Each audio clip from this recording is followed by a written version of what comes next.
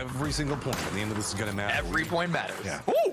Oh, What? Driving around that angle. Party's already moved down. Worked once last time's got to work again. Nades going out. Doesn't bounce inside the compound, but it's at least going to be scary. Hey, guess what? FFC was what's going on. They're going to come in. Hey, the Grenade King is back. Lands a big one. Now, this shouldn't take too terribly long. And yep, now Talaj has been taken down by Mime. And this is all academic at this point as Tig pulls up. We'll find one. Seat swap by Tiggleton. Alo now with the opportunity, but that's 2 members down immediately for SDK. Vegas also down to the knock.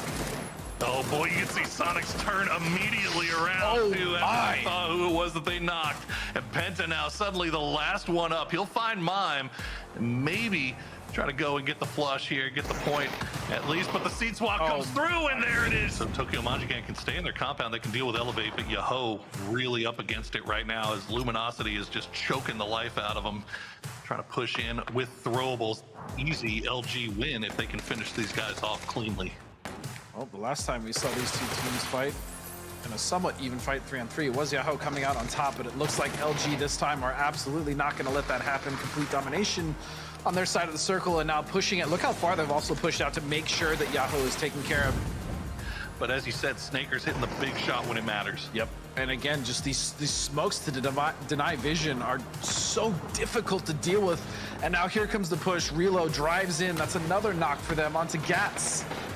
And just systematic destruction, man. Sonics hopping in the vehicles. They're making the sin down, trying to move into a defended position right up next to Snakers. He's just going to crest up. He's going to go down. Mime in the back finds the angle. The other 3 for LG need to make it happen. Tiggleton is going to go down from Rello. Now LG is starting to find the angles that they need to work with. Things are kind of falling apart in all the chaos, in all the utility, but the revive can still come up. A great grenade coming up from Flood. Knocks 2. It is all on to HWin right now. Can he make another one? Moving forward, grenades are going to flush out. Goes for the spray to 1. The hero effort isn't going to come up. LG 17 kills with a massive game.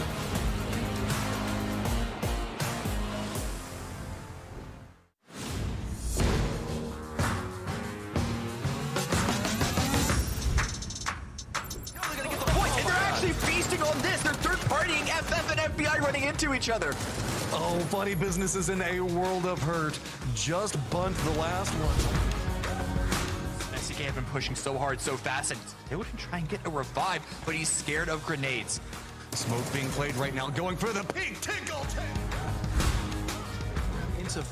Into friendly fire. So really good hold, but now they are going to have to deal with LG, and look at the aggression from LG. Oh yeah, they're in a lot of trouble here. LG and Funny Business are going to be coming from the other side. Rello and Kickstar just peeking that beautifully as Snakers will go down. 11 kills. Sonics are in such a terrible position right now. They are pinched in the worst way. They opt into going more to the east. They've got shotguns in hand. They just roam around. HWin connects with 1. They're looking around. He knows where the other one goes for the spray. HWin is the key to success right now. They're going to try to go for this hill on the north side. 4N already here, but they're just going for the drive. You can hear the spray coming through.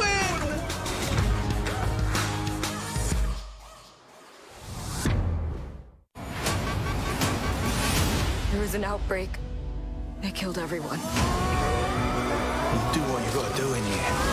This place has a way of changing you. These aren't accidents. They're all connected somehow.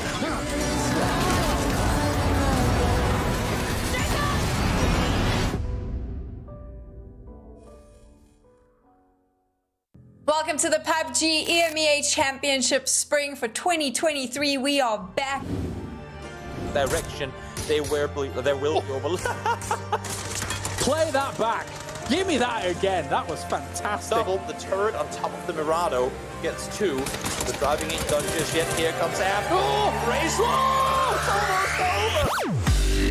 While that's going on, MVP trying to fend off against. Wait, what? There's the what? No. I have Correction on my team too, James, so you're... Don't put your hopes up, buddy.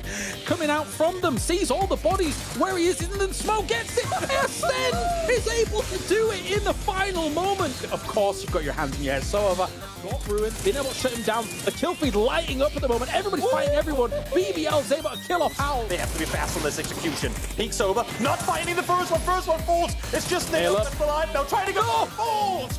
Nail down. Entropic down. Short of qualification. On forward, last already down. Does he want to go for it? No, because the man denies it. Finds the double as well. Doxer. Peeks one up on the man again. Now Ruin finds one. Goes for the second. Shotgun denied. No. Now it's a 1v1. Using it as a very easy. There we go.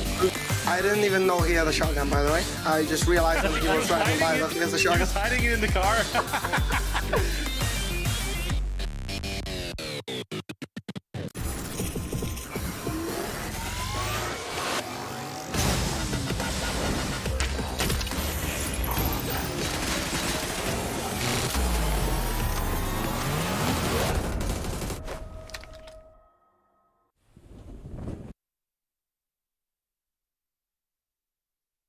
A new assault rifle, some balance adjustments to old favorites, and a few terrain changes to Destin. All this and more as we dive into the Update 22.2 patch report. First up, a popular new French assault rifle is hitting the battlegrounds. The FAMAS is a 5.56 AR capable of single fire, burst, and full auto. You won't find this new weapon among normal loot, however, so check care packages and other special areas where powerful weapons spawn. We're also giving a couple tried and true ARs some balance adjustments, with the AUG, M416, M16, and the Mutant all receiving a few changes. Check out the patch notes for full details on these. Also, with the introduction of the FAMAS, the AUG will now spawn among normal Battlegrounds loot. Destin is also getting a few changes, with the addition of several hills between Barcliff and Tarita, to aid players making the long and perilous trek. There's also a new dirt track south of San Carlo, to break up sightlines a bit and add some more interesting flavor to that area. And since the PUBG 6th anniversary is fast approaching, we're also putting up some festive decorations around Erangel, Miramar, and Sinnoh. We've also updated the Hall of Fame on Erangel with special items to commemorate the PGC 2022 winners, so check it out on your next drop.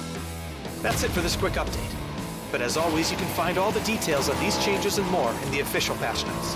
Update 22.2 is here, so find yourself a new FAMAS, and get ready to celebrate the glorious 6th anniversary of PUBG.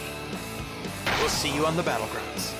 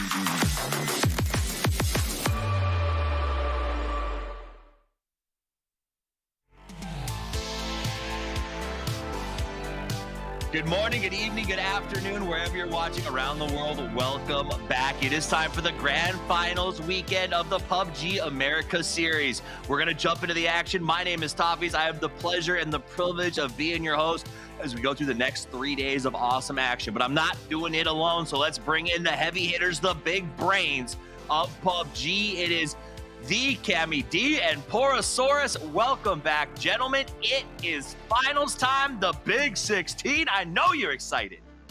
Yeah, I'm beside myself, Cameron. I don't know about you.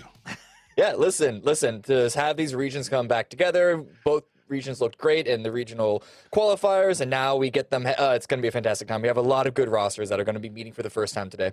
It is going to be awesome to watch. Before we get into the action this weekend, we're going to remind y'all how we got here in the first place. So let's take a look back at the journey our teams began. 64 started, a whole slew of open qualifiers resulted in 16 teams going into the regional playoffs, where we crowned the top 8 from each region to come together to be the big hitters here in our grand final.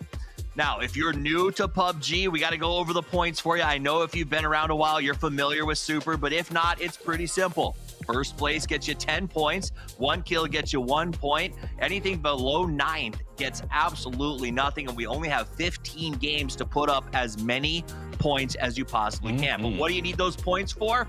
It's for the prize pool. It's big, $95,000 up for grabs, $25K going to our first place team. But it's not just the money. It's also about that little thing. It's a small plus, but it's a big win. It's a PGS 1 auto bid for those top 3 teams. They're making that cash. Now, if you think that you want to be competitive just like they are, you can play along at home. Again, we're doing our fantasy league. Yet another year, 5 points if you survive to the very end, but I wouldn't hang your hat on that one. 2 points per kill, 1 point per 100 damage. And if you have the bad luck to pick a player who dies early, that's minus 3 points. So don't forget about avoiding that. But who will be taking the field? Who are we watching? Let's look at the Big 16 teams coming into play. The left side of your screen is the North American qualifying teams.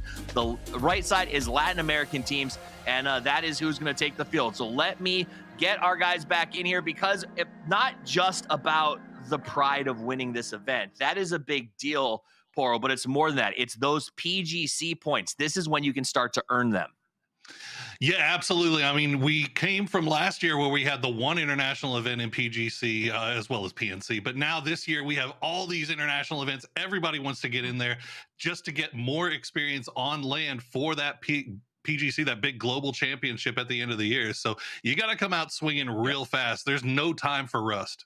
And if we take a look at how those points are distributed, Cameron, it really is a little bit of a change up from last year, but still a lot of points if you can come out swinging early.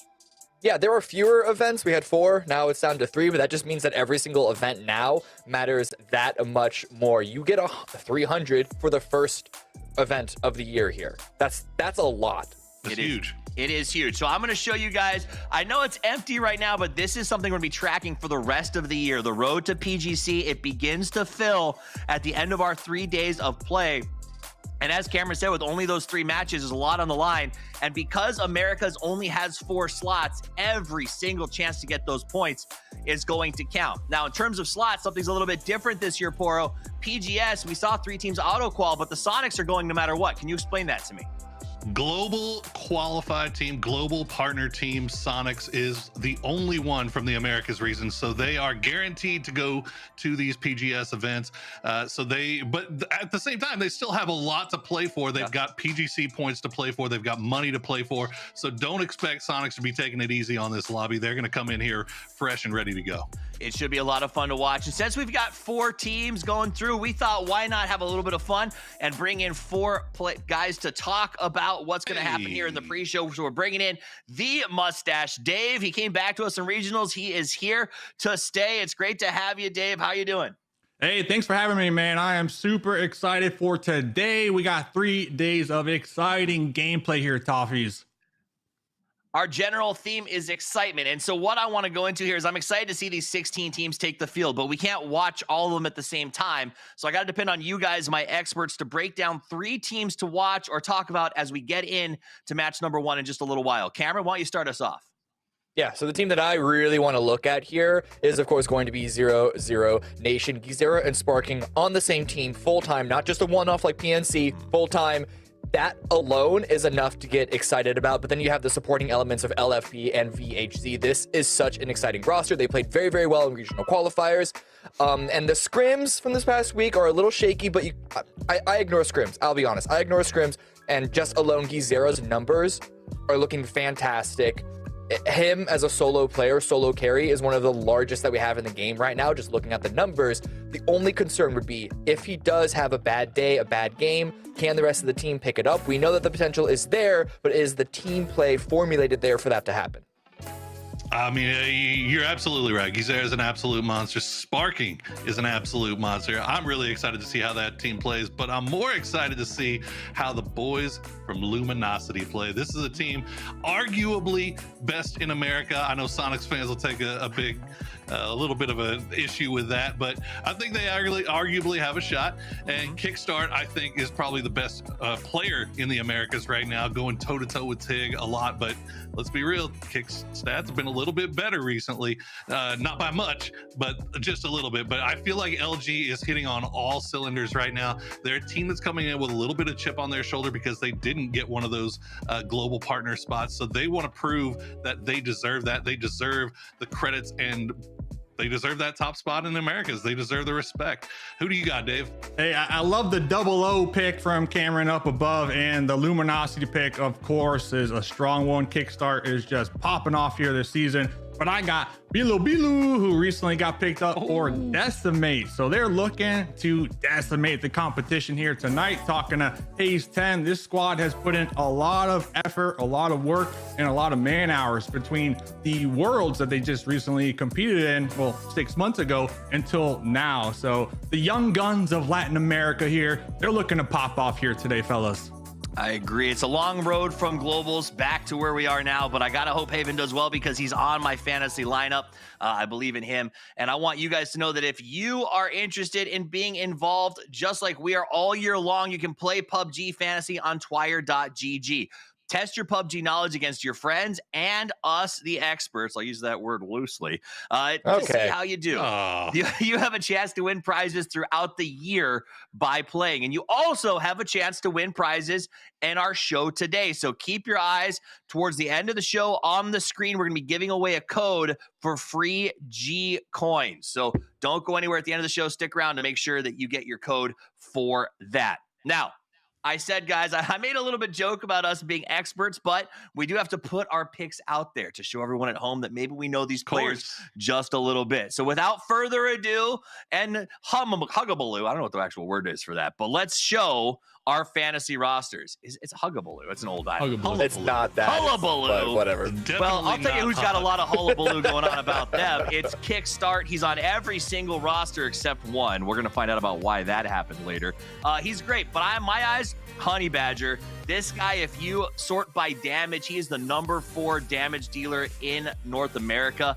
And I think he's a great pickup for 19,000. So I'm hoping that he gives me that little extra to take my team over the edge. Cameron? Yeah, so I don't have Kickstart. I have Gizera and Tiggleton as my main carries. I mean, Vegas and Maji, super value for what they cost. But the reason why I don't have Kickstart is, do I think Tiggleton is a better player?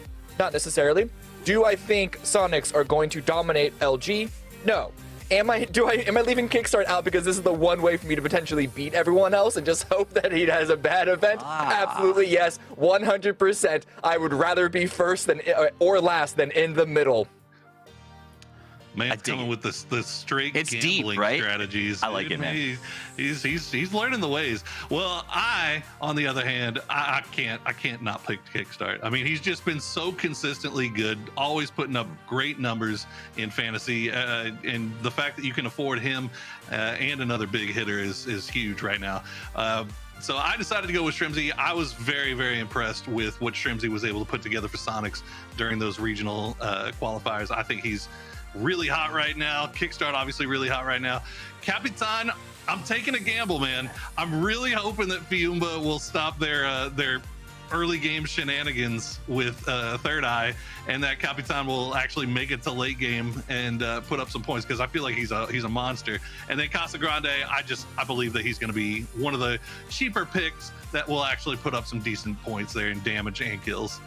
Good picks. Just to remind everybody, regional NA, I was number 1. So just saying, I'm going to continue on with that. I got Pippa from Synergy. This man did 40% of the team's total damage during their regional playoffs. Kickstart from Luminosity, 42 kills, 7k damage done during the NA regional finals. And then Guzera, same deal. The stats man at the top, 31 kills, 6k damage. You can't go wrong with that, fellas. And then my sleeper pick, Zig, best support Latin America, baby. Love it. Love it. Love getting your picks out there. I can't wait to see how they go as the day continues. Remember, fantasy is just fun, but unless you win, and then it's all about bragging rights, because Poro knows you lost by 1 point last year, and I have not let you forget about it. And here we are, yet another moment for you to bring it up. This one. That's great. I bring that up, but you brought something up when you did your fantasy that you're worried about some of the hot drops that have been going on, some of the struggles that a few of our teams have been having. Now, we brought Mustache Dave in because he's the interview master, and I want to see if you have a chance to get maybe a hold of Adam to find out more about what's going on with that. So I'm going to send you out to chat with him and find out more about strengths, weaknesses, and what they're up against. Adam from Third Eye qualified through the opens, top 5 in the regional playoffs. Adam, how you doing today, man? What's going on, Dave? It's nice to see your friendly face up here again. I'm doing good.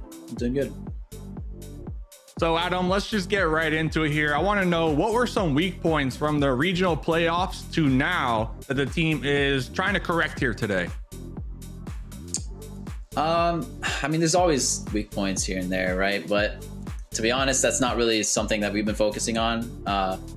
We knew we had to be prepared going into this hot drop for the finals, so we've been really focusing on that and making sure that we just don't leave, and we stay with our job spots. All right, so if I'm hearing this correctly, I've been watching the scrims. There's been some hot drop action. The game plan today is still dropping it like it's hot, like 1991. Is that what's going down here today, Adam? Absolutely, yeah. Still sticking with the game plan. Nothing's gonna change until the real game, so we just gotta stick with it. And we know that our mental is just up there. I've been playing the game for 6 years. I've dealt with so much. Lost my hair playing PUBG because I've dealt with so much shit. So sorry for the bad language, but yeah, I mean, we're just gonna have really rock hard mental and stay with it. We'll bleep it out here. So you lost your hair due to the hot drops, but anything else kind of you want to let the fans know about this squad? Because I'm sure there's gonna be a lot of eyes on Third Eye here tonight. Yeah, I mean, we're a really confident, aggressive squad. Like to take gunfights, like to put ourselves in positions to kill teams, and that's what we're gonna try and do throughout the event. And yeah, hopefully it just all works out for us. All right, well, best of luck tonight, Adam from Third Eye, with those drop spots, man. I'm gonna be watching. Yes, sir. Thank you, Dave. Thank you, Dave, and thank you, Adam. F's in the chat for the hair, I guess, if that's what's caused the loss. But something that he brought up in the interview that I thought was fascinating, and this is a good one. Camporo, we don't really ever talk about hot drops because they're so rare. But going into this one, there is an active live hot drop that I'm watching for. Is that correct, Cameron? Yeah, there are actually a couple. The big one is going to be between Third Eye and Fiumba, who on both maps share the same drop spot. And over the course of scrims and the Maestro Invitational the past few days, it's been almost, if not every single round. Neither of the teams are giving up. I have to imagine that one of them is going to, because every single time a team is like, we're never going to leave, and then when the event actually starts, 1 or 2 rounds go in, and then one of them leaves, right? But it's kind of insane. So I have a follow-up for you, Poro, but I want to show our map schedule because it goes into sort of this contest. Is Cameron brings up the fact that they've dropped on both maps, and we are starting on Erangel today, moving to Miramar. Is there an advantage to either of those teams? Is sort of like, if they win the hot drops in Erangel, they don't have to worry about it in Miramar potentially? You know, I don't think that's going to be the case. If they even if a team just 3-0s them on Ergal, I think they can expect the hot drop on Miramar as well. The problem for them specifically on Miramar though is that you've got Sonics that's looting just off to your south. So if you do try to take this hot drop, and towards the end they started both teams, Fiumba and Third Eye, started kind of doing these strategies where they try to wrap around Power Grid and kind of come for these different angles. Well, if you take too long doing that, Sonics is going to, if you have a northern circle in any shape or form, Sonics can just come up there and just boop you and get a couple of free points off you when you're trying to focus on the task at hand. So either way, I think both teams, if you're going to do it in game 1, you need to do it in game 15. Don't do it halfway and then quit, because by that time it's going to be too late and you start questioning yourself. Just stick with it all the way through if you're going to do it in game 1. That's my opinion. It's valid. I mean, at the end of the day, though, it seems like America's has a pretty terrible history of dealing with these hot drop situations. Like Yeah, Dave, we do. It's true. Is there anything you can look at? You're like, yeah, hot drops are a good idea, or is it just generally across the board? This is never going to go well. Yeah, I know we are going to hear from Godspeed later on, and Godspeed hates it. Me, personally, I love me a good old-fashioned hot drop. It's always something to watch here as a viewer. Of course, as a player, you don't want to be put in that situation, because if you do get taken out early, you get the goose egg that game. And we got a couple hot drops here, fellas. We got Third Eye, Fiumba on both maps. We got Trogloditas and Friendly Fire on Miramar, Shoot to Kill and Synergy on Miramar. So there's a lot of region versus region conflict here. For the record, the STK Synergy on Miramar is purely SG's fault. They're in Los Leones. You don't have to fight. You can have 2. We've seen in old school days, but we've seen 3 teams in Los Leones not fighting. This is purely SG being like, they're chaotic, they're active, they're trying to get these kill points, whether it's the hot drop of the team right in front of them, or even when they leave and they find someone else on the edge. Like, that's an entirely separate issue. And we'll see that when we get to Miramar. I want to pivot a little bit. We talked about Third Eye. Let's go to another team that's actually featured in the Third Eye logo if you flip it upside down. That's Friendly Fire. Last night, I was watching the Maestro series, and Friendly Fire performed incredibly well. And I actually, I was thinking to myself, maybe it'll be a return to the 3 Kings. We said that in the regionals, but Friendly Fire looks good. Is there a world, Cameron, where Friendly Fire becomes sort of a 4 aces scenario here in North America? There's always the world, right? We know Roth is a great fragging IGL. They have Korosek, they have Maji, they have Sharpshot, who sometimes can have dips in his performance, and sometimes is just fragging out of his absolute mind and is one of the best in the region. The real question is, like, will the stars align for it to happen? We always get teases with these rosters in whatever form they are, previously Dignitas and BBB. We always get these little teases of, like, greatness. It's just, can the follow through actually be there? And you're right about Maestro, the Invitational, them playing very, very well. My only concern is that there seemed to have been a little bit of, like, them trying to figure out how they were playing while playing, which is what scrims are for sure. But when you have the big hitters, like, showing up full time when the matches that actually count, which is this weekend, like, can they continue to follow through and play at that performance? What do you think? Let's ask that question, Poro. Do you think they continue to follow through and play at that performance? I mean, I think you look at Friendly Fire, they had a very specific strategy that they wanted to go into regional with, and that was just brute force. Like, they just wanted to face roll everybody, W key right into every fight they could. They were going to get to these finals on kill points alone if they had to, and they did, and they found success with that strategy. But as Cameron said, watching through scrims this week and watching through the Maestro Invitational, they've kind of pulled back a little bit. You can see that Roth has those gears turning. Roth is a brilliant mind, great IGL, great thinker about this game. So I don't expect them to do the same strategy as they did in the regional qualifiers here in finals. And you could find them having success. Like, they were making to late game very consistently, playing the way that they were playing here in this new mixed lobby. So I'm excited to see what Friendly Fire does. I wouldn't be at all surprised to see them switch it up again, though, and go brute force once again if they're feeling it. I think especially when that lobbies first come together, that's your best chance to go a little brute force.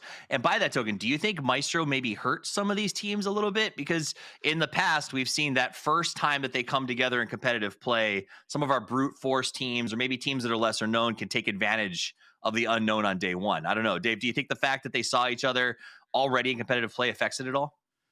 Listen, you always want to come out the gate swinging. You know, you want to have your strong games at the early start of a tournament so that you can just snowball from there with that momentum. And one thing I noticed about Friendly Fire, they love the 2-2 splits. They love the high risk, high reward plays. Hopefully it pays off for them, because what I know for a fact is if they get wiped out early, game 1, game 2, the mental aspect, it's gonna hit them hard. So hopefully they can bounce back from that here, Toffees, if it doesn't go their way.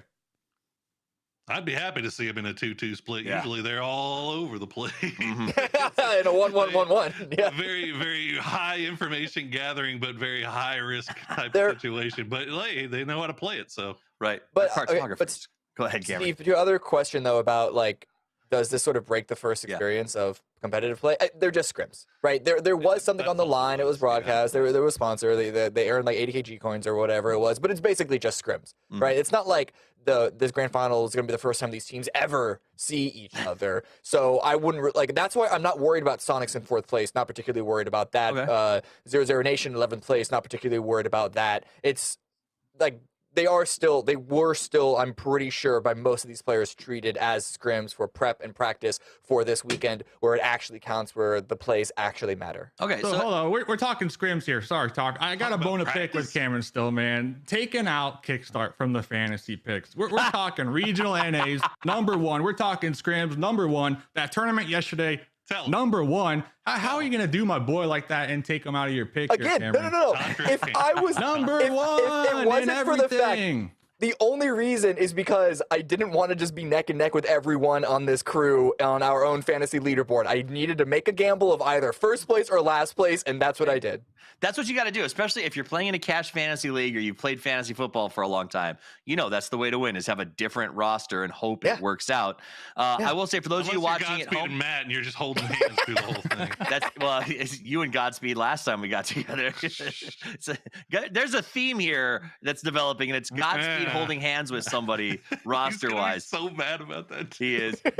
Okay, so you guys at home, just so you know, we are not holding any longer than we can. The players need a little extra time to get themselves into lobbies, so we're going to chat a little bit more and help you sort of get to know these teams. Now, you said you're not worried after this, it was scrims and whatever. I want to talk about a team I'm a little bit worried about. They came through the opens. They barely made it into regionals. They fought like banshees there and managed to get here to the grand finals. That's family business. It's an interesting roster. My question for you guys, the experts, is do they stand a chance of that top 5 here this week? And if so, how do they get there? Top 5, I think like 5th place, man. Potentially 5th. Okay, if everything goes really well.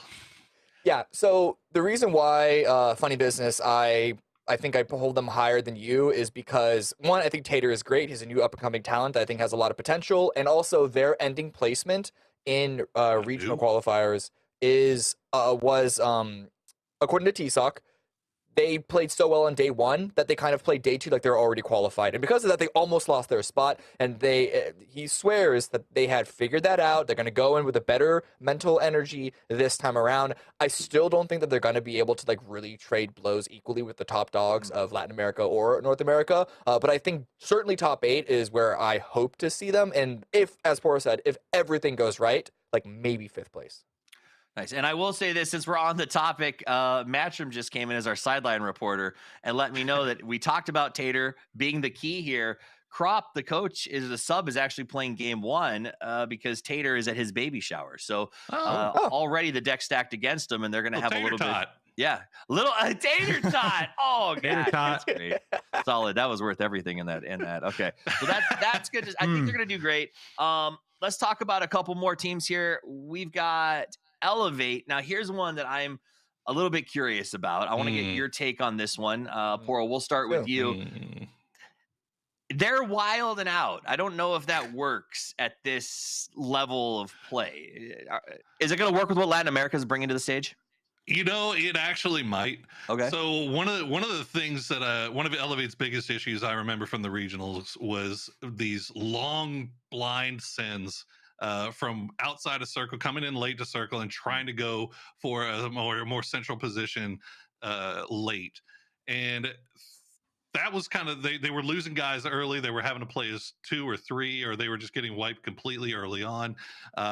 that was an issue that they were having at the beginning of regionals that they kind of fixed towards the end. Now with scrims, it's looked like they've stopped really trying to do that. They're starting to do this like little bunny hop thing where they don't go farther than they can scout, and they'll scout and just kind of make their way in. So I think that they have the firepower, like mechanically, like, I mean, Gats and Ethan are just nuts, and Honey Badger is as well. Hikerman has always been extremely consistent. Like, that team is extremely capable. Now, the only issue that they have is, as you said, it's the meta, right? It's sometimes it works against them. So I think if they take that slow approach, and if they maybe get a little bit of circle luck as well and find themselves towards the center and holding a hard cover compound position, they could very easily end up in the top 5. I mean, they have the weaponry to do it. Do you think that bunny hop system, just to follow up on that, do you think that's the right call for their team to move into this short scouting?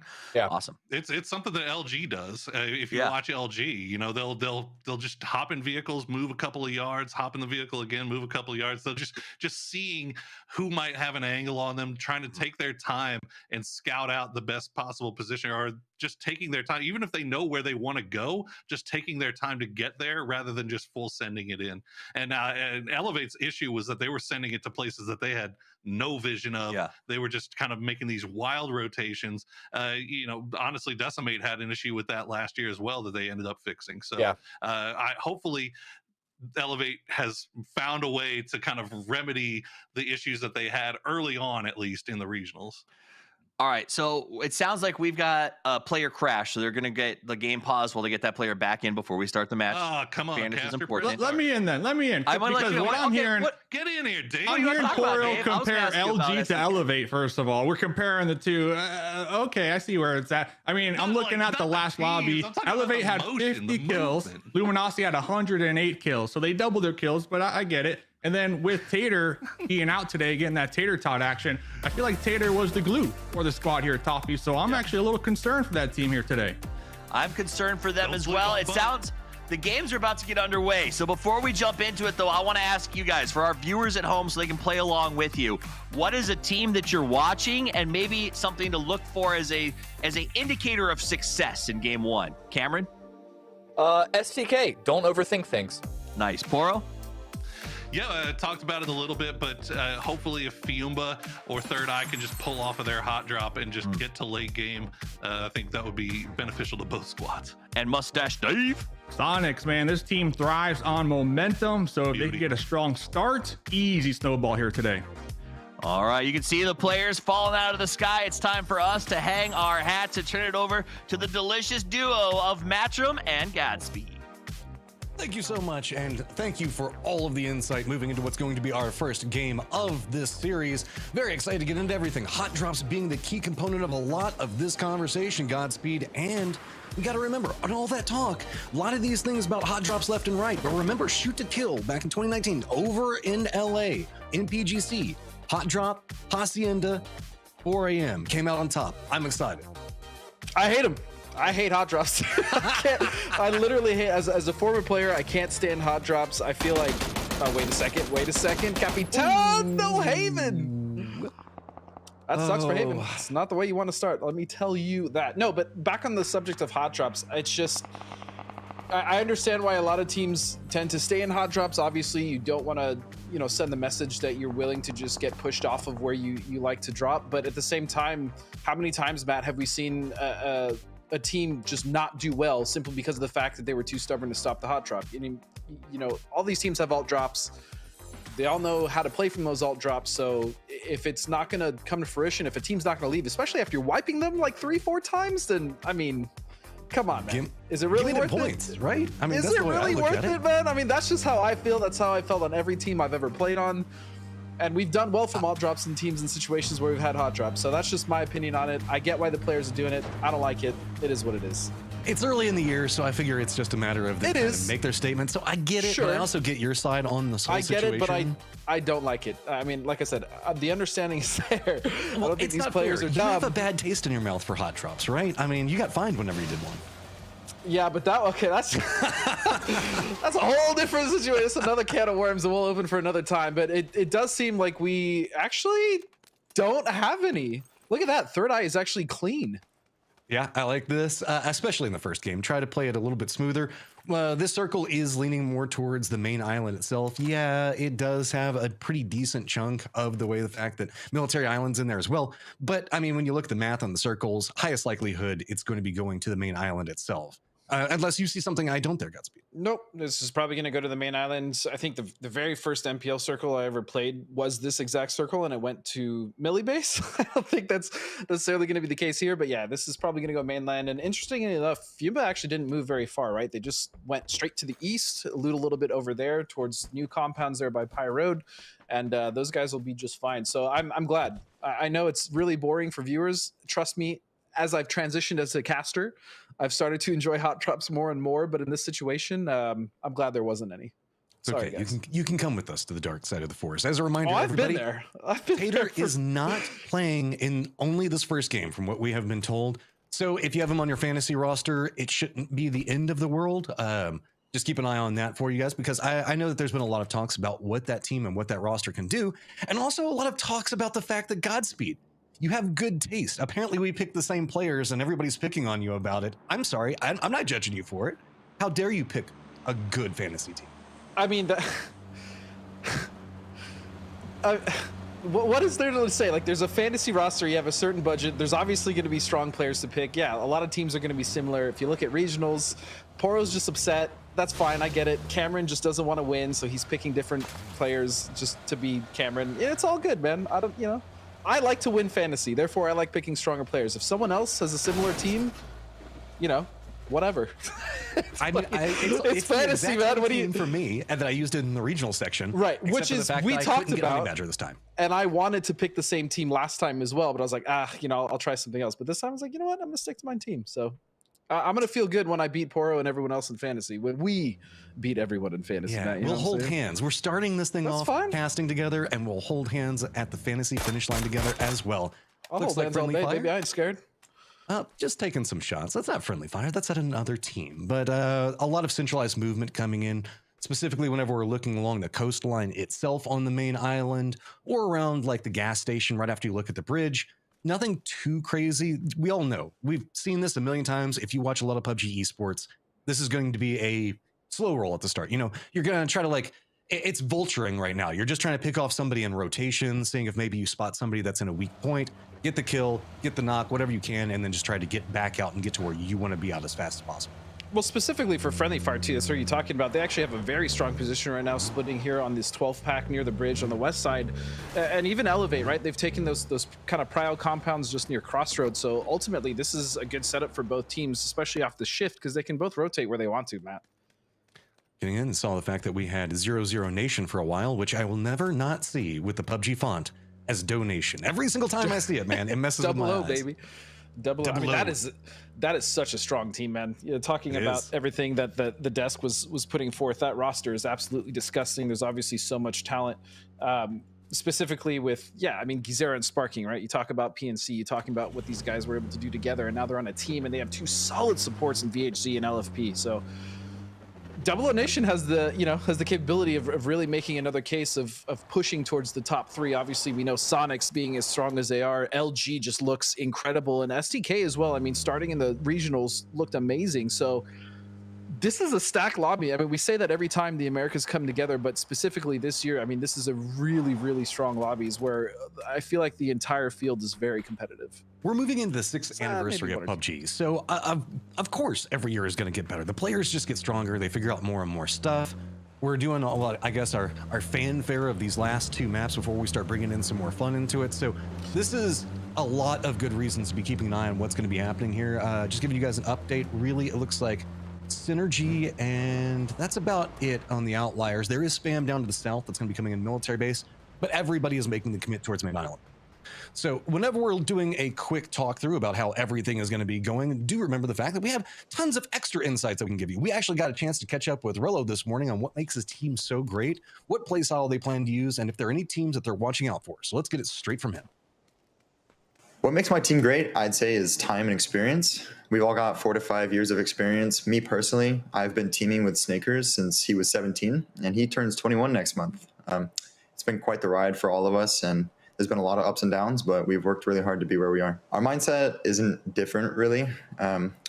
Initially, we'll probably take things a little slow to see how the lesser prepared teams will play under more serious circumstances, but otherwise, we're just gonna play our game. I think there's a lot of talent and like prospect, especially with teams like SDK, but our rival is always gonna be Sonics, always has been for the past few years. But we don't really have like an intricate plan to stay ahead of them. We're just gonna play the game and find out Sunday. There you go, talking about one of their players getting to 21. Oh my God, Godspeed, we're getting old.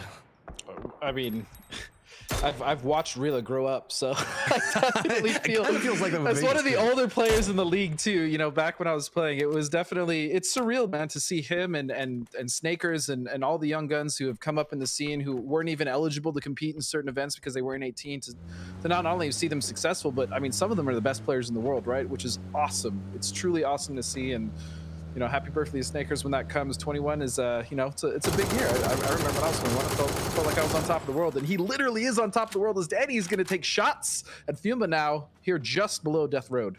Ooh, doing a regroup. There's several teams that have sight lines into this, so have to be very, very careful moving in. You can see that Synergy taking a much slower approach as looks like actually they've decided the fact that they're going to try to defend this one up. Ali's in some trouble. DraftKings is going to go ahead and toss the nade in. Isn't going to connect, but it looks like Fiumba is doing a quick regroup out and around this. Keep in mind where Rebo is going to be coming in up in that northern area. At the same time, Synergy is trying to collapse in. This is a very, very strong compound inside of this location. That's why you can see there is some vying for position, but this is dangerous from both sides.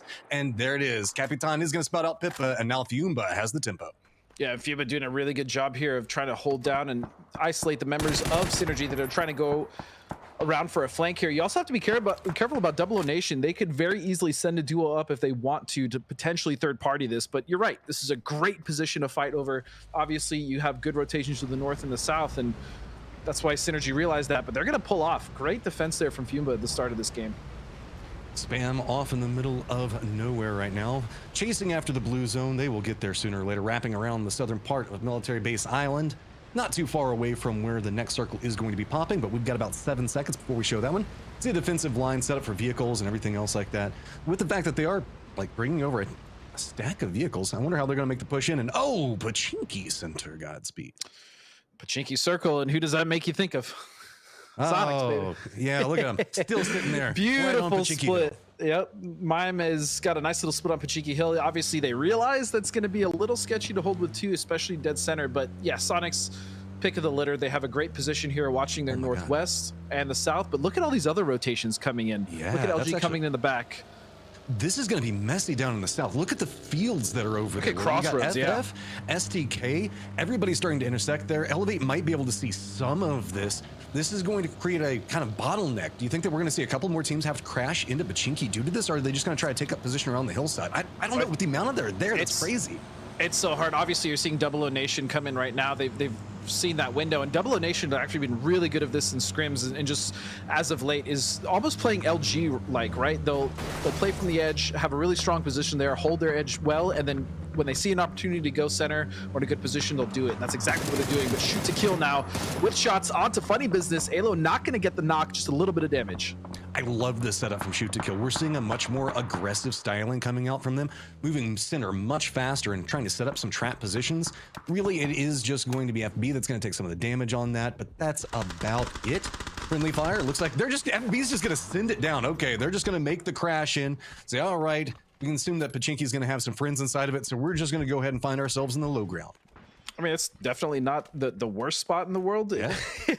it could be a lot worse. They found us, but they didn't get anyone knocked initially driving through STK as well. So this is good. This is very good for FB for the time being. Obviously, a shift could very much make their life hell, but we'll see. The only other issue, Matt, is as you were talking about earlier, there is the potential for them to get crashed and potentially lose that hold. But I mean, Chopsticks, it's a different beast fighting in there because it's just one lane. So. Well, especially with the Pachinki chopsticks, because you've got that Pachinki hill back behind it. Oh, man. A lot of open angles. It's rough. It's pretty much just hunker down. It's the epitome of trench warfare, as Spam has managed to get their vehicles off their boat. They're coming off a ferry pier now and making their way into the circle. They don't have anybody really in front of them until Pachinki, so I think they'll be okay. Yeah, and right now, I mean, just all the teams are basically set up, aside from Spam and maybe a Synergy, who are just chilling on the East Coast, right? Simply because they lost one early. No one is going to move. Everyone is now set into a position where they're just waiting on Circle. What I'm looking at is the teams that are actually in a good position to rotate out of this if this hard shifts, right? You look at Sonic's split up to the Northwest. You're looking at a team like Elevate, who still is not committed, a team like LG. A lot of these teams on the outside are not going to have to deal with that issue if the Circle does indeed post off of Pachinki Center, or proper, I should say. We can see that Systematicos as well as Peak are taking some shots between each other. This is down in the southwest of where the Circle is. This is right along the edge, as you can see. So there's not going to be any really third partying coming out right now. Looks like that we are going to see that get picked back up. Peak is in a good position down in this lower ground. If we do see a hard southwestern shift, though, this is going to be chaos. It's going to be chaos simply because of the fact that there's nothing to play there, Matt. It's open fields. It's all open fields. There's some shacks there. I mean, there are some berms and like little ridges that teams have used, especially if they have vehicles, but that's not even a conversation we need to have, fortunately. But yeah, that would have been a really difficult situation for these teams to navigate. Now it becomes, is it too early to send it into Pachinki Center, right? As a player, as an IGL, you have to think about that simply because if it shifts off, you're then get stuck. Most likely, though, I think this is probably going to go Pachinki, Matt. I love the fact that where we see LG already making their move into, a couple of teams now making the run past. Remember, Systematicos, we saw just had one of their players get down, but now going to leapfrog using the hills to try to sneak in. Looks like LG making that pathing I was talking about beforehand. They're going to go ahead and drop down into the craters. Off in the distance, that is going to be Third Eye that gets position of the good compounds. But I feel like this is such a strong spot because you can pick off so many kills if this does shift away from Pachinki here. Yeah, the biggest threat to this is the hill behind it, right? And there are teams that could absolutely play that hill. Elevate looking to be one of them, potentially SG. As we see Troglodytes here, this is on the northwest side of the circle, taking shots over towards Delta and the rest of the team. Dynamic, though, and this is the problem. You got to know that Sonics is already here. Yeah, that was more or less a blind send from Dynamic, and I mean, it's rough, right? It's going to be a difficult rotation through all these different teams.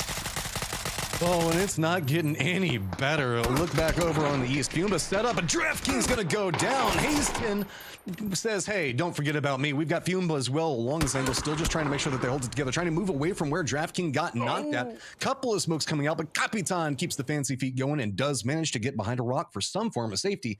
This is going to get awkward as here in just a second. We're also going to have Synergy join. The rest of Fumba as well. This is a big fight, man. This is a big fight between two very strong teams starting off early in the circle. Still 16 teams alive, not a single point to be gained if you're eliminated here. So they have to be very careful. And remember, I believe it's Fumba's down one as well. Yeah, they're down DraftKings, so have to hold on this east edge. And they have terrain to work with somewhat, but I'm worried about their utility, Matt, more than anything. I know that they've got a foothold on the opposite side of the hill in that little dip that kind of like is the L itself. And yeah, it looks like that's where they're going to regroup at. That's the safer bet, especially given the fact that Synergy is going to be coming in. It does look like Synergy is eyeing this pathing, as you can now see on the mini-map down to the bottom right. Most movement now done. Everybody's kind of calm. There is nobody, though, I want to point out, in the northern part of Pachinki. This is a still full southern setting. Yeah, and I like the position that Decimate have taken, right? This is like old C9 hill. It's a very strong position. They'll be able to even see Elevate coming out. But this is Pachinki right now, right? This is it. This is what you're going to see for the majority of this, is unless we see some crazy hard shift. A lot of these teams, again, are just setting up for Pachinki. And as you stated, the north side is completely clean. A team like Trog could easily see that, or not easily see that, but they could kind of get closer to scouting and realize that they have a very good into the circle. Gotta say that Tater's got to be feeling pretty good. You know, he's over there doing his baby shower, watching everything that's going on, glancing over and seeing his teammates hiding inside of a trench right next to Pachinki, hoping the fact that nobody kills him. He's like, yeah, okay. They're center, man. They're center, but, you know, it's a scary way to be center with another shift coming up right off the southern section of Pachinki itself being centered up. Okay, now teams are starting to try to make the trek. It is Trog again coming in towards the north side, but they have to realize that it's fairly clean once they start moving building to building. And that's the difficult thing at Pachinki, Matt, is when you're trying to clear building to building and all those unknowns. Oh no, Decimate. Oh no, manages to at least get by the first side of the gauntlet. They've got their eyes set down in the trench. Oh, this is the crash! Down into it. Keegan! This is just just. Massacre gonna lose one of their members. Keegan's gonna go down. Trying to ride outside of this Molotov. Gonna land right on top of Hasten. He's gonna end up cooked. The rest of FB now looking into this, and this is a massive problem. And one trying to see if maybe he can get enough throwables out to buy something, buy some time, because you can see Funny Business. Oh, that made need. lands. And this is just mutually assured destruction. Everybody is just watching from the high ground, enjoying the show. And this is exactly what we were talking about, Matt. It's so difficult to hold, but also to crash this. It's just one lane all the way down. Oh. So much utility can land. We saw that grenade land right in T-Sock's pocket. And now it's up to Croc. And Bunt is burning. Oh, he's about to be Bunt burnt. He recovers. So he does manage to survive. Crop has to hold the smoke. That's it. He just has to make sure the smoke does not get pushed, Matt. Is anybody else coming along this path? And Spam is now coming in as well. They're going to be shoot off by Elevate. That's going to be over to their right, but directly in front of them is going to be shoot to kill. No tires, no comfort position. Looks like they're going to try stopping that dip, and that was scary. Well, not only does he have Elevate to deal with, they're going to get that knock as well, but don't forget, SDK is just over this ridge. And friendly fire, so everybody is piling in on Spam, and that's a rough one. I mean, that's not a great spot. Oh, new contender approaching right now, as it does look like Fiumba is being sent along a similar pathing. They're going to crash right in front of the trench, though, as shoot to kill is just really peppering everybody in. Only got one kill, but God, they are just making life miserable, as Decimate is going to be our first team to get eliminated. We do want to point out, remember Elevate a second ago? They still have to make a move into the circle, but luckily they've got Spam that's going to be in front of them that they've been doing a ton of work to. Fishing with the dynamite, not coming up too big yet, but Honey Badger's going to go down. Still 2 members up for Elevate. Oh, they made the push. Behind the high ground. Are they going to be able to find this one? Trying to spot it out. Can they see the last member up? And they just can't get a clean angle into this. No, and now SG, as you said, is starting to take shots in the backside of Elevate. Hackerman is going to go down. It's just up to Ethan. So a team that they had initially just trapped in this little bowl has been able to fight back with the help of another team off their back. And it looks like Ethan is just going to have to clutch this. Well, I believe. I don't know. Synergy's just going to come up and spank him from behind right now. Ethan now has to run back in the smoke. He's going to go down. Elevate's gone. Synergy just walking through this when they know the fact that he was fighting somebody. STK did stretch out this direction to kind of feel what was happening as well. But with the new circle, we still have the chopsticks in play and the southern part of Pachinki Hill. So really, shoot to kill not having to move too much. It's much more about how Synergy wants to handle this. I actually really love the way STK is split this kind of high ground on that hill and the bottom side of the road. So they're actually hidden from the angles of Third Eye and LG. Such a good split. And the way they've been holding it as well, making sure no one's been cresting them from the top where friendly fire is. And they've taken control of the southeast side of the circle. So beautiful stuff so far from STK. Synergy making something happen here is they had a hard path into the circle. Looks like they are going to find the last member of Spam in just a second. Already down below half HP. Just trying to spot him. That should be about there it is. Yep. But now, guess what? Good job, Synergy. You managed to pick up 3 kills. But STK is mad because they wanted those kills. I mean, this is what's going on also inside of the craters, though. This is going to be a hard rotation. Yeah, remember, SG lost one early fighting just around Death Road to Fiumba. So the fact that they've kind of they retreated to this edge, have gotten 4 kills is very good. But look at this, LG in the killed feed lighting up 2 of Third Eye. Still, the chopsticks fight continues. Troglodytes is also kind of eyeing a similar pathing in. Luminosity wants to finish this out so that way they can find a path. With Shoot to Kill kind of being distracted by Synergy, this is their time. They need to get something out of this one. Snaker is going to go ahead and get the flush out. There we go. Third Eye trying to roll by. Loses one, loses the other, and that's going to be Third Eye eliminated. LG, their patience pays off, but now they've got to make a run through what is going to be, I'm looking at what, 4 teams that should probably have vision on them? I would be very surprised if LG make it through this. I know they have vehicles. They're going to get a crash here. I don't know if they're going to survive it, depending on where they go. I imagine they're going to try to wrap around a little bit and just go through the smokes. Oh no, they're pushing the solo member of Fiumba. Yep. Looks like they scouted this well. They just jump out, going for the spray into it. Oh, Snakers!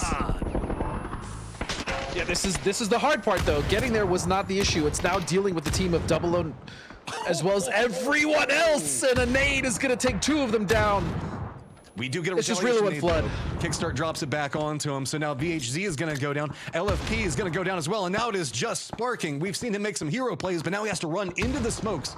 This is just a reset coming out. Now LG has to take that same time to try to figure out what's going to be going on. Sonics do have vision into some part of this fight as well as Troglodytes, but not the cleanest of angles. So this is going to slow down for just a moment. Sonics were instrumental here. They knocked 2 members of Double O Nation, so they absolutely affected the fight as far as LG is concerned, which they saved LG, Matt, straight up.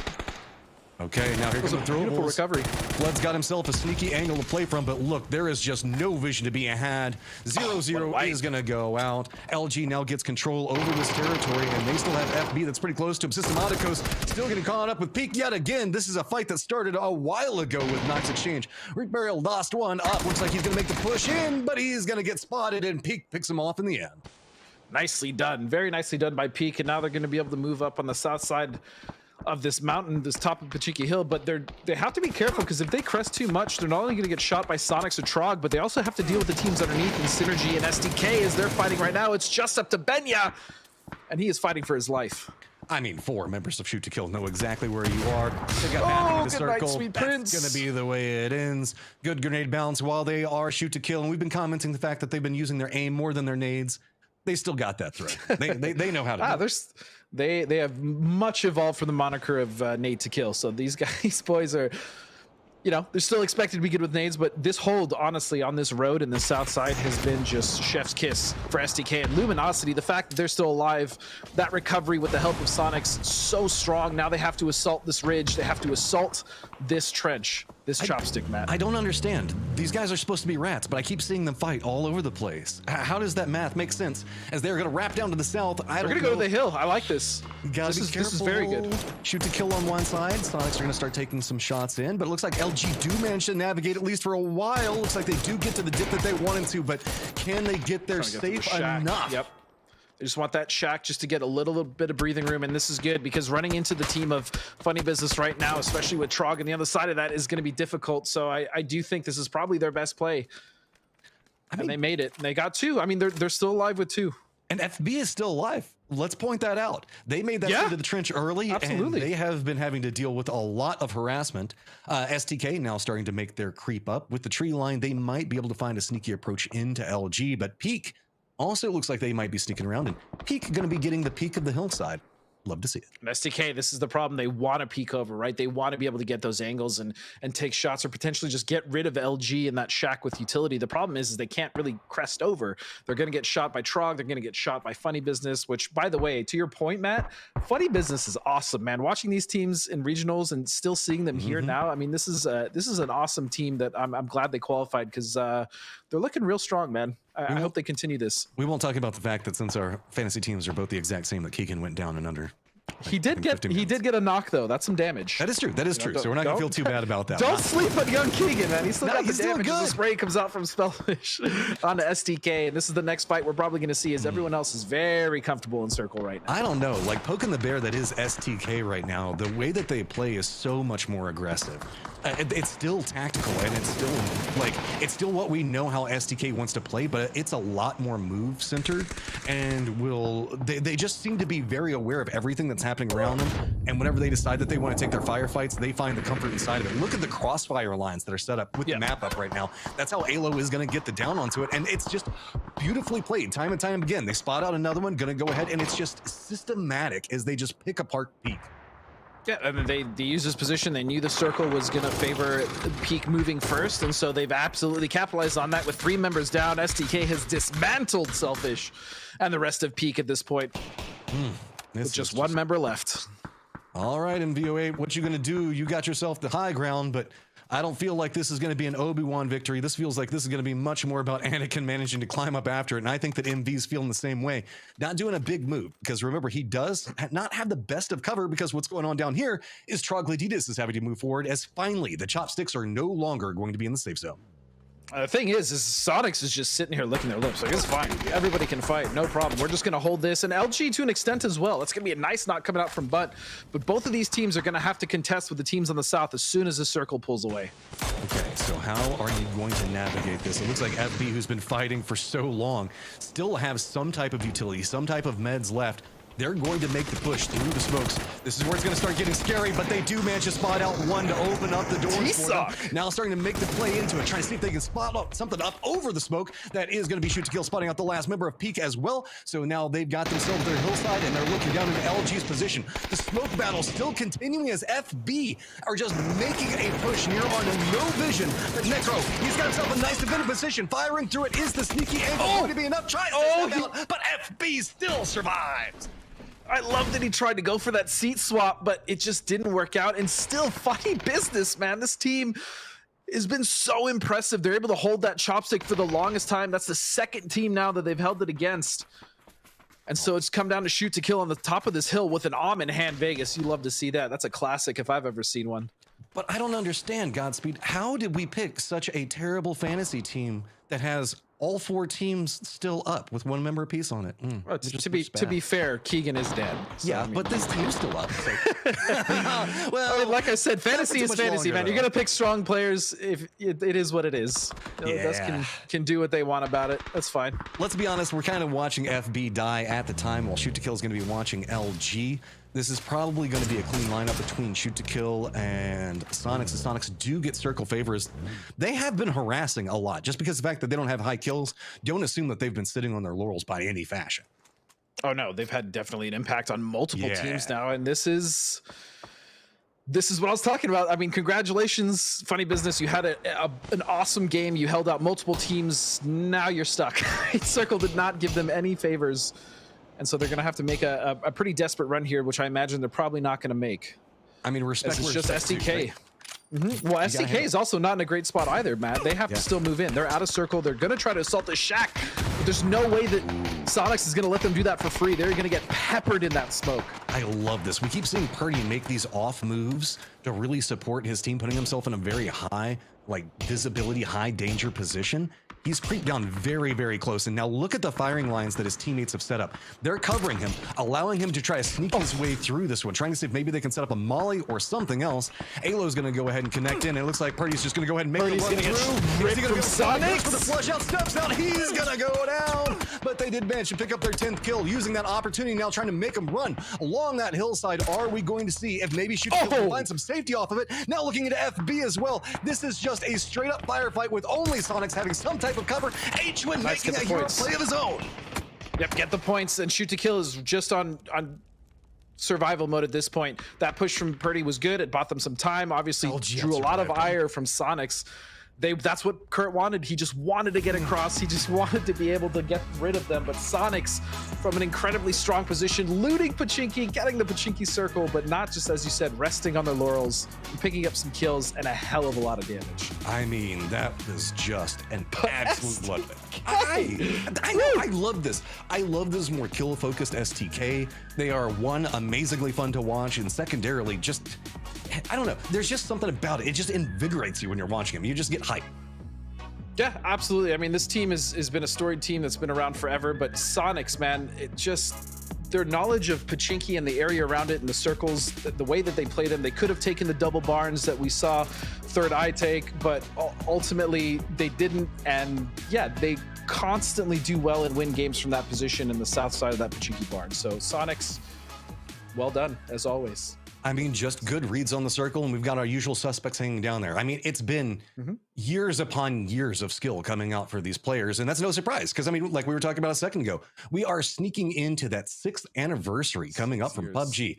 And PUBG is marking its 6th anniversary as we are going to be celebrating the occasion with our community in style, including a new dev talk, fun collaboration with artist Tristan Eaton, special in-game item drops, new background music, and more. Whether you're a new player dropping in for the first time, or you've been eating chicken dinners for a while now, it's never been a better time to check out PUBG Battlegrounds. Guys, we've got to just take a quick break to get everything set up to move into our next game. We will be back in just a few minutes. This is just the start of the action. Stay tuned. 안녕하세요. PUBG 배틀그라운드 총괄 PD 장태석입니다. 2017년 PUBG의 첫 출시 후 벌써 6년이 지났습니다. 함께 해주신 플레이어 여러분에게 감사드리고 PUBG를 대표해 6팀의 이야기를 소개합니다.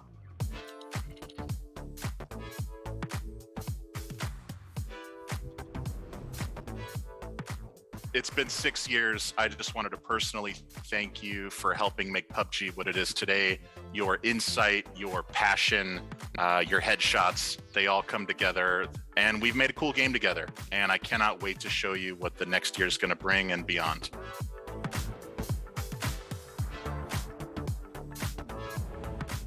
배틀그라운드의 즐거움을 더하기 위해 매달, 맵, 피처, 모드 등의 새로운 콘텐츠를 업데이트하고 있습니다.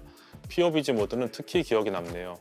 커뮤니티에서는 PUBG는 만우절 모드 개발에 진심이라고 이야기하시는데 저희의 노력을 알아주시니 감사합니다.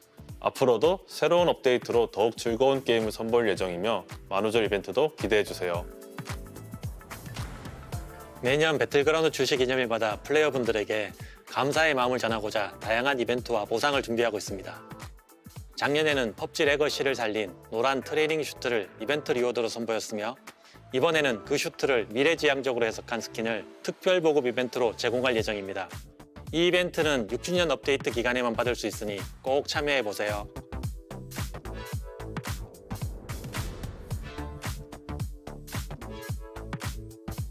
We would like to express our sincere gratitude to all of you for playing PUBG Battlegrounds with us over the past 6 years. We want you to know that we always listen to your feedback, discuss it internally, and make every effort to incorporate it into the game. We look forward to creating new experiences together in the future.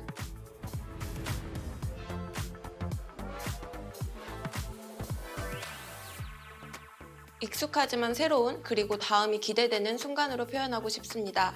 여러분들에게 익숙한 삼뚱맨을 새로운 방법으로 표현하여 신선함을 더하고 그 안에 6년가의 추억과 감사의 마음을 담아냈습니다. 이 메시지가 여러분에게 꼭 전해졌으면 좋겠습니다.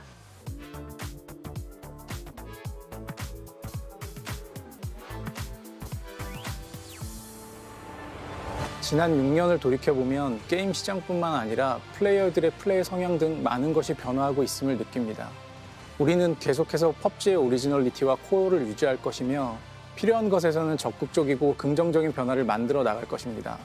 PUBG의 6주년, 앞으로의 6년, 그리고 66년 후도 잘 부탁드립니다. 그때가 되면 게임도 그리고 우리도 좀 더 나이를 먹겠지만 여전히 서바이버로서 치열하게 전장을 누비고 있기를 기대해봅니다.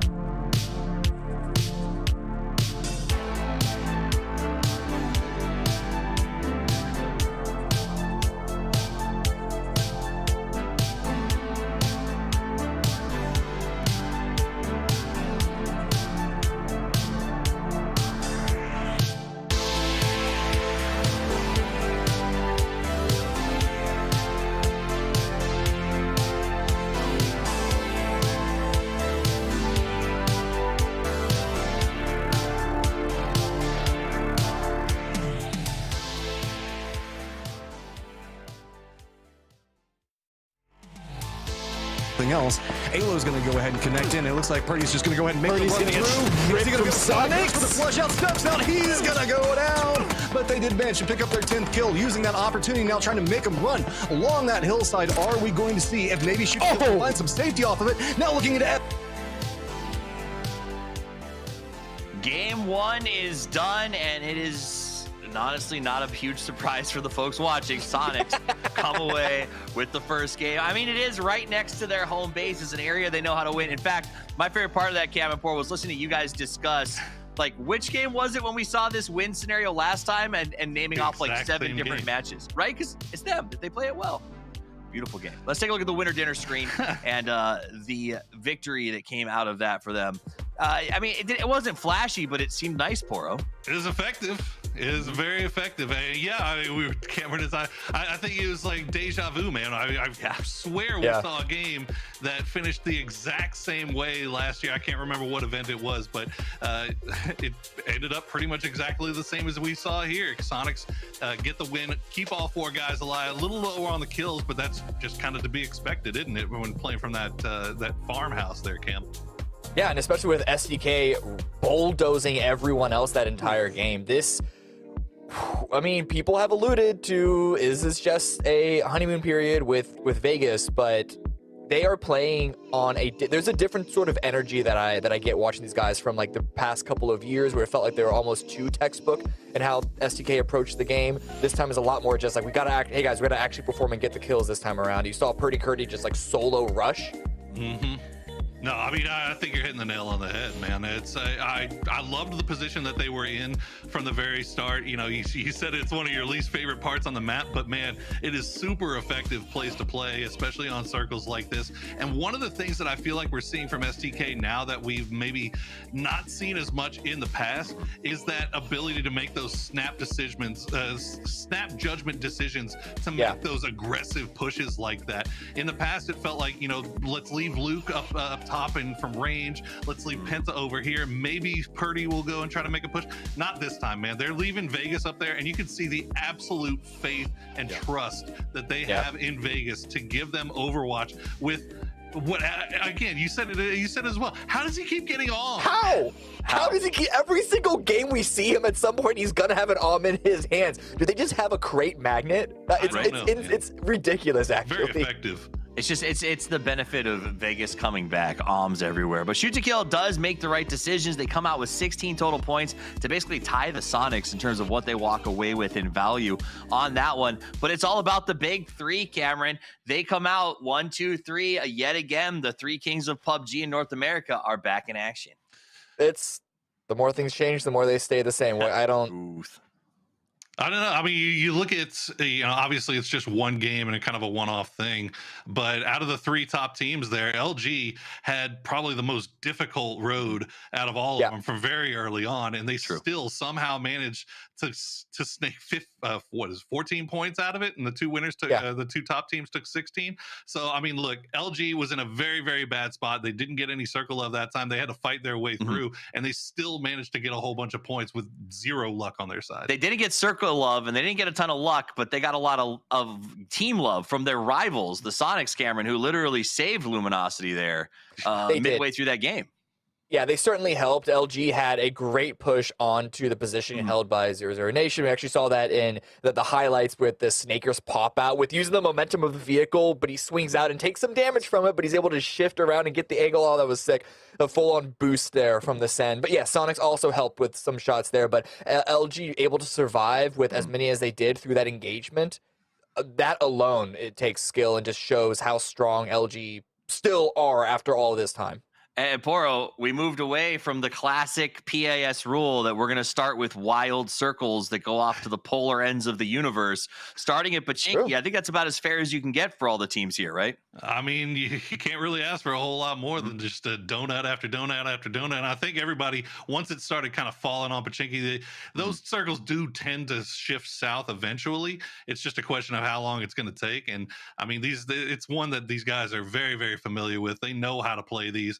But again, you saw some teams that even teams that may have not talked about too much coming into this are still coming out ready to play. I mean, we saw Friendly Fire get taken down instantly, and they were in a really good position there. Yeah, I thought their spot was they'd be able to do so much more from that position. They had a lot of good angles, and I'll be honest, seeing who they're up against just to their west of Systematicos and Peak, I thought Friendly Fire was going to be able to wipe the floor with them, but that's just not how things turned out. Yeah, I mean, Elevate found out the hard way, didn't they? Yeah, they did. Yeah, they did. A couple teams found out the hard way. I also saw a lot of teams taking some good risks to come up with these kill counts.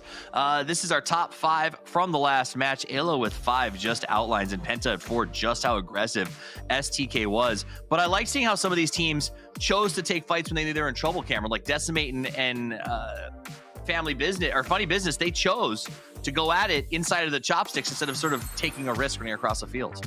I mean, to be fair, Decimate chose to go at it. Funny Business were there first, but really, it was a really good hold by Funny Business, who actually were able to survive all the way into the late game, and not even just like snaking things out. They got themselves a good number of kills as well. I think they ended it with 7 kills in 4th place. So like that also really good performance by them, even if it does get shadowed just a bit by Sonic's SDK and Luminosity. Well, game 1 is done. Number 2 is ready to get underway. The plane is in the air, so let us waste no time and send it over to Godspeed and Matchroom with the call. Game number 1 did not disappoint, and game number 2 is going to start Zarky and end over Milta Power. So looks like we're not going to see a military-based circle just quite yet. Nope. We don't know where this circle is going to go, but I would venture to say a lot of these teams might have some ultra ups they might want to try out and kind of see how that one plays one out. But the Dusk, I mean, made a really good point as well. We've definitely seen that circle before. It seemed very reminiscent from something we'd seen in the past, and it almost did feel like deja vu. Yeah, this has just been a treat so far. I love the fact that we're seeing such strong things. Like the desk was talking about, the fact that we've got the 3 kings.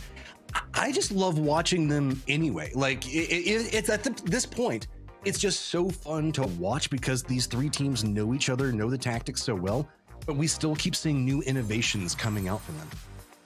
Yeah, I mean, it's a constant evolution of these teams, as you said, right? Especially, you know, when you are the top 3, you inevitably are bringing up the teams around you, right? You're elevating your region, you're elevating the region of Latin America, especially when these lobbies combine. And so I think that's been the main attributing factor to see why these teams have become so much better. And that is a circle I love to see. Zarky is my fave. It's my favorite spot on this map.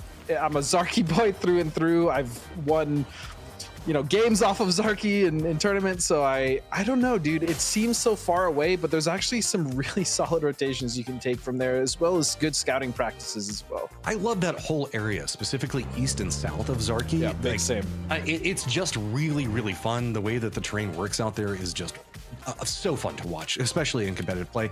I mean, I already got my trailer park ending. Do I get a Zarky ending like 2 weeks later? Can I live in that timeline? Your fascination with Trailer Park, man.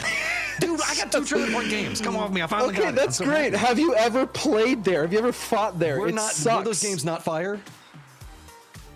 Okay, to be fair, those games were actually pretty good. See? But as a player, fighting there sucks. There's nothing there, man. This is a barren wasteland. We were talking about beforehand. Sorry, real quick. Side of casting. Look, eventually you'll get me there, I'm sure. But look at spam, right? They're able to just loot Subverti normally, but this is going to be very telling, at least for me on this team, is where are they going to choose to play, right? They have all this control. They clearly are the first ones that are going to get the pick of where they want to end up, you know, resting in the circle. Where are they going to choose? There are so many good options in this area. There is multiple good options, whether it's above shooting range or just to the left of it on the coast. But go ahead, Matt. I mean, in this circle, with the way that it's set up, are you eyeing more of like shooting range or more of like plane crash? I would even venture to say like towards plane crash. Obviously, that's dead center. You don't want to put yourself dead center, though, especially early in a circle like this, simply because the chance of getting surrounded and just third-partied or fourth-partied is very high. Plane, generally, we see teams can hold that early, but they tend to wait and come out on the outskirts and try to assault that from different angles, right? Because you're essentially in a bowl when you're at the bottom of planes. Look at friendly fire. But anything around that would be great. Look at the scenic view that we get up here. Like, there's so many reasons I like Stolber. I like Stolber too. Fighting here is actually not bad. Sonics loves fighting from Stolber, especially in those north circles. I have to agree with the Deaths, though, when it comes to friendly fire. I really thought they were going to win that fight on the West Coast between, what was it, Peak and Systematicos, I believe. I thought for sure they were going to clean that up, but they did not. I did also want to update everybody, looking over at Funny Business, Tater is now in. So he is done with his baby shower. So your fantasy team shall be saved as he just missed that first game. That said, they are the farthest team from the circle by far. Yep. Shout out to Crop, though. I mean, he did his job in that game. He got his, so to speak. So yeah, Crop was able to come in and sub, and Tater's back. And Tater's obviously a very impressive player we're all very excited about. So looking forward to see what he can do as we now watch this just lovely rotation here from Third Eye. Adam, probably one of my favorite IGLs when it comes to just overall macro knowledge and just generally getting his team into positions where they can frag. And that's his thing, right? That's what he said in his interview when he was talking to Dave. you know, they're really good at team fighting, which I agree, but their real strength is just getting into positions where they can capitalize on punishing other teams, punishing other rotations, you know, good edge control. I mean, they just have such a good foundation of playing the beginning of the games, which is what gets them to the end game. The way Adam can navigate a map and realize exactly like the cleanest path to get to positions is just astounding to watch. Like, go and watch on the map feed and see how they move through stuff. It's just always so logical, so clean. You can tell he knows every single dip and corner of this map. Well, yeah, he paid the ultimate price too, his hair. That man is bald now because of all of that, you know, stress of learning all these rotations. And the most impressive thing about that, because we have other IGLs that are incredible, right? And we're looking at STK, you talked about Purdy, think LG, Relo, Sonics, Twin, right? Like Pio for Genji, all these but Adam has done it with so many different rosters, I feel like, at this point, right? He's been on different teams and he's still able to find success as a leader, which is very important when it comes to an IGL. So just huge shout outs to Adam and really like Third Eye. I like what I saw from regionals as well. I'm also really liking the innovation that we're starting to see with more IGL play movement. Like, it's been a thing, let's be honest, every once in a while we see in PUBG, the IGLs kind of like hang back and they're doing this and whatnot. We've really been seeing like Purdy putting himself in very high danger positions, and same with H-Win. Just kind of moving out and trying to be a playmaker, so that way if they go down, they can kind of they can still kind of have an idea on what's going on with the rest of the team, to provide some insights. I really like that. I feel like that started to happen a little more in 2019 as well. But yeah, I think more so now we're just seeing better IGLs, right? Like IGLs like Purdy. Purdy, when he first started, was not really known as like the best fragger or the best mechanical player. But over the years, especially like 2020, 2021, 2022, like Purdy's become an incredible player. The same thing with Relo, right? Relo is a disgustingly talented mechanical player, but he's also one of the best IGLs. And so a lot of these teams now are starting to garner these incredibly high skilled level IGLs. And Where is it just leveled up going? the game. Are they trying to set up a bridge camp? They're chilling, man. Don't even worry about Double O Nation. They're just having a good time, you know, checking out what's going down in the south. About I think that's 10 kilometers outside of Circle. It's possible, yeah. So as we've got the bullets being exchanged inside the circle, it looks like FB is eyeing both bridges, as they are as separated as you can be on Military Base Island, essentially. So we'll have to keep an eye on that one, but most other teams look like they've already found a comfortable position to play from. Yeah, let me tell you, I actually don't hate this from Double O Nation. As a team knowing this circle and seeing the plane path, they're probably going to guess that most teams are already in circle somewhere safe, right, Matt? So why not just potentially spend a little extra time, come in late on the circle? That way you avoid a lot of the early game scuffles potentially anyways. No one's really going to be on that south edge because of the river. So why not see if you can get some points? Camp a team coming out from Millie Base late.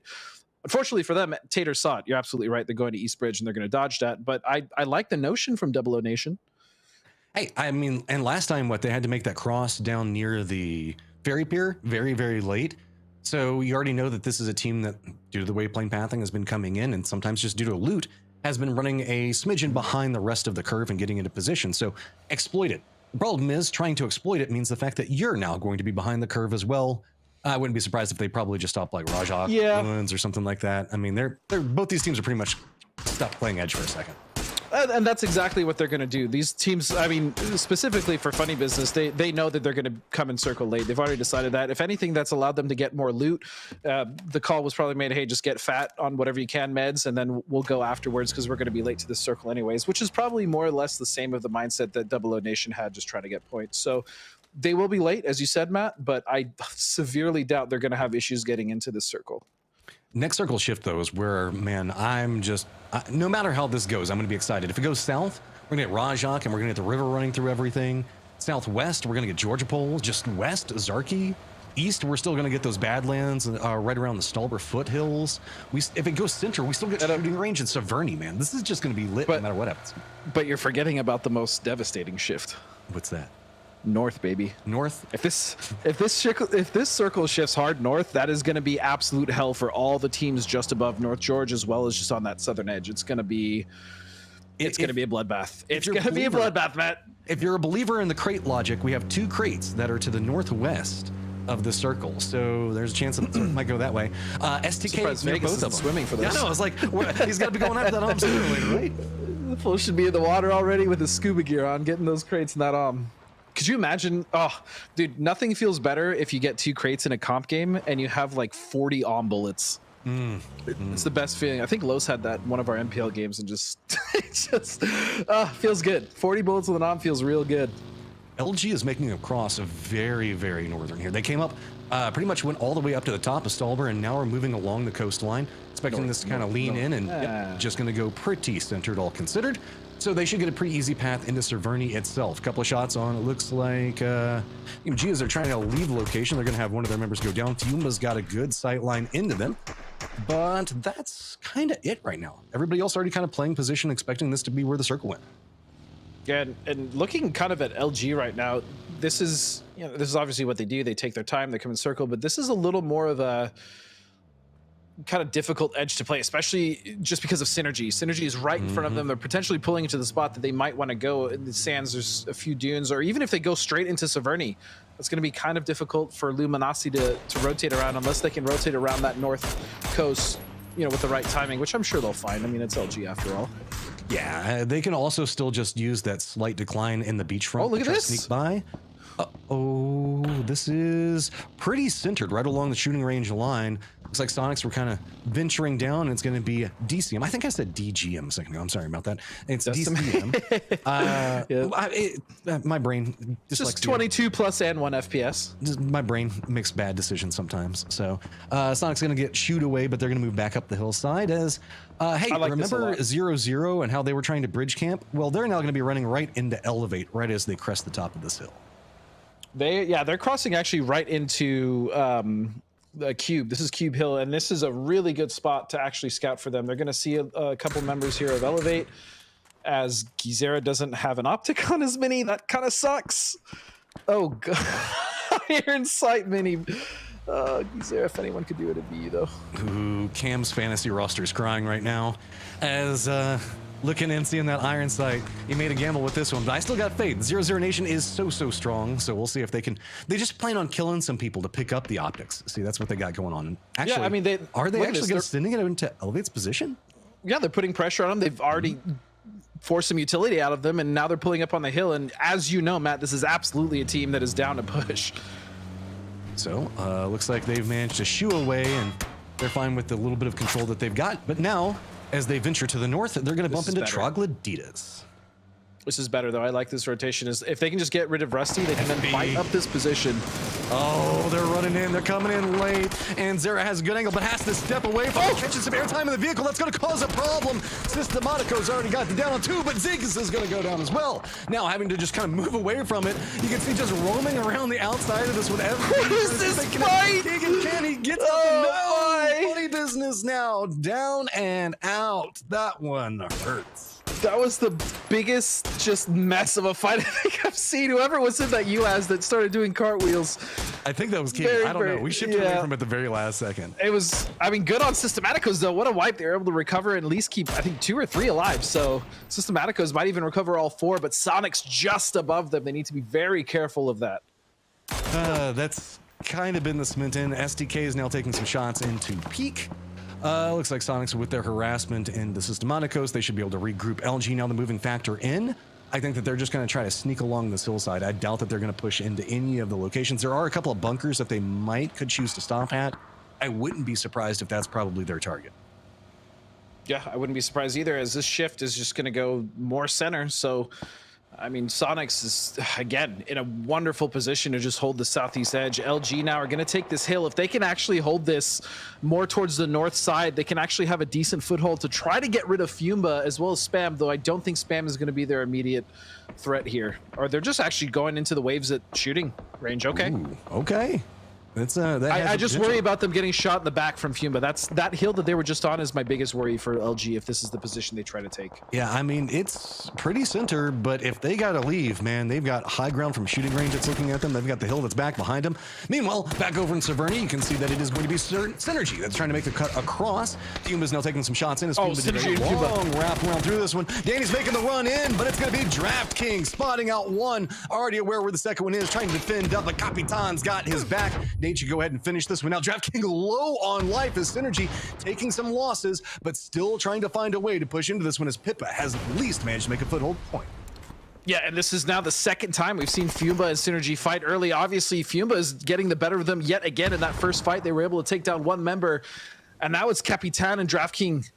Capitan just upstairs by himself. He has an awning to jump on if he wants beautiful shots to just finish off Benya. And that's going to be another knock. Capitan, just one left for SG.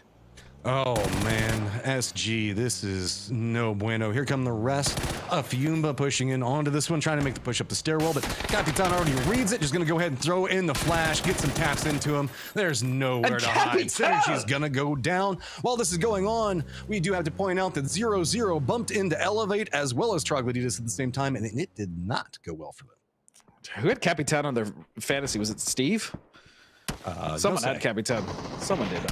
Capitan, beautiful play, honestly. That's the second time now Fiumba has been able to stuff SG in their attempts to get a compound. But look at this, as you said, Double O Nation just down to Gizera and LFP. One, Matt, he's going to find one. Oh, Gizera's gonna go down though. Oh, 0-0 now just with LFP1, the one still standing. And I mean, here come the reinforcements from Elevate. The only thing that could potentially happen is Systematicos is also coming in pretty close. So they might hear this. Troglodytes is taking some shots in as well. Those are kind of the shots that are landing near LFP that aren't quite connecting. So, oh, well, now they're starting to connect. Can't stop for too long there, as it's gonna be Hikerman that finally finishes it out. Yeah, really nice fight there from Elevate. They were able to clean up. Can they get Badger? It looks like they are going to get Badger, and they're going to keep 3 alive, potentially 4. Actually, I'm not sure if they can get Ethan. We'll see, but Double O Nation coming in late as we saw them go for that bridge camp. I mean, they got in circle, Matt, but they ran into Elevate, and they were the wall there for them. Sonics finding themselves a target as they're going to be moving into Systematico's sight lines. Taking some pot shots in, probably going to be forcing them down into that valley. Systematico's going to be on the edge of the zone as the new circle pops and it moves into that Badlands. So that move that you were talking about for LG going to be paying off pretty big, is it's just going to be hills and shooting range from here on out. I still do worry a little bit about Fiumba's position on seeing LG, as we see they're taking shots now, but that shift has actually been very good because it kicks out most of the hill that would be the problem for LG in this fight. Sonics, though, again, just living so good on the south side, full control of that edge of the circle, and they're going to be able to hopefully wipe Systematico and Dynamic for themselves if that's their plan coming up next. I almost feel like they're just holding their spot for right now. They might move forward a bit and try to force Systematico into Dynamic or Elevate or any of the dominoes that are going to be falling out from that. Because we still have Elevate that's going to need to come in, Troglodytes along this path, and it's going to be shoot to kill on the opposite side of this sandwich. Boy, that's harsh. Yeah, Sonics just, dude, they don't need to do anything. They literally just need to let the circle play the game for them here. We'll do a quick listen in, see how their plan is going to be coming along, as we are going to take a listen in with the Sonics. Okay, yeah, I got you. I got you. Good call. Artillery is clear. Our artillery is clear. I heard we play that late. We're better here. Yeah. I hear these guys, they drove towards New Green. Yeah, South there's still people in airplanes that has to hold them out. I think it's who killed FB? STS, right? STS, yeah. And they killed I think this is STS. This is them. I agree. No. They were in kill feed while we were shooting at them. No, this is them. Elevate fought by airplanes. I'm pretty sure it's them. Okay. I like mind read. Yep. We need to still watch edge. They can. My peek shot airplanes guy real quick. I'll get your edge. Tell me where? Airplanes left side. I see that guy. Yeah, I have the whole wrap picked up. You guys are good. These guys are still hard edge. I think they're like forced to fall back maybe. We can get some kills here. Like, they're probably gonna wrap back. We can see the plane wing. He's on plane wing. I'm coming one sec. Team shot this guy soon. I'm driving to you guys. Shoot. Ready? Tell me when. Yep. Yeah, now. Knock DYN. Peek down low. They're hard peeking. Yeah, keep your armor. Systematico one knock. Yeah. Peek one dead. I think STS is gonna run towards us on blue line late. I don't think they have another play. So let's be ready for that. Another one knocked on STS. We could run up and sweep them and just get these fucking kills. They're 3 knocked. Do you want to peek into them? Yeah, do it. Yeah. There's probably a solo running towards us. I'll hold the airplane wing so he can't get up, right? Yo, no. is fighting. Dead. STS one dead. They're fighting in shooting range. Elevates one dead. Okay, hold this right here. Systematico's all dead. Yep. Okay. We're good then. Dynamics the airplane team. Let's just play smart. Yeah, we can reset. Let's hold this and force these guys away from us. Elevate lost one. That was the team fighting Systematicos. Honey Badger just bled. Okay. Yo. Hold edge with me. Yep. I'll come back. I could resweep it. Yep. And here are the after effects. As you can see, Sonic's now stretching down, looking into FF, but Elevate finding no pathing. The new circle is going to pop. This is just going to be so difficult to leapfrog. You can see that in the north, we still have Spam that's going to be finishing out Peak.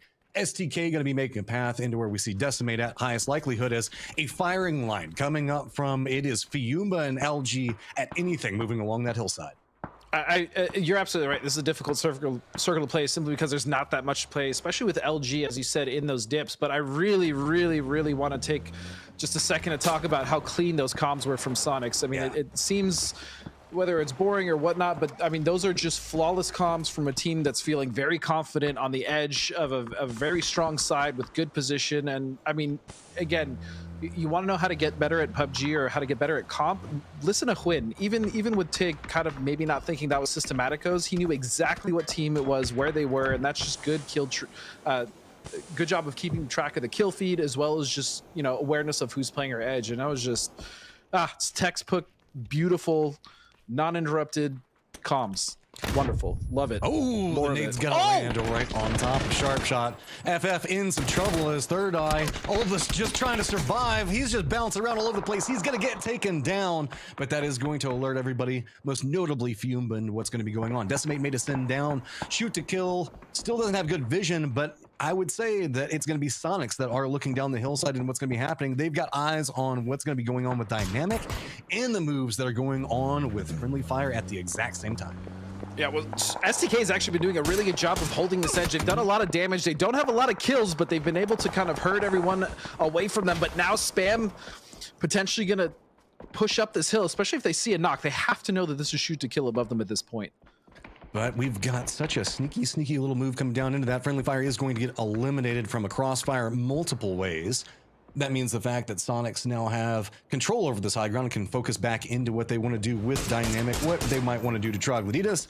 And poor Dynamic. Remember, they got the shots onto them just a second ago. It's going to be a tag team coming in with Troglodytes on the opposite side, and Dynamic just in the worst way of eating a bad sandwich. It's a bad sandwich indeed. That's not a sandwich I'd want to be a part of. Sandwich, man. They ain't nothing good about that. The Tig is going to find Necros. That's going to be a knock. STK as well, finally starting their fight with Spam as they're going to find one. But Sonics, again, just so much control on this side, Matt.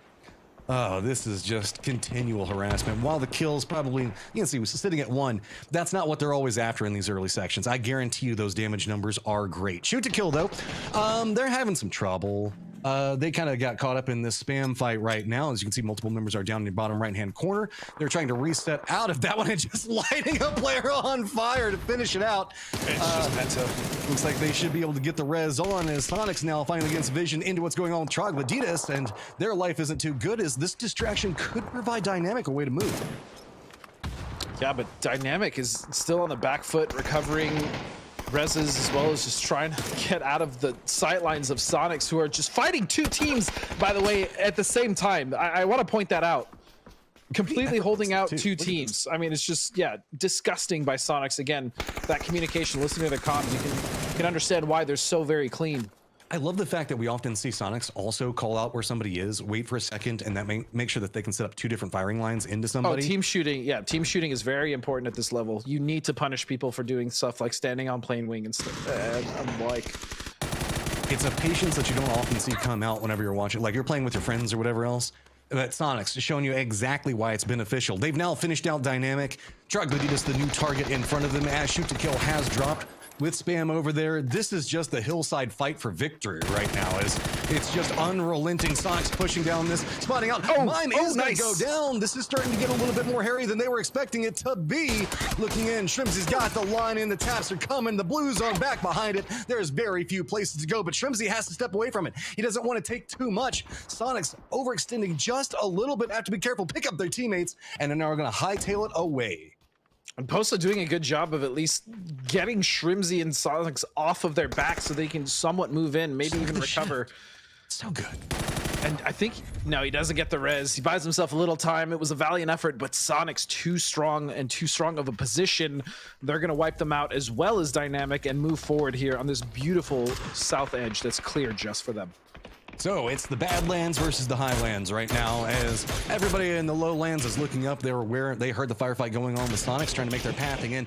H1 is going to go down to the zone, as that's going to be cars rolling down the hillside to give you an idea on, okay, how do we do this? They do have some trees for cover that they can try to use to block sight lines out, but it's going to be LG on one angle. And while this is happening, Fiumba is kind of scrambling down, getting into their low ground position as well. So no matter which way Sonics choose to come down this, it's going to have a full squad waiting. It's going everywhere. Sorry, man. I didn't mean to interrupt you, but it just went from one angle. It almost did like a teeter-totter, like a seesaw. Just went could you back imagine if it just keeps going for like another 2 to 3 minutes and then just runs over somebody in the low ground? It just hits Snakers or like reload. Probably not gonna happen, but actually, has that happened in comp before? I'm trying to think. Yeah, we've had it. Well, it's like a random car for a while. But regardless, look at Hasten. Decimate just sitting in the middle, guaranteeing his team and himself 4th place. And this is kind of awkward, man. I mean, I feel like Sonics are just going to get absolutely picked apart here. And as soon as they're gone, it's then going to be... I think Fiumba actually has a somewhat better position in the circle depending on the shift. Well, that and the fact that we've got Hazen, but I think that Luminosity have a decent idea there. He's been quiet for so long. They might be walking into a trap that they don't even know exists. The Sonics are shot to pieces. We are going to see the circle shift over into the west. They do spot out Decimate. So we are pretty much looking at the remnants of Decimate going down, and now it is a 4v4. Everybody making a rush into the circle, and it is going to be LG that gets the footsteps in first, but just narrowly. Fiumba is going to be on the opposite side of the hill from them, and this is going to be the firefight. Neither one of these teams wanting to move too much further forward because the cover is going to go away. Yeah, this is actually a fairly even circle, all things considered. I thought the shift would be worse. Kick is going to find one with draft, and now it's going to be a 3-on-4, as that's going to be a far knock. So all the work that Fiumba is going to have to do here is going to have to be up close with utility. High ground kind of favoring Fiumba right now, but with this, notice the fact that Flood is very, very far back. He's trying to prep up his vehicle. We'll have to see how he goes for this. If he can try to make a wide swipe around, the smokes are coming out. Looks like they're going to use that to block out any form of vision to maybe let Flood move in a little bit safer. In addition to that, they can allow also LG to kind of creep down through that trench, move in, and yeah, you can see now Kickstart starting to push up into the smokes. Kickstart does to move on the opposite side of that one, and this is starting to come apart for Fiumba. Push coming out from Luminosity. They can hear where the shots are coming from, and now creeping in. Kickstart leading the way, spots out another one. Now it is near on a doom for Fiumba. There is nowhere to go, and LG takes our second game. 11 kills, first place, 20. I mean, we saw them go there early, Matt, and we were worried about that hill. As soon as that circle cut it out, they were good to go. And man, did they do 1,800 damage. That is a lot of damage, as well as a lot of kills. Beautiful game for them. But also, shout outs to Sonics, again, holding multiple teams out in the south. And then Fiumba, that's the second game in a row they were able to hold off Synergy and hold, not only stuff them, but get all the kills from Capitan. Hell of a game to start off this event, Matt. That's a lot of patience, I would say. That felt like the key to that game. Understanding exactly how moving through where you're going to be able to get stuff. Like Sonics realized, okay, moving down this hillside is going to be bad for us. Let's try to pick up as many kills up the top as we can. Unfortunately, Sonics were hoping that maybe there would be a firefight down in the Badlands and they could try to exploit that, but that just wasn't going to be in the cards for them. But LG and that smoke use to try to set up everything was so good. Yeah, I mean, it's systematic, right? The fundamentals that team has is just so very strong. Their ability to just, you know, play their edge, control it, and then move in when it's necessary. Their timing is really everything. And that Relo is just, he's such a good IGL, man. And that team with Kickstart, it's really unfair. I just feel like that team is unfair sometimes, man. Well, I mean, it's, again, the usual suspects up at the top of it. We've got an unusual suspect that's going to be sneaking in, as we do have a new map that is going to be hitting over in New State, and that is going to be Alogna, newest map, and it's going to be a desert landscape similar to kind of Miramar, warped by the Fallen Sun Shield. It's a 4x4 map which incentivizes mid-range skirmishers across ridges with dozens of long-range sniper opportunities. Alogna includes new ways to travel across the map with the introduction of cable car, as well as 2 new vehicles built for riding up and down the sand dunes. There's all kinds of new updates on the map, so download New State Mobile right now and make sure you stay tuned in, because this is game 2. We still got 3 more to go, and we've got another Erangel going to be following it up, and the last 2 have been spicy. You know the third one's going to be as well. See you in just a few minutes.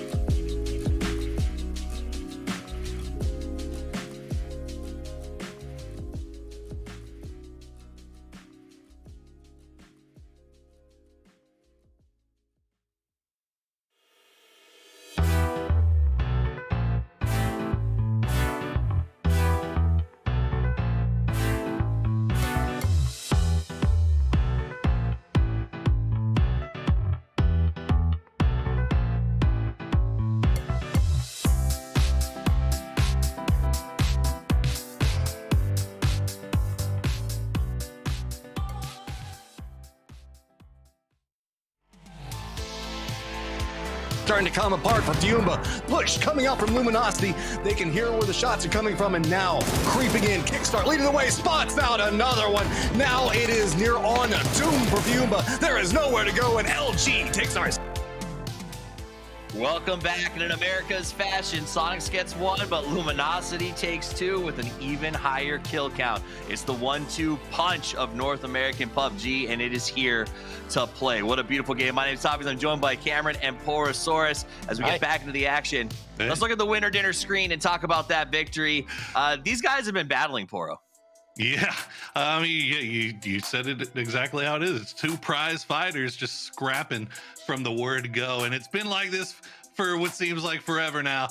But it's always fun to see in person and happen in real time, and know that coming into a brand new year, the more things change, right? The more they stay the same.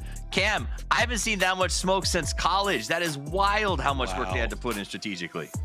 Yeah, and a lot of that has to do with the ending terrain being not flat, but it's very open. And actually, a lot of the discussion that we were having while watching this game had to do with the fact of, like, when do you go down there? Because it's essentially a bowl. It's really strong to be holding those hills, but until the high ground to the south is taken out, you could also just be putting yourself in the crosshairs of an opposing team. Granted, in that case, Sonics got caught up in a really, really bad, long-lasting engagement with Troglodytes and other teams up there. So, you know, maybe not as effective from that high ground position as they would have hoped, but nonetheless, it's still a big question of, like, when do you actually go into that central position?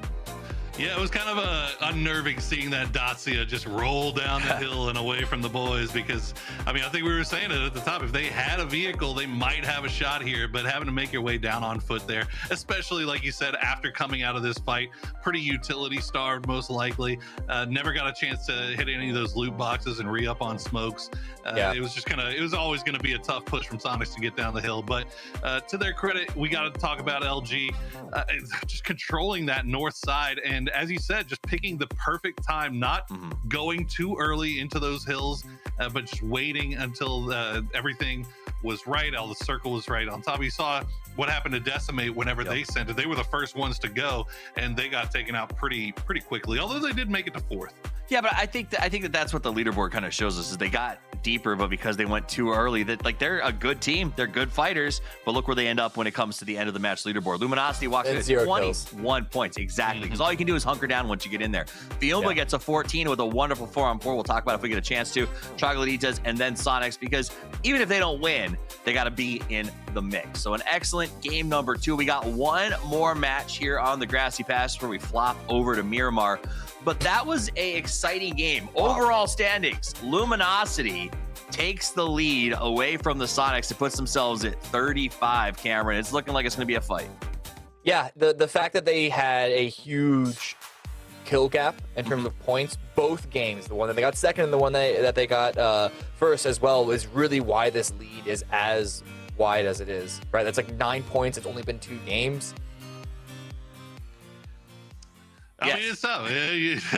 Sorry. Yeah. It's 2 games, 9-point lead. That's really strong. I was waiting for the next part. But, I mean, it kind of sucks for STK, doesn't it? I mean, you're having a great day so far. You're fragging, you're playing aggressively, you're doing everything that you wanted to do, you set out to do. And yet at the same time, Sonics and LG are still just 2 prize fighters punching each other in the mouth back and forth. Same for Troglodytes. Like, they've looked great so far today. Fiumba looked fantastic in that last game. But it's like, even when you're having your best days or good days for your squads, you still got to worry about those monoliths up there at the top.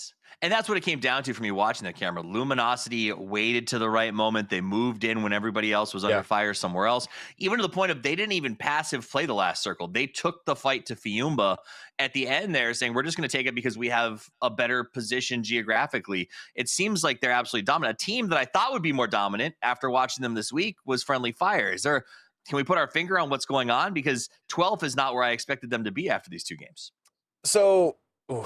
It's 6 points. Game 1, I know it's only game 2, but yeah. So if you want to be sort of benefit of the doubt, game 1, warming up, whatever. Game 2, they were in the mix in the shooting range itself, and that can be very, very difficult to try and play out. They got a couple of kill points, but they just weren't able to survive to the placement points started to kick in. I really think that it's just coming down to the fact that this is still a new team that is trying to come together. We talked about how during scrims this week, it still looked like they were trying to figure out when they want to go aggressive, when they want to play defensive, more control oriented. The thing is that they are running out of time to actually click it all together and make it work consistently. So I'm not off of them just yet, but it is that point of like, you have LG, you have Sonics, you have STK sort of like starting to run away with things. You can't take too much longer because we're only playing 15 matches for this entire final. Well, we're running out of time. Game 3 is about to kick off. But before we do, let's check in with my new favorite segment. It's Dave's Drops. Oh, drop it. Like it's hot.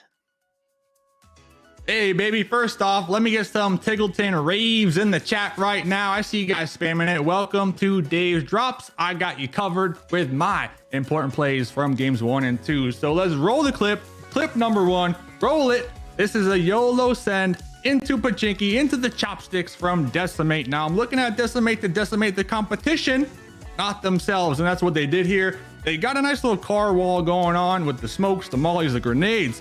But I think they need to slow it down just a little bit. Pump the brakes. This send, I did not like at all. Only 7 points right now, so do better, Decimate. Do better for me, not for yourself, but for me. Let's roll that next clip. Next one, also a banger, LG Snakers. This guy pulling up with the instant knock, lean peek from the side, making it look too easy here on one of the members from Fumba. But the reason that, pause. We just missed it. But the reason I'm bringing up this clip in particular, not because the Snaker lean peek, that was beautiful, but I want to point out LG, they're being pressured. They got 00 Nation, they got 00 Nation, that is, throwing grenades at them, throwing mollies, and then also Sonics in the back line with some cover fire. So you can roll it here. What I want to point out is their ability to survive when that pressure is on them. So to me, this shows solid team comms, which is what I love to see here from LG, especially if you are an LG fan. So that's going to be clip number 2 after we see one more grenade right there. So let's get clip number 3. Let's get it going. Let's get this one going. And I'm going to stick with LG here just a little longer, and I want to just appreciate the Kickstart POV. Let's just appreciate it, because you know what? To me, when I'm watching this, all I see is Kickstart getting me fantasy points. And all I see is Cameron just crying because he's not getting any points. So that's my clips here for today. Let's bring back the boys. Let's see what they got to say about the rates. Isn't it so good to have Kickstart on your fantasy team, Dave? I just don't know. I like Godspeed. I feel pretty good about it. How about you? I feel good. I feel like Dave has always been one to find the diamonds in the rough, right? He's always going with the unorthodox, but he tends to make it work, which is why we love Dave so much. And I agree. I didn't really like that send from Decimate either. That was like a very you look at it this way as a player, right? If you're calling that, it's like, hey, look, we can potentially win the game from here, but it's a big risk. Unfortunately for them, it was a big risk. It didn't pay off. And yeah, I would have liked for them to be a little patient. So Dave was spot on, man. Spot on. Here, I'm going to do a little bit of an English lesson for you guys, okay? Decimate. Are you guys aware of what the definition means? Tell us. Okay. Tell us. It goes off of the decky of the start of it, right? And so it pretty much means to reduce down to 10%, or the most common verbiage for it now is to kill or reduce to a small portion of. Not to win, not to take everything down at the end, but just to reduce down a lot. Is that kind of like a bad omen to name your team, Godspeed? Not really. Like, you decimate the competition, it makes sense. But that means the fact that you're not really winning against the competition. You're almost winning against the competition. But I mean, decimate would mean destroy or completely eliminate the opposition, right? Well, not completely. Just reduce by a large amount. Listen, to that point, they're decimating their points. They're decimating their points. I'm out of here. Take it easy. Bye, Dave, guys. what you got? They're decimating their points. 7 points after 2 games, not the start you want to see. And I'm allowed to be a little rough on them because I picked this team to really pop off here today. The young guns, as many people told me from Latin America. So I just hope their mental is still up there, though, because we still got a lot more games ahead of us here at Godspeed and Matchroom. Yeah, we absolutely do. Getting LG off to a good start. Godspeed. Do you think that this is going to be the trend? You were talking about how much you really loved the Sonics movement. They didn't have to move too much in the first game, had good solid movement in the second game, but still, it's LG on the top of the leaderboard. I'm sorry, what was your question? Am I worried about LG? Are you worried about Sonics? You think that they're going to be able to catch back up with LG, or you think this is already starting to be an LG show? I think they're going to battle back and forth, and we're also forgetting about STK, who's still putting up some decent points as well. But I mean, Cameron's actually right when he was talking about friendly fire, in the sense that these teams don't have a lot of time. So if LG or Sonics continue to maybe not, they haven't had bad games yet, but if they have 1 or 2 bad games, there's only 15, right? This is a very small sample size. Being someone who's played a 15-game series before, it's generally smaller than what we get. And so that's very stressful, because you think you have another game, right? You mess up one game, you're like, all right, we can afford to make one more mistake. No big deal. Then the next game happens, and then you still can't find your footing. And then the next game, and then all of a sudden it becomes this desperation of like, hey, we only have 3 games left. We really need to make something happen. And that can happen even to really good teams. Do I think that's going to happen to Sonics or LG? No, probably not. But the possibility is definitely always there. I just don't think for them. You bring up a good point. Usually we have like 2 weekends, right? So you have like a 5-day period to go back and do some research and everything else like that. I mean, Dave, do you think that that's like kind of some of the problem? Like there's some nerves that are kind of coming up. It's going to be so much pressure to go back and do VOD review immediately after finishing, because you just don't have that time anymore.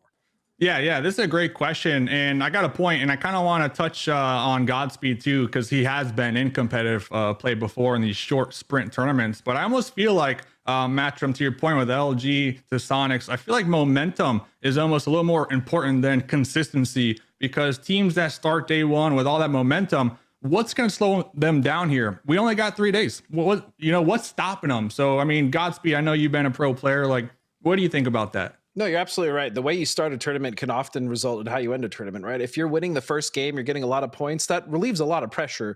Someone who's been in that situation, let's say you win the first game, your Sonics, you get another really good second game, even though you get wiped early, you're like, all right, just keep doing what we're doing. It's working. You tend to hit shots better. Your communication seems to be a little crispier. Everyone is firing off the same cylinders, and the team vibe just feels good, right?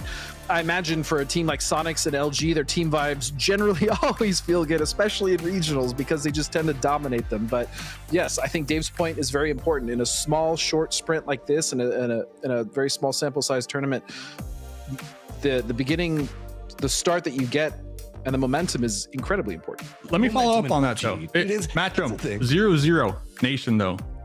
Come on, the momentum meter for 0-0 Nation, it's not there for me here, Matchroom. I know Fuma's been kind of like running away with my heart right now in comparison to 0-0 Nation. I do want to give everybody a quick update. The reason why we did a touch of a podcast there is the fact that Third Eye Vox is going to have to step out, and instead we're going to be bringing in Cooler, so that way he can kind of like fight his way through this one. Hopefully the fact that'll avoid some of the issues, because Vox's game kept crashing. So back to your point real fast here, Dave.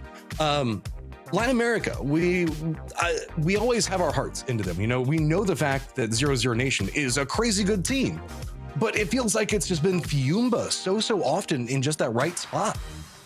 Dude, Fiumba has stopped Synergy as well as everyone else around them, and they look to me to be more of a team that is actually starting to adapt more than just like an aggressive playstyle, right? Last year, Fiumba was all about kills. We knew that. They were very aggressive.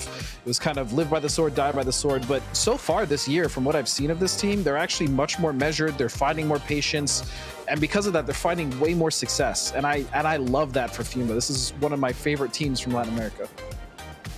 It's just like, yeah, okay, we've been super smarty pants for a second, but I gotta say, like, there are a few things that are more fun than the Fiumba meme that they've got going on and leaning into it. So it's always good to see the team doing well, especially Capitan, because I don't know, there's just something about like watching Capitan play, especially Draft King, and like whenever we're looking at all this other stuff, like this is a squad can perform. So it's good to see them kind of, I guess, finding the footing, because it felt like last year they were kind of overshadowed. Yeah, it's the footing. It's mainly that what you're saying. Like we always knew they were a very scrappy team, right? They were able to get in, get the fights going, get some kills, but they generally wouldn't live very long. And that's something that Troglodyta is also, that is a really wild circle for the most part, is from what we've seen. But yeah, Trog was kind of like that as well. And we do see that trend in Latin American teams, very aggressive, tend to sending it more, that's just kind of how it's been. But Fiumba, man, they have kind of taken a step back, as you said, found that footing, able to much more carefully analyze their situation, whether it's their edge that they're holding or something else, their rotations, their team fighting. It just seems that everything is coming together much more this year, at least at the start, and that's what we want to see from a team like them. Well, a couple of teams that we were just talking about now in a good spot inside the circle. Synergy, Fiumba, Decimate, all pretty comfortable on there. FB to their own regards, because Novo is still in there. Don't be surprised if we see them get your boat. But LG, with a Milta power circle. These guys know how to play this. You know that they're going to get the strong positions early, and they are going to exploit rotations. They love playing around this area. Yeah, and the thing is, as someone who used to loot this area as well, you have so many good options to pick, whether it's the flat top split with the hill, whether it's mini power, you even have the yellows just above that flat top that I was talking about, where we see Snakers just above him. You could also play the old phase yellows, which are just off to the side. I mean, there's a lot of viable positions. It does tend to, we do tend to see LG pick, you know, kind of mini power or something around that road, but this area, if you're looting here, if you are LG, has so many advantages and so many good positions that you can choose from. So playing in this area, I see a lot of times that there's a lot of fighting for like the compounds right along the hillside, you know, just where the road runs through, depending on which side or the other, you know, kind of leading into that whole Badland burnt down area. Do you feel like there's more strength in that area or in Milta Minor? I think mini power is strong, man. You have 4 walls around you. You have really good angles to hold if people are trying to push in. Granted, if you have multiple teams, it does get a little hairy. But again, most people aren't going to be sending it towards mini power, especially if they know a team is there, because it can be very difficult to kind of breach that. On top of the team in mini power, right, Matt? You have teams on the outside trying to take care of you as well. So most teams don't push into that. They'll try to take those positions around it, as you said, as opposed to an option of just trying to push straight in, especially early in the circle. If we're talking later in the circle, 4, 5, 6, generally 5, 6, that's when you start to see teams maybe try to make that push, but it's very difficult. I'm assuming most of you guys that are watching right now have enjoyed PUBG Esports for quite a while. Well, hold on, I was going to walk in something, but it looks like Tater has now found himself some friends in Elevate, but Elevate's probably going to continue on their merry way. It doesn't look like this is a cemented bridge camp by any means in comparison to what's going on the other side with FF. So Tater's job is just to make sure that everything's going to be clear. This is kind of the beginning of what I was wanting to talk about, though, is the pathing into getting in the circle. So you've got like Lumberyard Hill, right? You got Milta itself, but then it's kind of like a north entrance and a like kind of that Milta entrance, and that kind of feels like it. It's kind of a choke point into here that leads into the Hill of Destiny, where it feels like every single one of these games is going to end around Milta Power itself. What are you looking at on trying to rotate through here to make it easier? Well, that's what you have to prepare for, right? If you're going to take that Lumber Hill, you have to know that you're going to fight. Most of the fights that we see, especially when the circle shifts south, we see a lot of teams dying on that hill, trying to come down towards that road you were talking about, just above Mini Milta, and that's where most of the bottleneck comes. I mean, you can try to come in on the north, generally a little later on that coast, but it's dangerous if another team posts up. So your best bet, honestly, depending on your position, like if I'm a team like FB, for instance, right? If I'm Funny Business, I'm probably just going to play the Milta Edge and just wait to rotate in unless I see an opening. Otherwise, there's just too many teams. It's too condensed to try to make it through that area. Third Eye is going to do that wrap around the northern part of the peninsula. Yep. Actually, nope. They're going to stop in what used to be called the Yellows and now has 5,000 different names. Well, actually, they're called Phase Yellows. This is where Phase used to play quite a lot back in the day. Very early PUBG, like 2018, 2019. Changed all the colors of buildings, and now even though they're no longer yellow, still yellows though. I love it. There'll always be yellows to me. Always. I'm sure the players still, I know some of the players still call them yellows too, but yeah. So looking through it, they've got themselves that kind of gatekeep position right here. What do you feel about a 2-2 split off of this position, though? Because I feel like sometimes the only thing you're kind of doing is forcing people down into the compounds where your other duo is.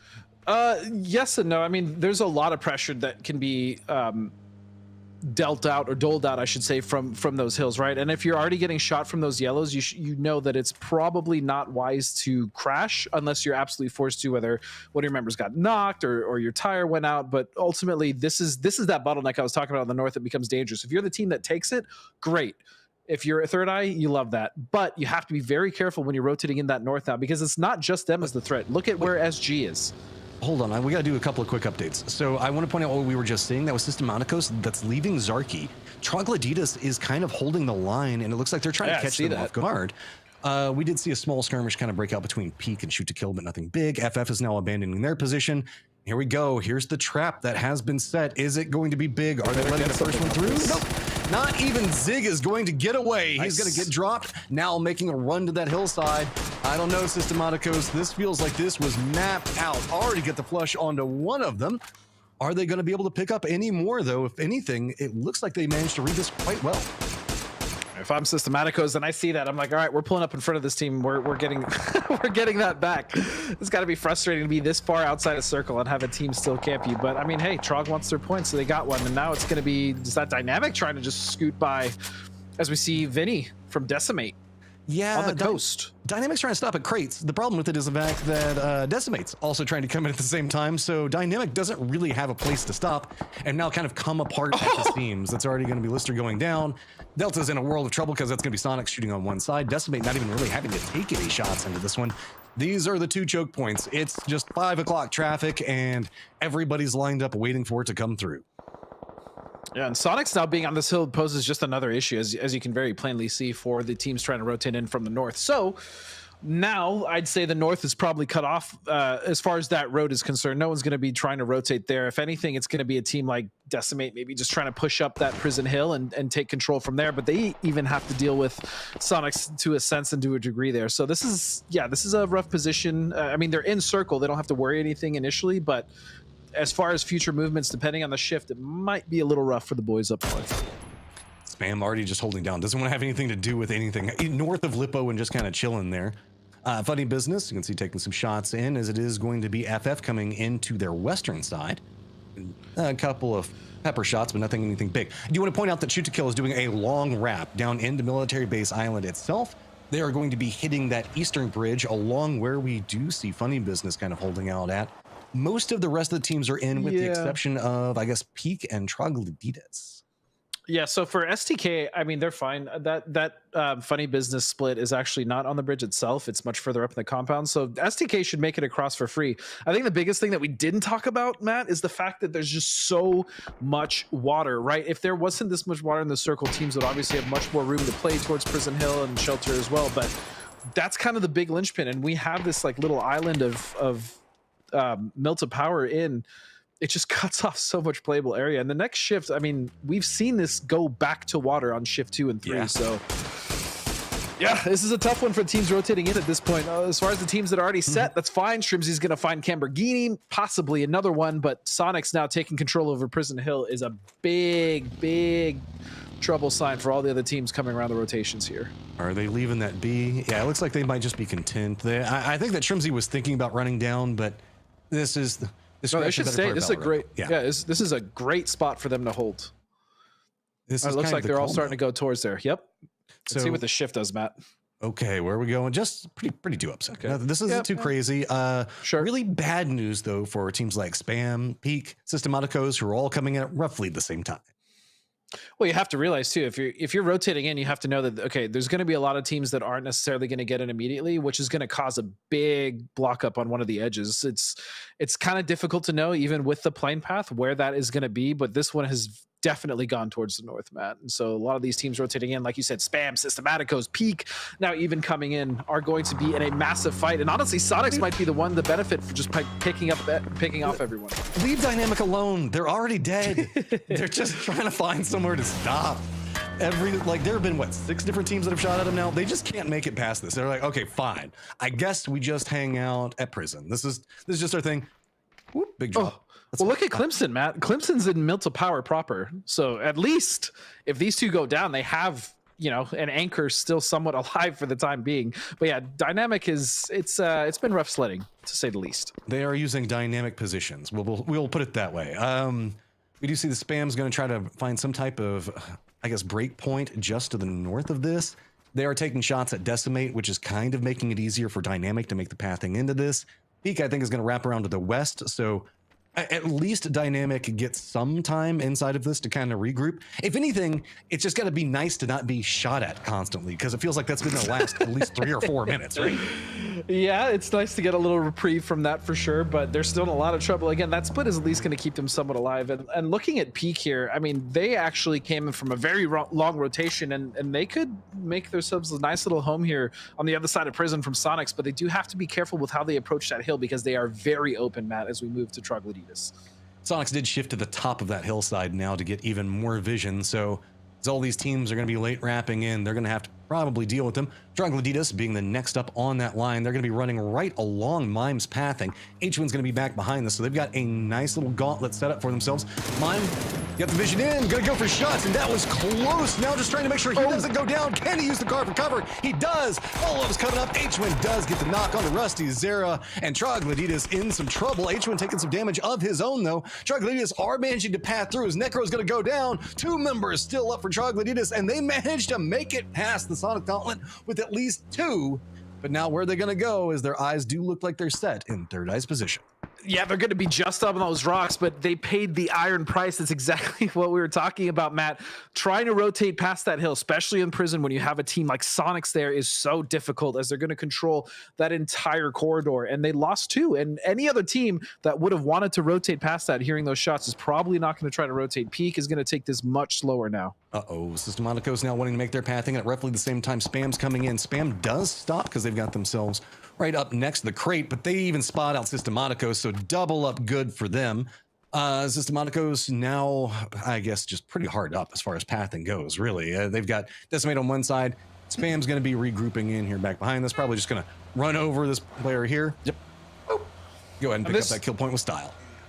And this again goes to show you, Matt, of knowing like when it's good to rotate early, which circles you can and can't rotate early into, right? So we saw in the last circle, teams were a little more okay with coming in late. They didn't really have that many issues on edge. This is not really one of those circles you do it, especially when Lumberyard is like the only real legitimate way to rotate in a circle. But also look at Third Eye. Look at the way that they've rotated that split from the coast down to these other yellows. I actually really like that from Third Eye, which doesn't surprise me with Adam on that team. Whenever I talk about the Hill of Destiny, you can see where 0-0 is pathing down at the bottom of the circle. Their second path, their second duo coming in right there. I wouldn't be surprised if that's going to be a feature coming up soon. Decimate was trying to do what we saw Troglodytes do a second ago and now being shooed away, but hey, Troglodytes with their duo still looking back up as Decimate does manage to make landfall very close. Troglodytes, you got to do something about this. It looks like they're just going to try to run in. Posa's going to take a face full of bullets. Kill Demo can't even really do much either. They're just kind of running through. Decimate, though, kudos for finding a path to at least manage to make it to safety and the cover with the rocks. They have something, which is better than nothing, but they still, as long as they can get rid of Troglodytes, they might be able to survive here a little longer and pick up some more points. Systematicos is coming in the same path. Are they going to join in on this one? Posa's got to go down. Systematicos hears this, and they're going to shift down into Third Eye's location. So this is kind of just this is send. This is a blind send, Matt, right? Whatever they get is what they get. If they happen to survive, great. But I mean, they're going to get shredded up by multiple teams. But look at this. They have a knock. Decimate 2v1 now with the opportunity to push, take control, get some points, as well as just not have to worry about a team right underneath them, even if it is just a duo. And pushing this hill is so difficult. Go ahead. Systematicos is doing a good job of being a distraction, running through that so that we can try to run down the hillside. Dynamic still finding some kills out here in the blue zone as Peak having the same problem that they had. Decimate is going to get eliminated, but Dynamic, get the kills when you can, man. And wait, how did impressive. Trog is the one that Trog is the one that won. Yeah, I was gonna say, how did you mess that one up, Decimate? No, Trog held that with a knock and smoke in front of them. They were able to find the angles. Beautiful stuff. Again, you can never count out Trog in a gunfight, even if it's just a duo. These guys are lethal, as Decimate just learned. And now we move on to Spam, who's coming in from the north side. Their position is actually not bad here on this coast side where we see Yato. Oh, no, they just... yeah, just send it out in the ocean at this point. Swim, man. Live that mermaid lifestyle. It's better. You're just gonna get shot to pieces. Oh no, don't stop at the crate. It's already been taken. That's all she wrote there. We still got some compression coming in as STK is gonna be moving in pretty close to where FF is at the Lumberyards signing. Spam, though, did manage to survive for long enough as they are now, I guess, the harbingers of the north and finding themselves a path in. Yep, Systematicos tried to send it in between the dip. That's it's just not working out. It's a very difficult dip to play, especially this early in the circle. And Ribeiro, I don't know if he's long for this world at this point, but STK, again, coming in as I thought. They were just going to slow roll that edge and come in and not deal with all the chaos that is happening in the middle of the north side. All right, Dynamic. At first you don't succeed, try again, and I believe this is like their 5th time of trying to rotate through this one. Clemson, I feel like you're about to be a solo, buddy. It is not working out for them, Matt. It is, it's not good. It's not good. Dynamic just getting absolutely shredded, not only by Sonics now, but also by Spam. And Sonics with 8 kills, 4 apiece, Tig and Hwin. Wow, gosh. Imagine not having Tig on your fantasy team. It's crazy. I think everybody has him on their fantasy team. Nope. No, No, you not didn't? everybody. You do. You haven't. I did. I'm talking about I made Cameron, the baby. mistake of picking up Tig on an international. Now, on an America's level, oh yeah, I'm gonna pick him in there. But no comment. Tig's been fine in international events. Okay, let's. Hey, I got ripped on at PGC for almost a month because I put him on my team. I love him. I'm gonna do it again this time because I'm gonna have faith. Hey man, it was a bad event. Just let it go. It's just a bad event. It happens. Look at this though. 0-0 Nation finally just making it towards an end game, but I think they're still one down, and they have not been able to get anything started. This is a team that we have come in with very high expectations, deservedly so. I mean, these guys are really strong, but they could not get anything going today. I mean, 0-0 Nation, a team with Sparking in it. Second to last. Sparking, Gizera, I mean, that whole roster, it's not even just them. Oh, Friendly Fire walks in, and Pippo, they are trying to exploit this good defensive line popping off right now. Roth trying to see if he can get some retaliation back into it, but Synergy looks like they're managing to find their way in a couple of these fights now. It hasn't been the most comfortable in the early games for them so far, but looks like Roth does find a good nade angle to play from, but that flash is going to be massive. He was caught out in the open. Now it is just going to be sharp shot. All hopes and dreams rest on him.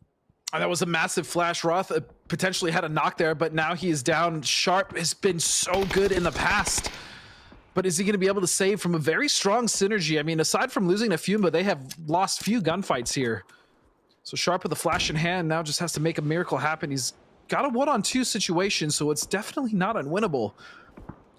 Playing it slow. I like this. Try to read out what's going on. Using the hillside itself. Elevate has gotten into a fight with 0-0. So now teammates for Sharp Shot trying to feed over. Look at STK though, Matt. Look at STK. They're slowly starting to come up on this fight. Oh yeah, they hear this. With everything gotten quiet, they might be able to pounce. I don't know which angle. There it is. Preferable. No, they are going to be the ones that pick up Sharp Shot. Now they know exactly how to make the move in, and the weakened Synergy has got to hold back STK. But the problem is, it's only 2 members of STK. You see Purdy, Curdy, and Vegas there pushing that hill, but the other 2 members are split down at that 2-story house, which, given this circle, is actually a very good position. This split gives them options, especially if it hard shifts. So STK picking up 2 kills, as well as a very strong position for a potential bad shift. Elevate made the push in this area right next to where we see Milton Power, or Milton Miner, whatever you want to call it over here. Shoot to kill, going to take the harassing shots into them. But this has been just a duel, mostly between Elevate and the remnants of 0-0 Nation. Gats is going to go down, but look at how close Honey Badger is. If he can connect in a big nade, this is going to be massive for them. It looks like it's going to go a bit wide. Run's going to be coming out from this one. Can they connect enough? It looks like they're going to make a flank around the outside. That gets a sneaky angle to him, a good read back on the other side of it. Finally, 0-0 Nation winning a team fight and picking up some kills. And what a beautiful flank there from Sparking. They absolutely needed that. As we move over now to Sonics, caught on the edge, fighting 2 different teams. It's actually Trog and Synergy. And with 11 kills between them as well. I mean, they're fighting 2 different fights as we see. Yes, this is correct. It was very risky for them to hold that on 2 fronts. Streams is going to go down, Matt, and now it's just 3, but Quinn is a long way from home.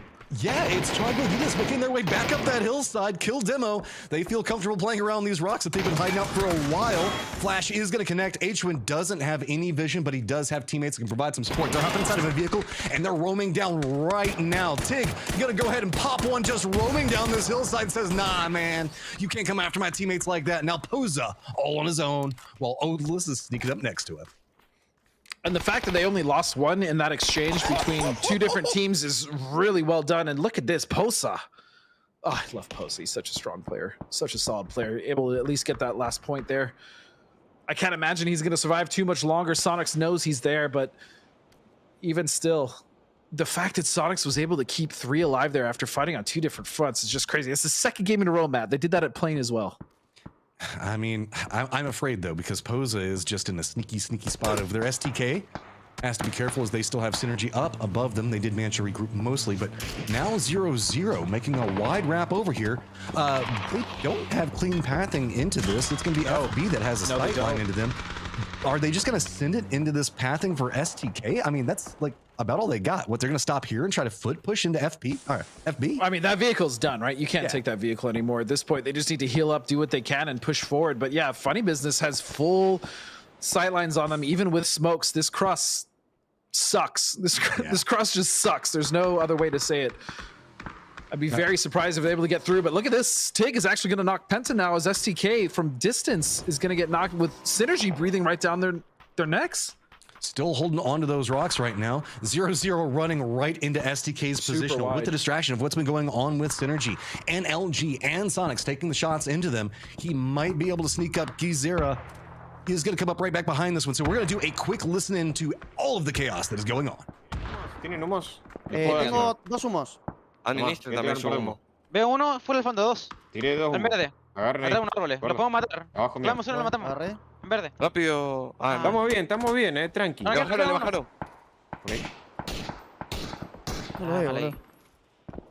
Uno en mi punto. Lo bajan. Murió. ¿Quién era? Es el Calo. Murió todo ese TK de una. ¿Me puedo acercar más a la izquierda? Ah, no. Estoy en arriba. Tranqui. Ahora vas a sacar casa garage y vamos a jugar de mi punto azul. Ok, listo. Tranqui. Amarillo también pueden bajar. Tienen un auto todavía. Acuérdense shoot to kill de Sonic, amigo. Le va a hacer esto, pues, capaz. ¿No puedo ir bajando? Hay que uno de shoot to kill, men. Renovó el humo recién. No. Bueno. Sí, renovó el humo recién.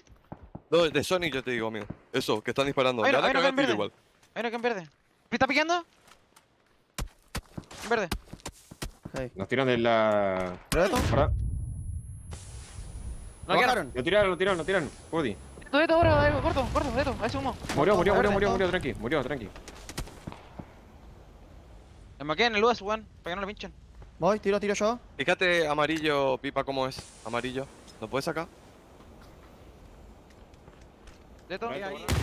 Synergy's backs against the wall as Vegas is trying to pry around the side of it, but that little bit of a dip providing enough with Sonics at range, also providing some support, but it's going to be Luminosity low ground looking into Fiumba and FB both as the circle did move into the hillside. And remember, LG looted here, right? So they've just been big chill in this entire game while, a team like Synergy has actually been doing a really great job of fighting off Sonics and STK, but they're going to have to move up a little bit more in the circle as Penta finds a knock on mine from distance. It's just everybody with vision on each other right now. FB makes their send across. Rillo just trying to punish it, getting a double up. STK finds a nade, but Ali V finds a nade in return. This is just demolishing each other up here as neither one of these teams capable of moving. Benya still alive, looking down into STK's position. Troglodytes are going to get eliminated from this, finally getting spotted out. But Rillo still trying to punish. Is that nade going to connect? That looked like a pretty good throw. How's the bounce going to go? Connects in, rolls in just a bit too short. And look at Fiumba now, trapped in that same dip we saw earlier. Oh, the vehicle! Oh no, Emmy. The vehicle bounced and took him down, I think. Fiumba. I mean, Rebo can try to get up Draft King. He might even be able to get Emmy, who was just burning, but LG might get aggressive on this thing. There it is, the nade. That's Dunzo. Fiumba out in 7th, but what a game from them, honestly. FB doing a good job on clinging to life and managing to figure this out, though. This is harsh. If you guys are not familiar, this is a mostly open terrain for everybody in front of it. You can kind of see the hillsides themselves. There are a couple of dips and valleys, but with that like high ground still in position, all that's worthless. You can't really move down into them until the circle forces you, and we're still only on circle 6. Now moving into 7, Godspeed. Well, look at Fiumba. That was my whole point with Fiumba. A hell of a game. They got 1 kill. That whole time they were just trying to survive, and they went through multiple teams. So the effort was there, but it's just such a difficult circle, especially, as I said, if you're coming in later, especially with this shift onto this hill, as you called it. This is Death Hill, right? Sonic's 13 kills. Or what did you call it? Sorry, not Death Hill. You called it something else. Oh, I've been called a whole bunch of stuff. The Burnt Badlands I've heard before. What is it? Cliffhanger. I've also heard it called that before. Cliffhanger. Okay. Look at this control though from Luminosity here on the south side, Matt. Just absolutely controlling funny business. All 4 members stuck here, and Penta is just trying to survive as long as he can to get that position for his team.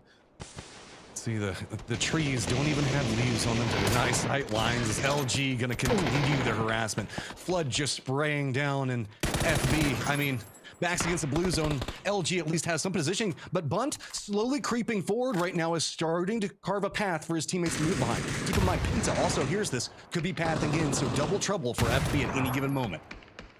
They're back against the blue, and obviously look at LG. They have the circle. They don't have to move, and so this is just a free holdout for them. but they have to be careful now. Is that Penta? Penta's actually shown his hand. He took a shot. He knew he had to move. Oh, funny. And this blue ticks. No, there's no way. It's just too strong. While this is happening, Third Eye did move out and is now trying to assault Sonic's position, wanting to deny them that high ground and finding very good angles to work with. Now, just Tiggleton up. No matter how this goes, 15 kills. Third place for Sonics. They're feeling pretty good about it. He's going to step back. And with the pacing that Third Eye is moving into this one, there should be time for a res. It's going to be Sonics that have to move in. And with this, you can see not quite showing the fact that they can get to a res easily. LG now moving in, gonna take control in the center of the circle. Tiggs now looking down in. H1's trying to get his health back up, and that is going to be a 16th kill for Sonics as their eyes now set into Third Eye with the blue zone coming in behind them.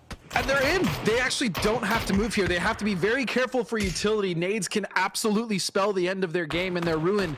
But if they can just hold on here for Luminosity to push behind, and potentially get a kill here on Third Eye, they can potentially swipe second place. Rello's moving forward right back behind Third Eye's position. LG now gets the strong point in the center. They are trying to dominate this one and pick up all the remaining kills that are going to exist. Taking the shots in, there is no option for Third Eye to move in with this one. Tiggleton now on his own. It's 2 solos versus a full squad of LG. Tig knows this, trying to look down. He's gonna go down to Richie B. Now it is just gonna be Richie B versus LG with their sights set on that 10th kill as man. Yep, beat it over the blue zone. They're not gonna pick it up. And that is even more for Luminosity Gaming to keep their lead going. I mean, I kind of expected that. It's really hard not to expect a team who gets Mill to win, right? Given that they at least get the shifts that they want. And yeah, LG got every shift. Their positioning was obviously on point. They knew exactly where they needed to play from. But holy cow, 16 kills, 2,600 damage, and the majority of those kills, in fact, all of those kills came out of 2 players, Tig and Hwin. We were talking ridiculous about before this about how much we like what H1's been bringing, dude. Now, or just fracking IGLs, right? I mean, loving it, loving every second of it. But LG, they didn't have to LG they got double-digit kills, Matt. I'm pretty sure. So LG, I think that they got. I mean, didn't the last kill get fed over to the zone? I think that's what they got it. Maybe not, but still a big kill win for them as well. And our team's at the top. Just keep getting more points, Matt. Feast and famine all over the place. Yep, it's every time. If you're wondering why we're talking about 0-0 Nation and why it's hard to find kills, well, I guess maybe it's just because Sonics are just taking them all inside that game because, God, that was a brutal game so early. Yep. We're gonna need it. I just need a second off that one. My voice is gonna be burnt out. We still got Miramar ahead of this, and while I love Miramar games and tend to prefer them more often than not over Erangel, they've got to keep up with these early 3 matches. These things were fire. We'll see you guys in just a few minutes. Ethan from Elevate. Ethan, first of all, man, congrats again. Picked up from Elevate here this season. How's the team feeling? We're feeling pretty good. We've had some good weeks leading up to the tournament. You know, still a little bit rusty in some ways, but we're getting back into the feel of things. Yeah, the team is pretty new when it comes to working together. If you don't mind kind of going into detail, how has Elevate been preparing for this weekend? We've been just scrimming every day that we can. We've been VOD reviewing a lot, reviewing our comms, how we communicate with each other. We've just been putting in a lot of work outside of the game as our main focus. Heck yeah, I love to hear it. And last but not least, any shout outs to the Elevate fans here cheering from the sidelines watching tonight? Thank you for all your support. It's really cool to see all of the new fans that we're getting, and as well as all of the old Dodge fans that we've retained. It's the community in PUBG is really awesome, so it's nice to see you guys supporting us. Heck yeah, Ethan from Elevate. We'll catch you on the battlefield here tonight. Thank you.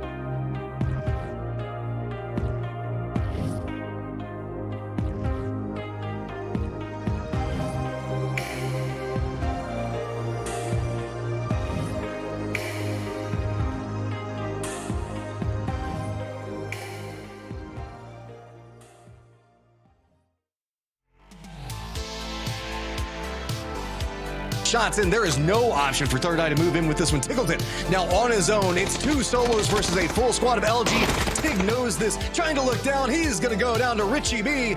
Now it's just going to be Richie B versus LG with their sights set on that 10th kill as man. Yep, beat it over the blue zone. They're not going to pick it up. And that is Welcome back. That is it for Orango for the day, and another big win for Luminosity. These guys are setting themselves up for a legendary run. My name is Topics. I'm joined by Matchroom and Godspeed on the desk. I pulled you out of game, so you now have a chance to talk about what you saw. Let's put up that dinner winner screen and go over to you, Godspeed. How do you stop Luminosity? I assume while they're sleeping with a stick, but other than that, how do you beat them? It's very difficult, specifically because they just play so fundamentally sound, right? Their decision making, we've obviously talked about how their timing is probably their greatest weapon. I mean, granted, when you see teams win from a Milta power circle like that, when they loot Milta power, they're not really getting a lot of kills, right? They're in a good position. They're just kind of hanging out, making sure their teams are coming close. But Luminosity, as you know, will go out, they'll find those kills when they know the timing is right. They found 9. They would have had 10 if it wasn't for that slick deny. And it's just so difficult to beat a team that is just so strong everywhere. Their rotations, their team fighting skills, their timing. I mean, it is tough to beat this team. I will say, as I watched that, Matt, though, it felt like it's got to be stressful to be Rello, because Snakers and Kickstart felt like all they wanted to do was go out there and look for kills from a really safe spot. Yeah, I think that they were probably watching Sonics picking up a lot of kills up that hillside, and it was getting kind of annoying for them. You can tell the fact that they were trying to maneuver around and pick up some more kills here or there. Specifically in the later game sections of that one, they wanted to make the rush for the kills instead of the victory itself. But I like the mindset and the control. Even if it's what you want to do, stick to the game plan, and the game plan paid off for him in that game. It did, but I mean, for teams like Spam and Dynamic, I really want to see these guys be more proactive, right? Like we're seeing these teams die and get caught on the edge or chasing circle a lot, which is generally what does happen to the teams who are on the bottom half of the leaderboard, especially when these games go on, because momentum, as Dave was talking about, confidence tends to go down. Like if you're Dynamic, how many times, Steve, did we watch them try to rotate up that hill only to get pushed back? So exactly, it can be frustrating. It definitely can be frustrating, and I just hope that they're able to just kind of reset, new mental, new game, and go forward. And take some risks. The bottom halfers, like, that compound below Luminosity was empty for most of the game because no one wanted to take the risk of going for it. So maybe they'll start to do that as the event progresses. Either way, Sonics does come out without the chicken dinner, but the most points, because while Luminosity played great from their position, the Sonics were insane, and we will talk about that, I guarantee you, because they played that game the opposite of Luminosity. They scrapped from start to finish. Third Eye comes in third, shoot to kill looking pretty good. And if we go to the overall leaderboard, it should is this enough for a swap? It is not. Luminosity will continue in first, Sonics right behind, SDK in third, but the gap is beginning to widen. Let's get into that Sonics play there, Matt and Godspeed, because I know you were watching it. It was like every time that the observers even tried to go somewhere else, you just had to rush on back to the Sonics, because these guys, it was like the early days of UFC when you were just taking fight after fight after fight all in the same night. Yeah. These guys were bruised. They were bloody. They lost Shrimsy early, and you should have heard Puro scream back here. It was rough. But they kept on going, and that kill count was wild. Yep. Yeah, I mean, we can see that. Milta Power games, whenever we see the circle go this way, one of two things happens, right? It feels like everybody either wraps to the north or they make that beach approach. Just due to how the circles came in, it was just the north, so good read on Sonics to get in the position to just farm for days. I mean, everybody else out here was playing a battle royale, but they were playing like a harvest simulator or something. And that circle, Godspeed, I know you've been in the competitive realm. You've seen situations like that, but that was circle 2.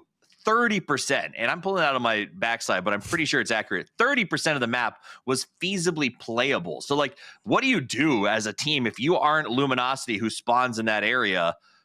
Like, what's the plan when 30% of the map's available in round 2? I mean, when you see that, right, and you look at that call, look what the Sonics did. The call was made. There obviously wasn't a lot of playable there, and they were able to take that hill and basically just... The team knew at that point that they were just holding out rotations and they were fighting. And when you're in that position, right, and you are a player like Tig, you are a player like Quinn, and even when you're a duo and you're down to 2 and you're getting all those kills, that's just feeding you more confidence, pushing you into more fights. And if you're continuously winning those fights, or you're getting kills from distance, you're stealing kills and knocks, like, it just... that's the place to hold it, and that's where they were able to capitalize, right? And if you see that in your another team and you're coming in and rotating late, you got to look in that and be like, look, maybe for these circles, especially with so much water, as you're saying, it was only like 30-40% playable. Maybe we should rotate in a little earlier so that we can be the team holding them out instead of being the ones held out. Let's see, other teams that have kind of put up. I think there's some teams that are shocking me. I'm surprised to see Friendly Fire down there at the bottom of the boards right now. But I'm pleasantly surprised to see Trogloditas up in fourth place, Matt. What is it that they are doing so well right now? They're actually taking their firefights together with some type of synergy. I felt like that was kind of the problem last time with Fiumba. I don't know what was going on. They just felt like they weren't clicking together. That's kind of what Godspeed and I were talking about, was that while they're a team that we know can frag and they've got a historic nature to themselves, one of the things that I loved about the team was their like more carefree nature to it. Like the way that they would come in with confidence and just some gusto behind them. They're just like, we're going to win this and we know. Then it just kind of felt like suddenly they lost that. It got a lot more technical and it got almost a more frayed style of play. And that's Fiumba that you're speaking about there, right? Oh, sorry. Yes. Yeah, sorry. Fiumba. So I thought we were talking about that one for a second. Trogloditas. I had a point that I was going to make on them, so my brain got sidetracked on it. That's fine. Sorry.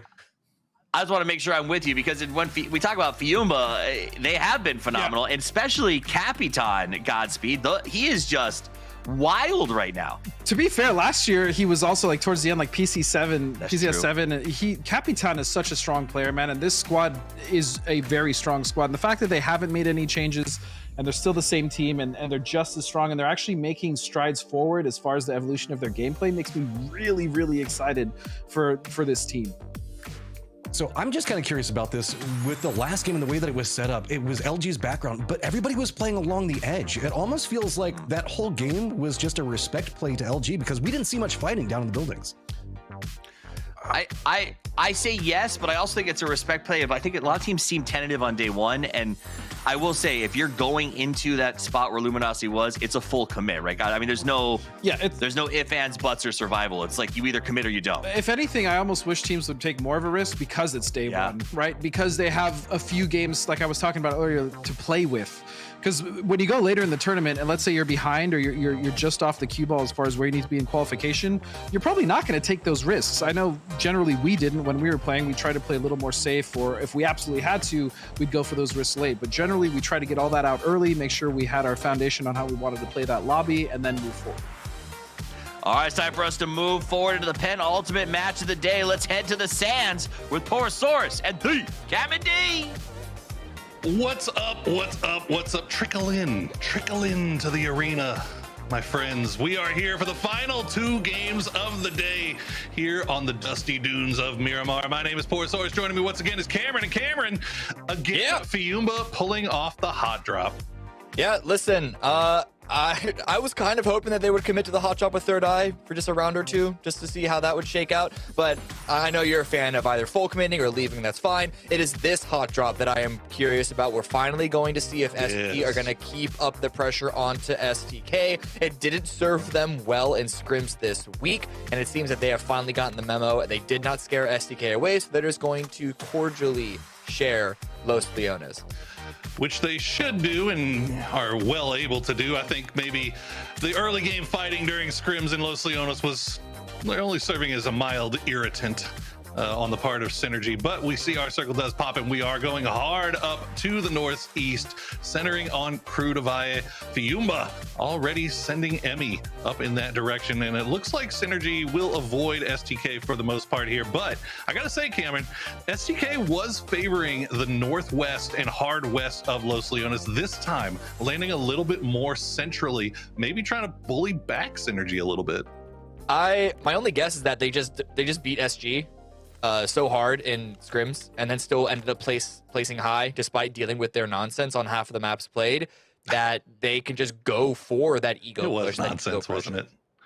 It did feel like nonsense a little bit, didn't it? I mean, we know after all these years that you can easily split Los Leones between two teams and never have to look at each other.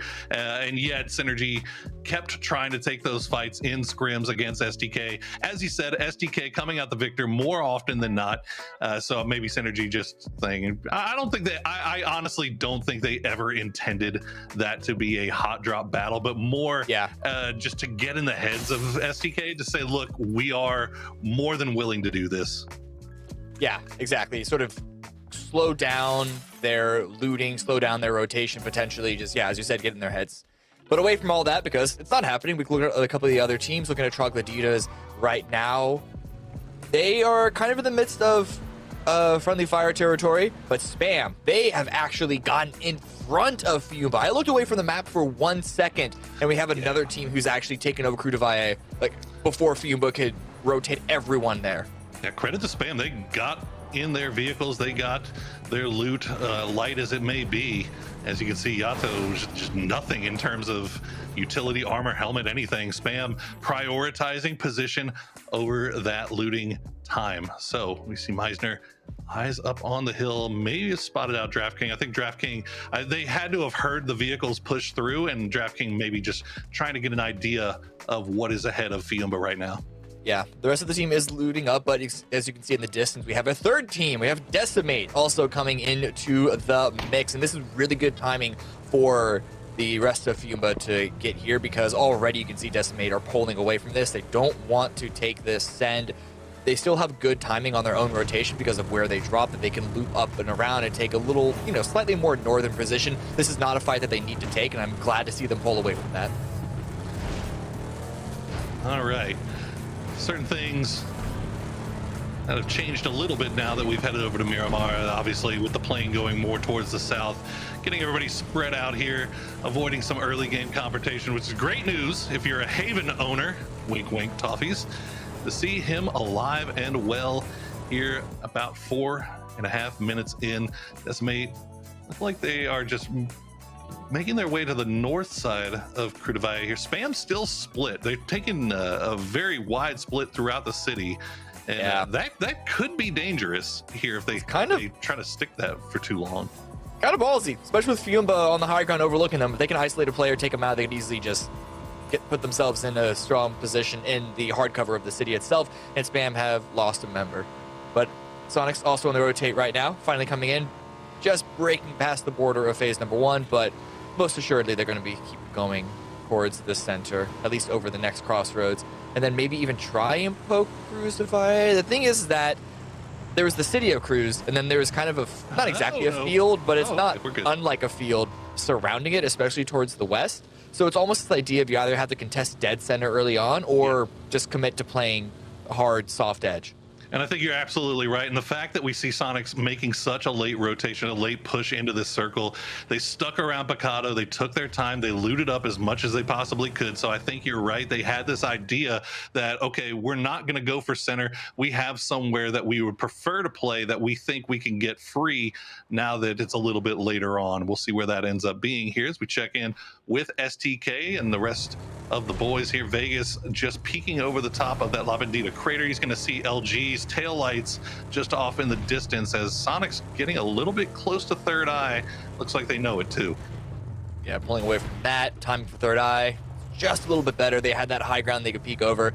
Sonics, they're just going to stop here. A few of these little compounds surrounded by the field. I was eyeing this. I was eyeing Elevate. They were coming in from the west side, and they have a bit of a spread of their own. But Honey Badger, we know how he likes to get down and dirty with it. And if Spam, leave their heads in the line of sight for just a second too long, it's going to get taken out. But I guess he just was told to pull away, because I can't imagine that Honey Badger would make this decision on his own. And maybe a little auditory scouting there on the part of Honey Badger. He did have some backup from range in the form of Ethan, but yes, as you mentioned, just pulling away here as we check in with 0-0 Nation. Rough day so far for this. I mean, not to put too fine a point on it, a Brazilian super team that we were expecting to kind of come in here and just put on a show. And so far, at least through 3 games on Erangel, it's kind of been a little bit of a flop.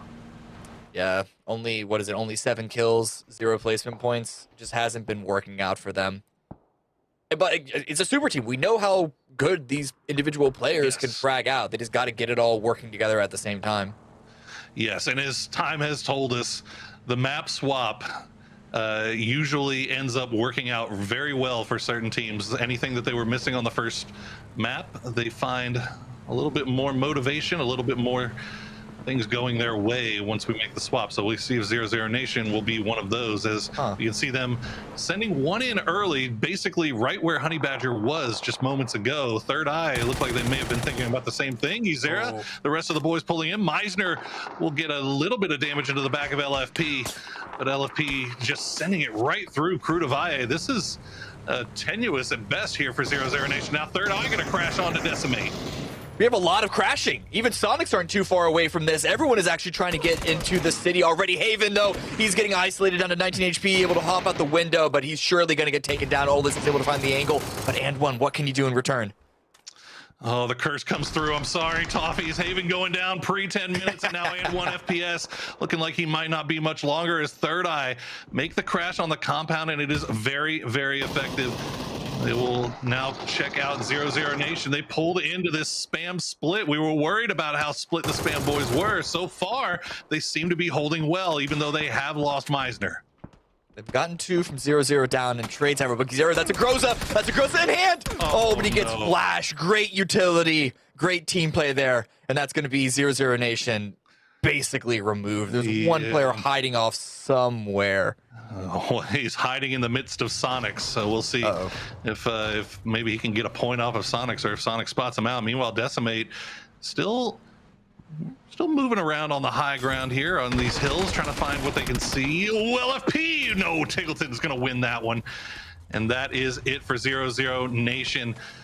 The map swap not serving any purpose for them as they go down early once again. Still in 10th place. We'll see if they can hold it right around there. But going into this game, Cameron, half the lobby in single-digit points. That is the power of this top 3 that we're seeing so far. Yeah, it's insane how top-heavy everything is. Everything still is after all this time. We talk about the Tier 2 teams from both Latin America as well as North America getting better, but Sonics, LG, and then at the moment STK still like just making everyone have to work that much more harder if they want to stay reasonably competitive at all. Phase number 2 is going to swing towards the north. It's going to pull a little bit of pressure off that southern sort of hilly area just east of Kusavaya that we see so many teams contesting over right now. A lot of open area around Toria Humada. That could be problematic for teams that are having to come in late, looking at LG, STK, Chocolatitas to be really bad victims of that. Well, friendly fire, we see Maji, they're making their way around north. Adam will find T-Sock, and that will do it. The story of Corey is that he has been sent back to the lobby, and Funny Business will have to play this one out as 3. But as we mentioned, friendly fire making the long wrap up to the north. They have everything up north of Tori to themselves here, really, to play around. Funny Business making their way in. Trog trying to send it that way as well. Sonics, though, they are just playing tower defense here. Rusty Zera hiding behind the pickup will heal up, but I'm not sure if he can take the risk of getting back in there to make his move. And Decimate, they're going to spot out LG. Yeah, these rotations from the south, very, very brutal, very, very rough. I will say it's a bit ambitious to just try and drive straight through Kusavaya, but LG, they sort of tried to wrap around the east side, use the cover of those hills, but you can't really do a long wrapping rotation either east or west, though, because the terrain doesn't allow for it all that much. So I guess it's the best option that any of these teams have. They just have to be prepared to fight super early on this round. Yeah, it's asking for a lot, and they're not in the best spot here. 3 deep in the Murado. They've already lost 1. They'll see Pippa making his way past them, just go right through Synergy. Good timing on that. Getting a little bit lucky as they make their way through Tierra Branca. Systematicos was taking a few wayward shots towards LG, but it looks like they may be in the clear now, and they can find a spot on this northeastern side of the circle to play. Yeah, this was definitely a heartbeat send for them, just thumping in their chest. They even spotted another vehicle, but decided not to take it because they didn't want to slow down. Just go, go, go, go, go. We'll figure out the game plan once we're safe, once we have cover. And it seems to be the case. They only lose 1. Still 3 alive, and they can start to reconfigure their approach this round. STK, the last team to arrive inside phase number 2, following up a similar path. But the question is, what has changed? SG are still holding up in Tierra Branca and not in the middle of a rotation, which is what LG were able to use to break through their hold. It doesn't appear that STK is wanting to go too deep into this circle past what they were able to scout out. Instead, they'll stop here right on the edge, take that high ground, and look for the next move. LG, meanwhile, now pushing around on foot to see what they can find, and they're going to find a nice little hard cover here, nice little compound that they can work around should they so choose to do so. And Kickstart going to feed that information over to the rest of the boys, let them know it's free, and they can play this one out. Although it's not ideal having lost Flood, but 3 up for LG is still a very, very dangerous proposition. Especially after that rotation. I'm shocked that we're still seeing so many teams around this area where Troglodytes are, around Cruz de Valle. A lot of teams still to the east on those ridge. I get that there's not a lot of space to play towards the north, but these are teams that are just committing to the fight over these hills. And if we see another hard shift on this next circle shift, it's going to be rough sledding to try and get off of that into the open area. It is going to be relatively center, slightly southwest. No big decision one way or the other away from Cruz de Valle, so we still have space to play for the north and the south teams. And Sonic's in a little bit of a tough spot here as they a little bit not surrounded by Fiumba, but they are starting to make their rotation right through Fiumba. Ribo XD had the low side angle, and actually one of Fiumba going to get knocked. Emmy going to get spotted out by Penta, so that might actually open the door for Sonics here, although you can see they're just kind of leapfrogging. They're taking their time. They're not just sending it blindly. They knew that Fiumba was holding an angle here, so they'll stop down on this hill, spot out what they can see. LG on the move once again, 3 deep in the Murado. Where are they going to go? As he said, you start looking north of Cruz de Valle inside this circle, the amount of hard cover starts to go really, really low, and you might end up in the hills. Rello going to get picked out by Sharp Shot, and LG just going to have to leave him behind. I thought for a second that they would stick to play around that area, but they're going to keep going into the middle of a field. That just shows how few places there are to go. Necro dropping a smoke, though, because he's getting pressured by Spam, or rather, they might be doing the pressuring in return. Oh God, spotted! Oh, Necro, you only had 2 shells, and he missed both of them. Fortunate stuff there for Spam to get away there. Now Necro posts them both down. It's left down to Kildemo and Rusty Zera. Kildemo gonna get knocked back by Jabrari, and that is gonna be Troglodytes pulling off Rusty Zera. Nice little angle. Will push him back, defend his fallen teammate. At least for now, I don't know if they can go for that res onto Necro, though. He is in no man's land.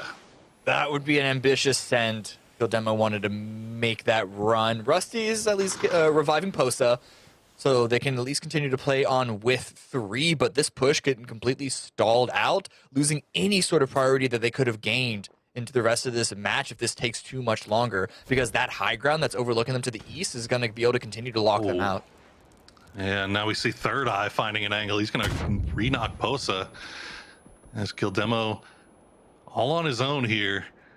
But fortunately for him, Spam not really in a position to come support this man that Kildemo is dancing around. Rusty Zera going to have to go back, get the res onto Posa once again. So Kildemo just going to have to play it close, play it by ear. Sonics, meanwhile, they were pressured by Fiumba, weren't able to continue their wrap to the east, so instead they make their way up on foot. Ooh.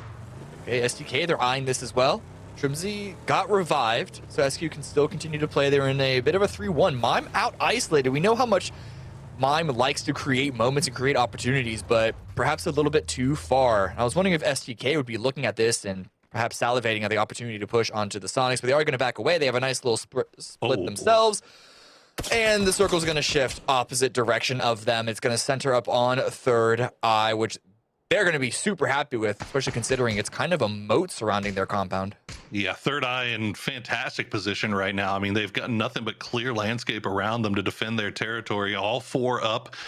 So they are in the driver's seat. Meanwhile, Fiumba already going to hop into vehicles, start making their way north. So Sonic should hear that. They should have a fairly clear route into this next zone, although they do have to worry about SDK as well. Meanwhile, back in Cruz de Valle, Troglodytes and Spam still trying to figure each other out here, as Posa has gotten rezzed and they're back on the move. Kildemo, though, sneaky walking. He hears the footsteps. He knows what's going on just above him. He's got to go for a moment. He's got to go for an attempt there. But here on the north side, Elevate and Friendly Fire. Elevator trying to push onto Friendly Fire territory, which is the best path for them to break into this zone. Sharpshot gets dropped by a great nade from Honey Badger. Real nice grenade. Is he going to try and go for the revive? Going to try and get the trade first? Oh, Maji's going to spot the head, but just misses. We'll send the Molotovs over towards the tree, force them away from that hard cover. And here comes Honey Badger with the push. Maji gets taken very, very low, but he will get the knock onto Badger, and that will give Friendly Fire a little bit of chance here to reconvene, get themselves back together. 2 knocks for Elevate will force that push to go on pause for the time being. Sharp Shot should be able to get revived here as well. Maji holding the line for Friendly Fire. Yeah, revives happening on both sides. Ethan and Honey Badger both getting picked up. That Molotov does not quite hit the smoke where the revive is happening, and now Elevator all grouping up on the same location, trying to avoid the eventual blue. It's actually going to be a swing in to try and find that angle. That's an aggressive push from Elevate there. They try to do the seat swap. Maji holding strong, gets one, gets Ethan down to next to nothing. Will get traded down by Hikerman. And now Corsac, the last player up. He's got Ethan with 1 HP, but Ethan gets the heal off and Elevate win the fight. Did that heal tick in right when the bullet hit him? It looked for a second that Corsac would have had that. But no, Friendly Fire do go down, but not after dealing a lot of damage to Elevate. Only 2 of them remain, but here should kill versus Sonics. It did happen eventually as they both try and push on in, but STK get eliminated. That is a big feather in the cap of Sonics there. They clean out STK without losing a single member. That has got to feel real good right now. Sonics now own the entire south side of this circle. They do have Decimate just off to their east, as well as the, well, whatever's going on left in Crudavalle here. Spam, Troglodytes has managed to disengage, but now Spam has to turn their attention towards Peak. I don't know how Peak, why Peak, how Peak got in here, but Spam, they're trying to push onto them. They have the Groza picked up from Gizera. Oh, that car is blocking the entrance in, but they're just going to be looping on through. Oh, the shots do eventually come on in. It looked a little close there, but Spam are able to stay alive. This does give Troglodytes the opportunity to push forward ahead of that while the revive is happening. Get out of the city because the circle did finally officially pull away. Spam doing a good job of survival here as they've been crashed and pushed from every which way as they were the first team to send it to Crudavalle. And now they have 3 up, but now they've got to make their way into this next zone. Sonics pushing into Decimate. They've already taken a knock in the form of Mime. Not slowing down to go for the heal. Instead, they're turning their attention towards the rest of this team. The Molotovs are coming out, trying to force their hand. Shrimsy going to go down as well as Decimate holding the line very well here. They're getting a little bit of assistance here from Luminosity in the form of Snakers and Kickstart. Remember, they were knocked down to 2 very early, and they have been just hiding out here, waiting for something to come their way. Yeah. This is, it's really good defense against Sonic's push, and we have Spam also coming in from the west side, so Sonics are getting pinched on from multiple different directions. Only have the cover of smoke to try and get the few revives that they're able to. Oh, the Molotovs are just destroying them right now, and there it is. Win will be the last one to go down to Ethan from range, actually. Elevate picking himself up a nice point there. Now Decimate can turn their attention towards Spam, but I think they're also more focused on Luminosity here. So Decimate now in the sandwiched position as they take a few shots over towards Benya, the last player for Synergy. Really, Synergy want to get involved in this as well, but no, if anything, it just shows that this is one of the only really playable areas. Everyone's fighting for it so early on in the game. Back over towards the north, or rather the northeast. Hikerman trying to post a one-man army defense, but it's not going to happen. Elevate got quite a few number of points themselves. 5 kills, but they do go out. Nice performance by them. Spam still 3 up, now up to 9 kills.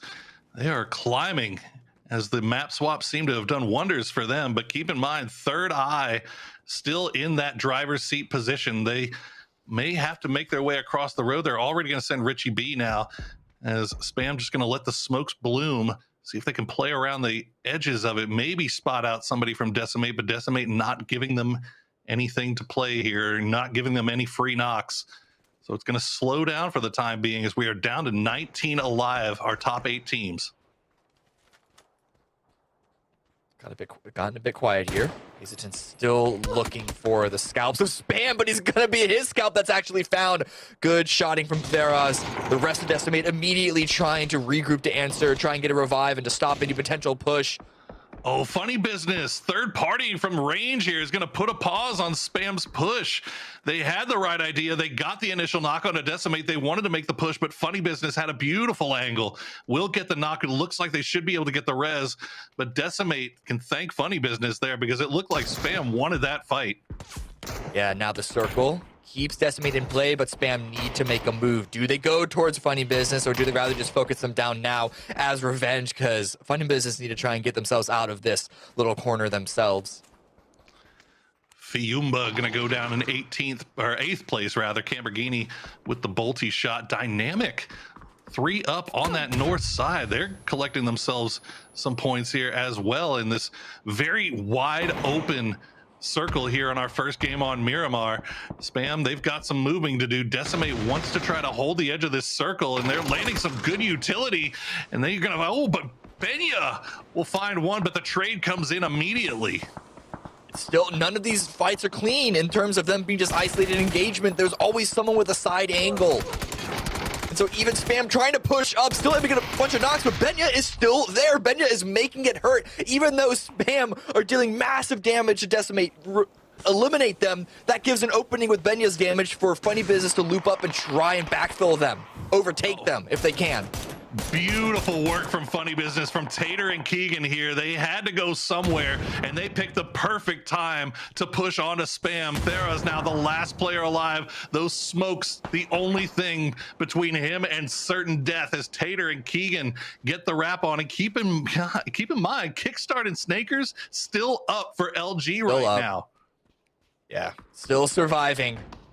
And because they have the cliff to their back, they can just focus down Benya, last remaining member of SG, but now Funny Business able to isolate Theras.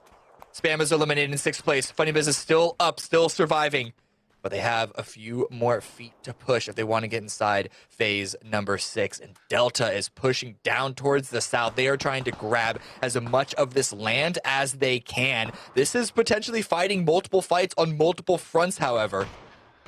Well, Camberghini is doing God's work right now. He got the knock on the back, the trailing member of Third Eye. So they had to leave one behind to go for that res. So Third Eye has not been able to make their full push across the road. Camberghini essentially holding him at bay by himself, while Delta starting to push forward, gets that initial knock on the kickstart. Snakers now will be left to defend, as there he goes. Delta will finish out that kill. 7 kills now for Dynamic, as they are looking fantastic. Let's listen in to hear what their comms sound like as they push this fight. He's got 3 nades. More to the left. He's knocked. No, he's not. He's not. He's one of No, wait. No, it's a good nade now. Listen. There's another team peeking in the back. I've got a guy on me. I'm dead. They had one on my hill. We're fucked. It's a rest of Richie. I knocked compound again, but they're on my hill. We're fucked now.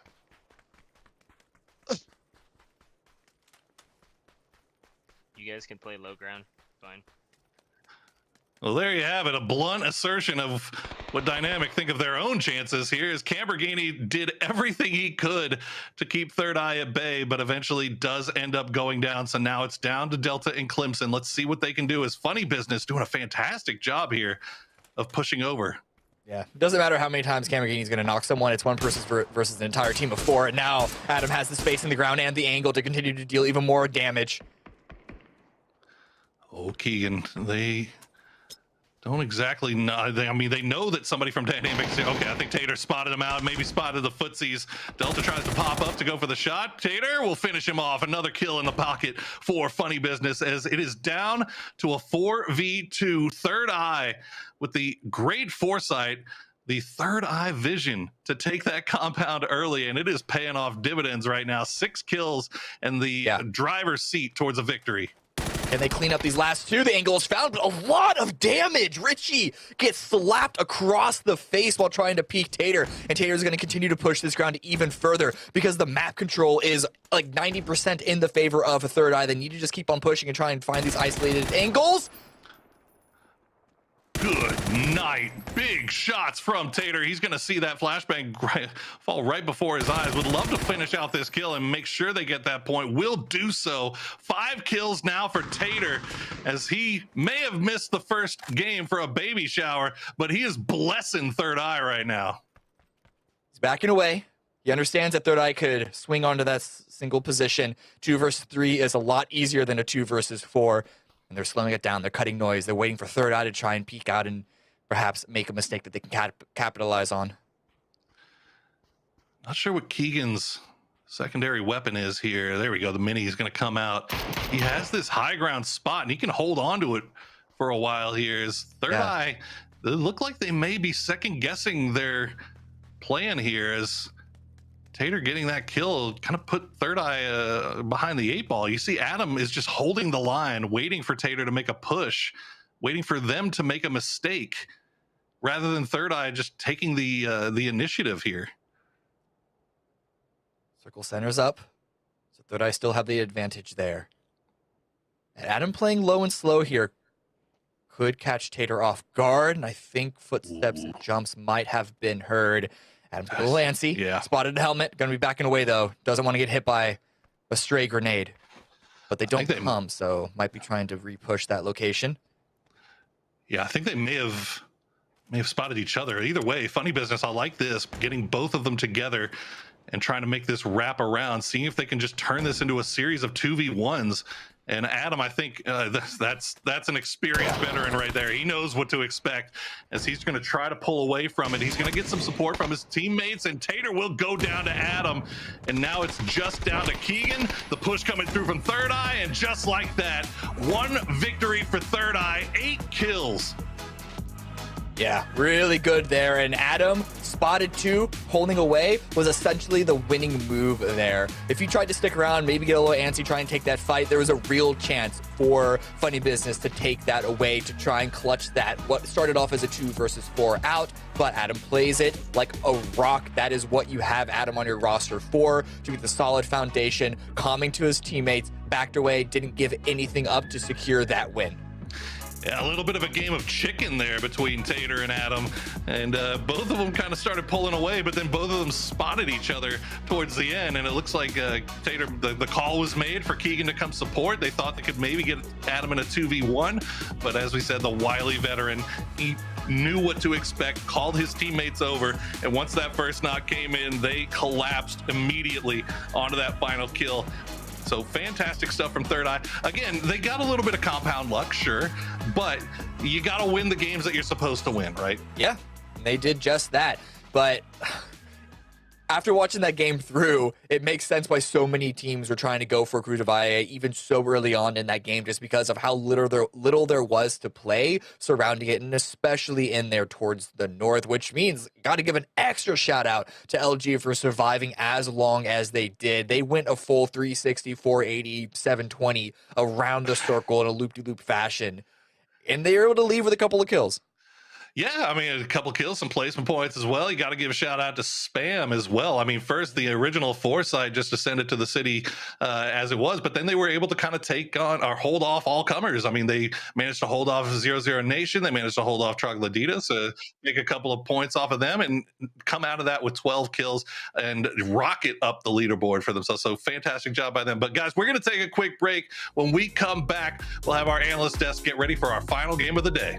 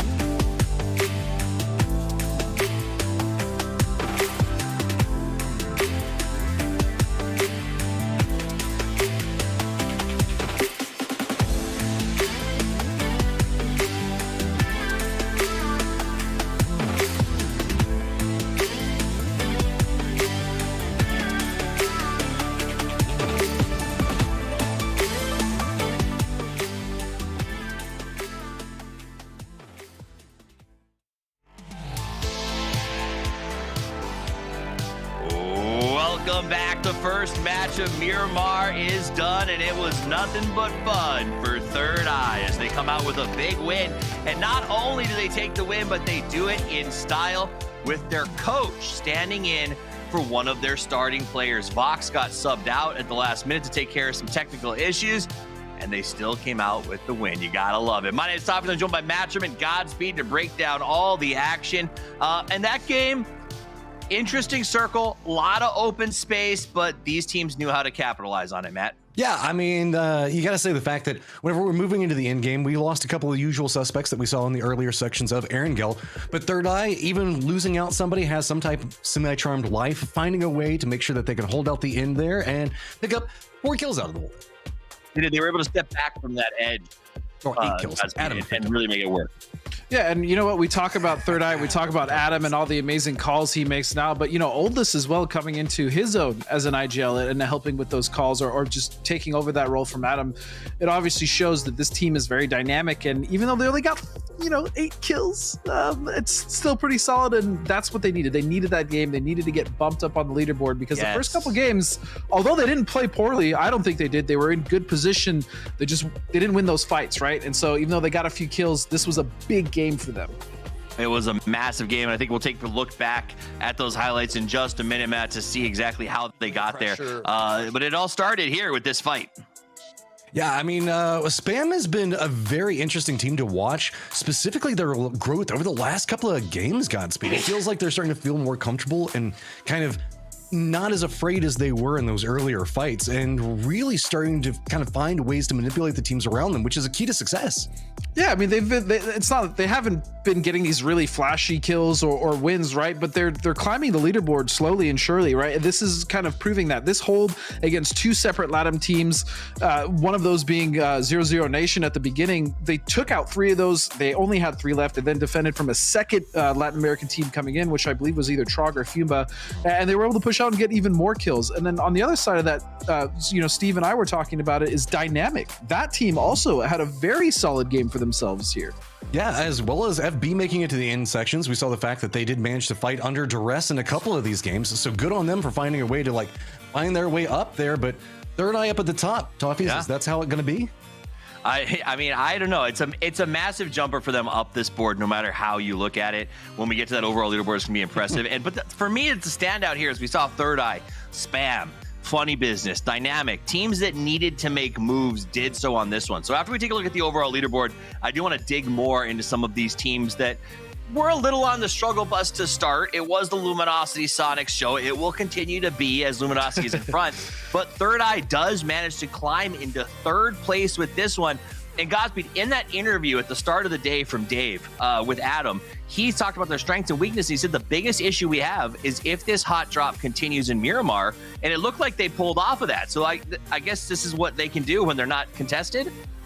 Well, we know what they can do when they're not contested, right? Sure. They're able to push forward, get good position, and hold out teams and get kills. But yeah, I as I said at the start of the cast, I don't really like hot drops. I understand why they happen. I know these teams don't want to just give up their spot or set that precedent. But at the same time, when you're running a tournament of only 15 games, do you really want to spend the first 5 hot dropping and just not getting any points? And so I'm actually really glad that they made that decision. And that's a decision I feel like they probably didn't make lightly, as maybe they wanted to fight, but it was the correct one.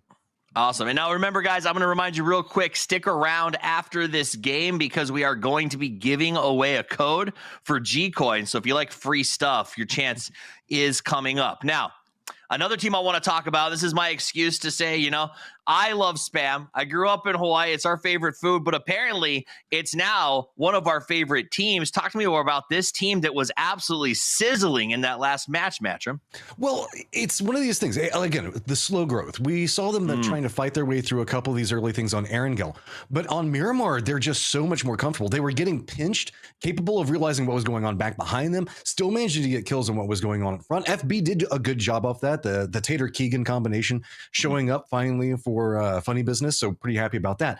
But Spam, I think, is the takeaway from that one, is the fact that it doesn't matter how you cook them right now, it feels like it's going to end up pretty good. And I think you're on the right track. From Spam to Tater Tots, congratulations, Tater. Godspeed, Funny Business has been really strong for a team that got out of the open qualifiers on a technicality. Essentially, we brought up 9 because of a regional move by a team that was already in. They're making the most of this. Yeah, absolutely. And they're staying consistent. That's the most important thing. Sometimes when we see these open teams come through, they'll have like 1 or 2 good games and then they kind of taper off. But it doesn't seem to be the case at all with Funny Business. I mean, that roster, obviously very strong. Tater being the star standout, but Keegan and the rest of them also, T-Sock has experience as well.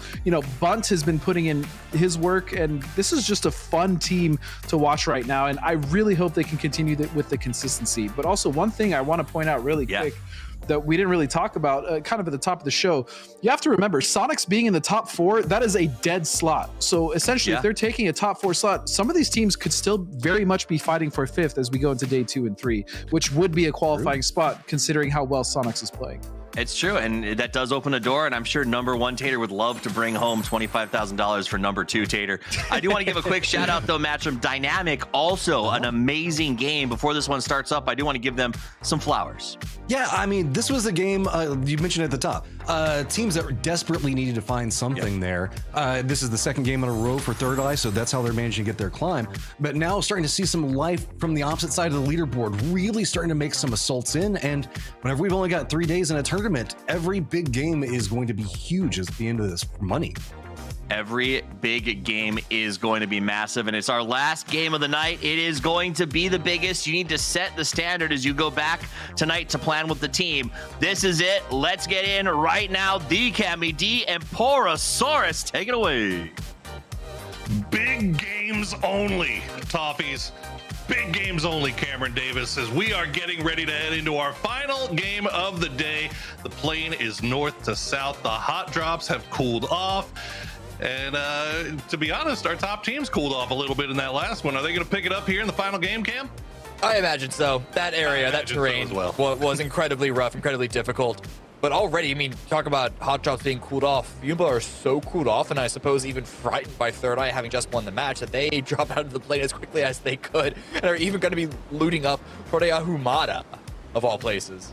Yeah, it ain't great. It ain't great. I don't think they're too terribly concerned about Third Eye getting that dub. But look at all the space actually. Third Eye. It's like after they got the hot drop on Power Grid, they just spread out everywhere. Now do we have another one? As friendly fire, rather? Okay, no. Friendly fire, they're just going for a vehicle. They'll be fine. Ooh, get in. Maybe. Or not. Maybe they'll be fine. Yeah. I assume that this was more vehicles, but if they're staking around here, then maybe not. But let's look at circle number 1. Oh my god, they actually won. Oh my god, Necro action. That scared me. I didn't expect to hear that. That's Sharpshot taken down immediately. So, nope. I guess Troglodytes is just... something must have been said in all chat or in the group chat or something to light Troglodytes up like this. I think that might have just been a little bit of an ambitious car drop from Sharpshot, maybe thinking that Trog would go to Chuma high ground or drop right in the city, and he thought he could get away with it. I think he was trying to pull a fast one there and steal the car away. Unfortunately, Troglodytes was on their P's and Q's. They take out Sharpshot and they gain themselves a point. Meanwhile, Friendly Fire, they're just off to the east, and we see our circle, a lot of water, Cam. Not as much as game number 3. Not as much as game number 3. Milta Power Peninsula, but this is still a fair bit of water in and very, very south. So for Friendly Fire, despite losing 1, they still have a good opportunity to try and get in a premier spot. And for a team that doesn't have any placement points, that might be a move that they want to look for. I mean, we saw during scrims or in the Maestro Invitational that they started off very active, trying to go for kills, and then sort of shored that up, went for a more control placement style. We might be seeing the same transition for them this time around as well. Yeah, I mean, we were talking about it before coming into today's games that Friendly Fire, they had a strategy that was working for them throughout the North American regional qualifiers, and that was just full send, W key, take the fights, get your kill points, make your way through on kill points if you have to. And then throughout this week, through scrims, through the Maestro Invitational, it seemed like they had started pulling back a little bit. They started trying to go for a little bit more position, try to add a little bit more depth to their game, and so far today is whatever luck they were having, I guess, throughout scrims and everything preparing for this weekend, they have just lost it. Like, it is just not there for them so far. So we'll see if they can rally here in the final game of the day. I wouldn't put anything past that squad. They are really, really good. Yeah, there's one thing to be said about the playstyle that they sort of fell into for Maestro, is that it seemed very feast-famine, and it's been famine, but hopefully for game number 5, they can feast. That's always a possibility. In fact, their fight last game against Elevate got really close to going their way. It's not like they completely just folded when someone looked at them. Well, let's look at a couple of other teams. It was down to a 1v1, wasn't it? Oh, I mean, yeah. If he, and it was actually down to a 1v1 with the one guy having next to no HP, but kudos to Elevate, managed to get the heal off and win the fight and get everybody back up and get a little bit more place points and kills in their pocket as we see Sonics making their way into the north side of Los Leones. This is, yeah, I guess, actually, I gotta say, man, I've been watching a lot of Sonics, and I don't ever remember them coming into Los Leones like this. This might be a new strat. It seems to be the case. Looking at what is west of Los Leones, and it actually makes a lot of sense, but STK, having just looted up that city, now down in the midst of the center of the zone. Angles on Systematicos. Vegas can't quite hit the shots. Finally gets one tag in the butt, but not enough time before the line of sight is broken to get that knock. Are they going to send it down, or rather just reconfigure their vehicles? That pressure alone at least gave them some space to try and grab some landmass, and Friendly Fire seems to be taking advantage of that pressure as well. You know, normally on circles like this, we tend to see everybody has their own little spots that they like to play. They have their rotation paths pretty much locked down. We see a lot of circles that end up here. But, Cameron, the thing that's throwing this one off a little bit is that plane. The north to south plane has spread everybody out all across the map and kind of thrown a little bit of a wrench into the whole thing and made things a little bit more complicated. So it's going to be interesting to see if we see a little bit more early game fighting than we might usually be used to seeing on this kind of circle. It seems like a lot of teams really want the area that Systematicos dropped and looted up, and Systematicos, with the widespread that they do have, they could be getting themselves into even more trouble than just Friendly Fire and SDK coming in from the west. Troglodytas are about to hit that very same part of the map. SG, 00 Nation, not too far behind them either. It's only Los Leones that could potentially have its own little pocket of sort of combat congestion. Costa's peeking out right now. He heard the vehicles come on in. Going to see if we can't find an angle. Not great weaponry or even scopes for that. That only means that just send out some shots, try and pressure them away, peacock yourself a little bit, hope that they don't crash you. And that seems to have worked. Hush your mouth, good sir. The M16 is a wonderful gun, fantastic gun. Although you are right, it's no mini. It's no mini. Yeah, the scopes was the important thing. That is primarily the concern as of right now, as we see Troglodytas doing a little bit of repositioning after getting that withering fire from Systematicos, but it looks like they have found themselves a nice little spot to play, although 00 Nation, they do have that high ground. No shots coming through just yet, and this is what I was looking at. LG making that wrap through Los Leones. They're coming right through Sonics. H-Point will spot out Kickstart. The shots come through. The knock will find its way as well. Shrimsy gonna get it. Kickstart's gonna go down pre-10 minutes, and Fantasy Odors everywhere cry. -3. At least the rest of LG can avoid that. But no, this actually is, it's a bit towards the east, but it is a very, very popular spot for Sonics to hold out at. So LG perhaps maybe brain farting themselves, well, I don't know, expecting it to be free. I've seen them play this spot a couple of different times. You're right, maybe not in Circle 1, but they're no strangers to it. But again, this is going back to that plane. The plane going from north to south on this circle is throwing everything off. So Sonics does not, like Sonics usually plays around where Third Eye is right now, around where Oldless is. And this time they now cut through Los Leones. They actually position themselves perfectly to cut LG's rotation path off. So this might just be, I'm gonna go ahead and give Machine Gunner USMC all the credit here and say that Sonics did a little bit of their researching and coaching, led them to a big kill on a Kickstart right there as we check in with Friendly Fire. You think it was targeted though? I'm not gonna say it wasn't targeted. Okay, all right. Mr. Bet hedging right now. Peak versus Spam. Spam's still in the middle of a fight in an urban area once again, trying to throw the momentum further, and What an aggressive, ambitious push, and it's going to work out. Can Selfish try and trade? That's a grenade! Or I thought it was. Oh, okay, it was. It just wasn't cooked at all. Okay. Yeah, a little bit of a raw grenade there, but Selfish really taking the initiative there, not wasting any time going there, pushing. Didn't get the flush, though. So Spam still has hopes here, although that's not going to help. Yeah, that was the wrong grenade. That was supposed to be a smoke, I think.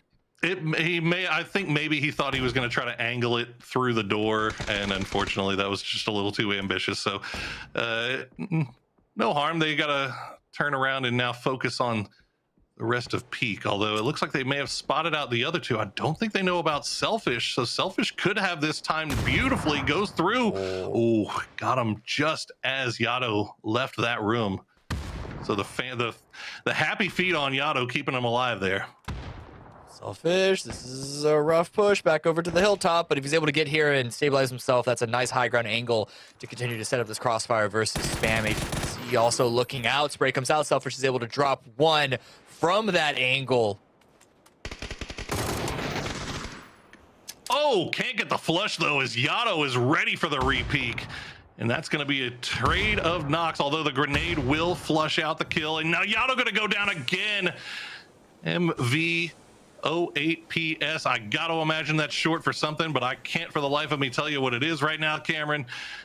As Peak FA going to take this moment to get the res on their fallen teammate. You can see HVZ just looking to see if anything will peak, although it looks like Thoreau's was able to get to his fallen teammate freely to get that res off. And so now we're back up to a 2v2. But this is not in the circle. It's not in the circle. Whatever the numbers are, this is taking way too long. Whoever survives this, if anyone really, is going to be coming to the next zone so late. It's almost like this fight wouldn't even matter. The kill points would be basically all that they can rely on here. And now that HVZ goes down, Selfish once again finds another great angle for another knock. But can they actually confirm this fight to get on the move? Clean sprays coming out from both sides, as Selfish will try to finish things off with the grenade, or the flashbang actually. He's going to make the push here. You got to be careful. You're pushing as a solo. They do get the res off, and it looks like Selfish is going to put things on pause, wait for the rest of his teammates to come and provide him some support, but they know they have to finish this off, as you said, quickly. The circle has moved down to the south, and they have to get on the move once again. Fortunately, they do have vehicles here, though. So MV looking for the angle. They have Spam boxed in. They're just surrounding them like a pack of wolves. He got the window, is going to get spotted, but no real damage traded either way. But it is still information gained for both sides. He was waiting on it too. You could see, just is expecting that peek from that second floor window. Unfortunately, Theraz quick on the Q&E. See Jiggle peeks right back in. Selfish gets there just too late, as they are trying to reposition themselves once again. Careful. That is your own player. Doesn't get the knocks though, so no harm, no foul, as Selfish now working around the outside of the wall. And there you go, he's gonna find Yato with that Molotov. Really good in what you saw in him. The second that the knock went, they're gonna push 3 versus 1. Just put the pressure on and play for the trades. But Theros is able to get HVZ. This is starting to be a bit hairier than they were hoping for. Down very, very low HP. One straight bullet is all that they need. He's got the fanciest feet on earth right now, Theros. He's staying alive somehow, some way. He is just not going down, and the blue has arrived. Theros might actually go down to the blue here, but not before he takes out another one of Peak. Selfish now has to pull away. Theros will go for that heal. No, he's going for the points. Does he not have any meds left? Oh, popped the gun out at the last second. But Selfish is still the only one alive. They got 4 kills. Selfish, all 4 kills himself, but that is it. So far away from the zone. The blue's not doing enough damage that he still can't get there, but it's going to be no expectations here on out. But let's look at the rest of the circle here on the south side. Dynamic finally rotating in from the east right into a compound held by Fiuba. A couple of trades back and forth. Revives happening on the side of Dynamic. It looks like Emmy just away from, okay, they can't get the res. Oh, Capitan heard the footsteps. He's going to go for the res once again. The grenade, pops just a little bit of damage on him. The Molotov not going to fall as well. Dynamic, they know that this res is happening. They just don't know where, and it will come through. Emmy will get his heel off in the smoke as Dynamic has taken the long building. Now, Fiumba has a big decision to make. This is outside of circle, as you mentioned. Do they want to take this fight, or do you want to try to take your losses, get your res, and run? This one's not so far away that you can't stick around for a little bit, but I understand why Fiumba are trying to dismantle themselves from it either way, put themselves in a better position to gatekeep them while they themselves are also in the circle. And because look on the left, Elevate have the angles, a bunch of angles over this, could easily deal damage. And there it is, the retreat is being called, is being executed. They are trying to leave, but where can they go? That compound in front of them, barely in the circle, if you can even call it, and it's just Elevate and Sonic's angles held. It may be enough just to reset, and that might be all they need. Here's 0-0 Nation taking care of Funny Business. Bunt has been flushed out. I believe Funny Business still has 2 alive. Yep, Tater and Keegan, our duo from the end game last game. But 0-0 Nation finding themselves in a nice spot here. Rybo looks like he got left behind, and Dynamic still pushing out. Delta actually getting the call to come back here. And I think that might have, from what you were saying, Sonic's Elevate all have angles onto this, and that might be what's pushing Dynamic back. The only safe spot is in the driver's seat. Down to 2 HP. And Dynamic, yeah, they're not chasing. And that actually does give people the opportunity to pop out and get some trade shots in return to try and get another knock to help get some points. But they're not going to go his way. And now the question is, how can you get to the rest of your team while getting shot at by Elevate and Sonics? Oh, yeah, I think Rybo, realizing that Murano was a little bit too damaged, didn't want to take the chance of getting focus fired down and exploded. So he's going to pull away and see if he can find something else here. Meanwhile, our hero for Peak, Selfish, 4 kills, does manage to find a spot inside circle. But he has a few teams that know exactly where he is. In particular, that was Friendly Fire taking those shots, and it looks like Troglodytes maybe with the high ground looking down onto him as well. Yeah, I think 0-0 Nation too, but they're caught up in an engagement with Funny Business. Dynamic moved up for the east, got north of Fiumba, but they're going to be running into a similar situation. Sonics and LG both with a number of guns trained right onto their position, and well, if a gun doesn't work, a grenade surely will do the trick. Just imagine a line here with Sonics and LG. Dynamic in a very rough position. LG did lose Kickstart earlier, but it does not look like that's slowing them down at all, as the grenade will find Lister, Snakers will find Delta. Dynamic down to 2. LG have to reposition just a little bit to avoid the line of sight of Sonics. They'll find Clemson now as well, and Luminosity trying to make the hard push. You can see the fire coming from range from Shrimsy. Camberghini, the last one up. He's trying to hold the line. Rello will find the angle though, and that's 4 kills in the pocket of Luminosity.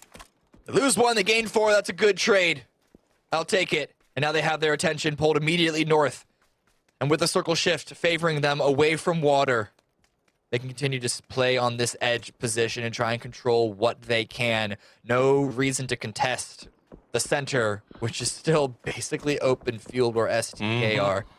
A lot of open real estate in the middle of that field, and STK has vision over all of it. Sonics as well have a little bit of high ground, so they would have vision over that as well. So LG, knowing that Sonics is where they are, will probably just hold on to their edge position here and maybe turn their attention back towards the north. As you said, Decimate started to creep down that direction, but have pulled off since.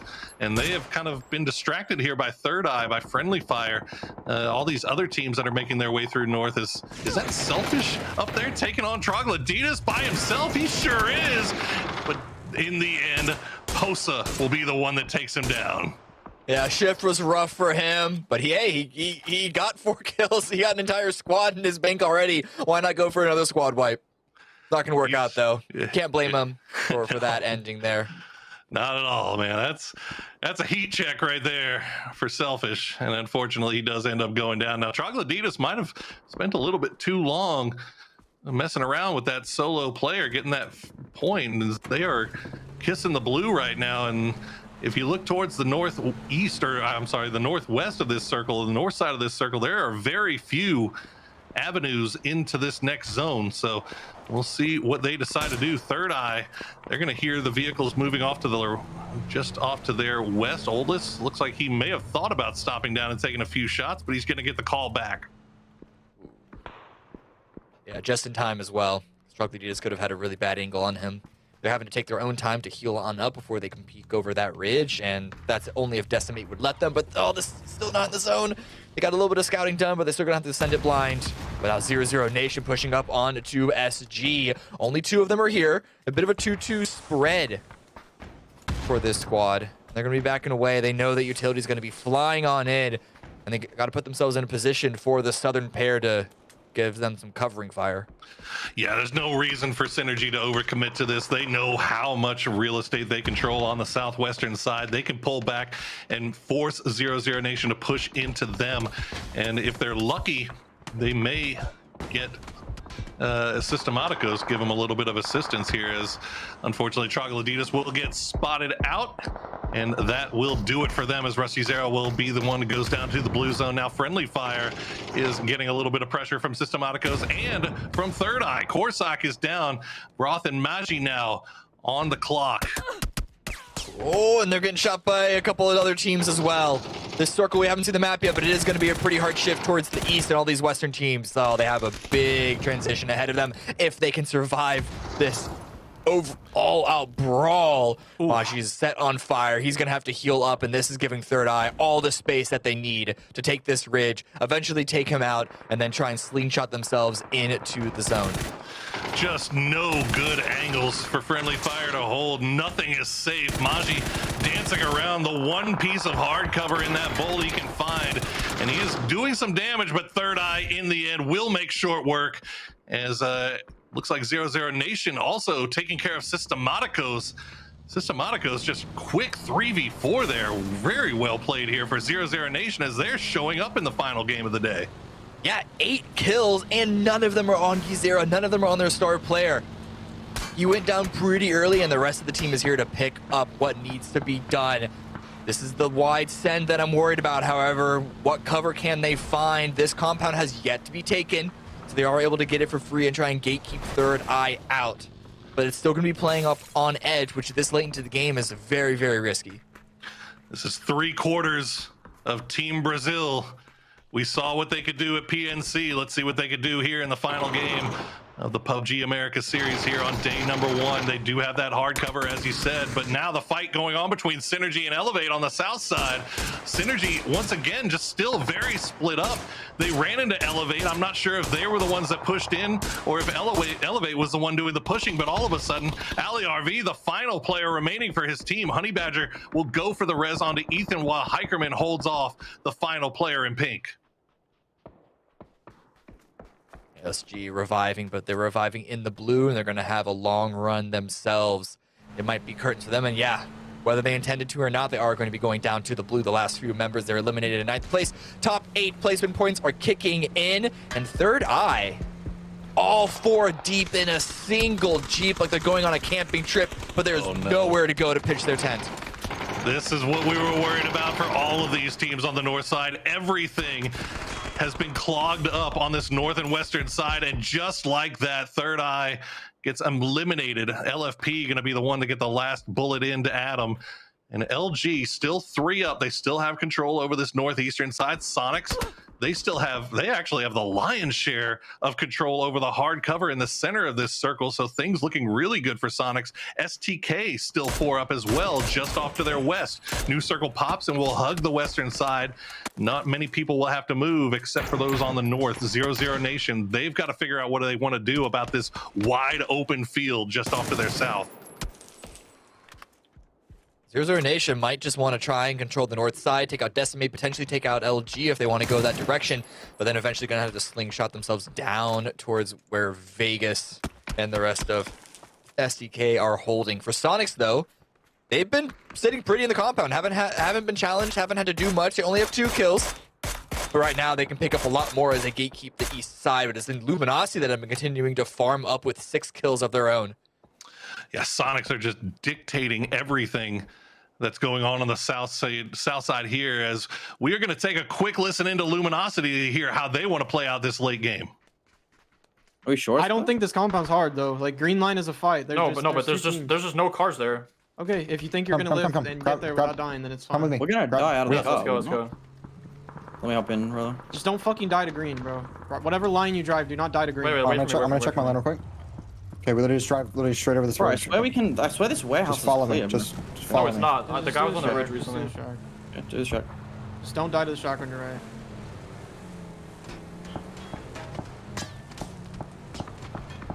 I'm dead, probably. Just hit this wall, hit this wall. I'm dead. Get in the cubby. The cubby's the best spot. There's a guy in it. Oh, there's a guy. It's SDK riding. Get in the SDK cubby. riding. Get in the cubby, Drake. Get in the cubby. Get in the cubby. Get in the cubby.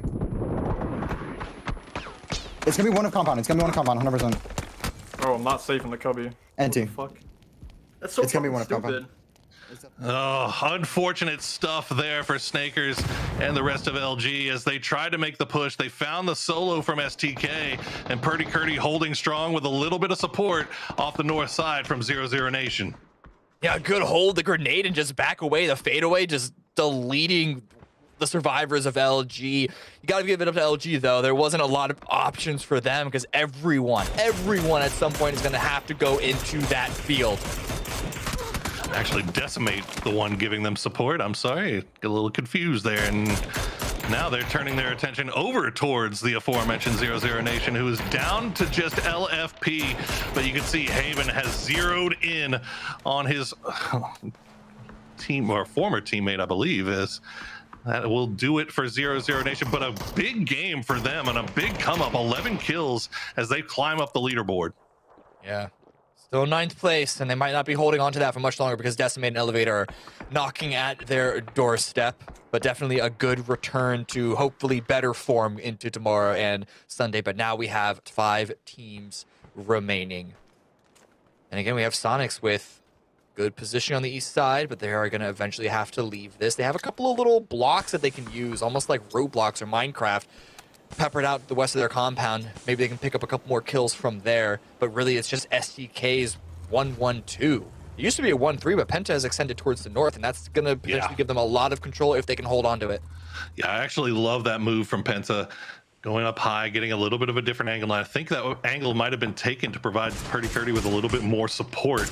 And as I say that, Purdy Curdy actually leaving that building that he was in and pulling back towards his teammate. Meanwhile, Decimate gonna have to try to send it through the open fields.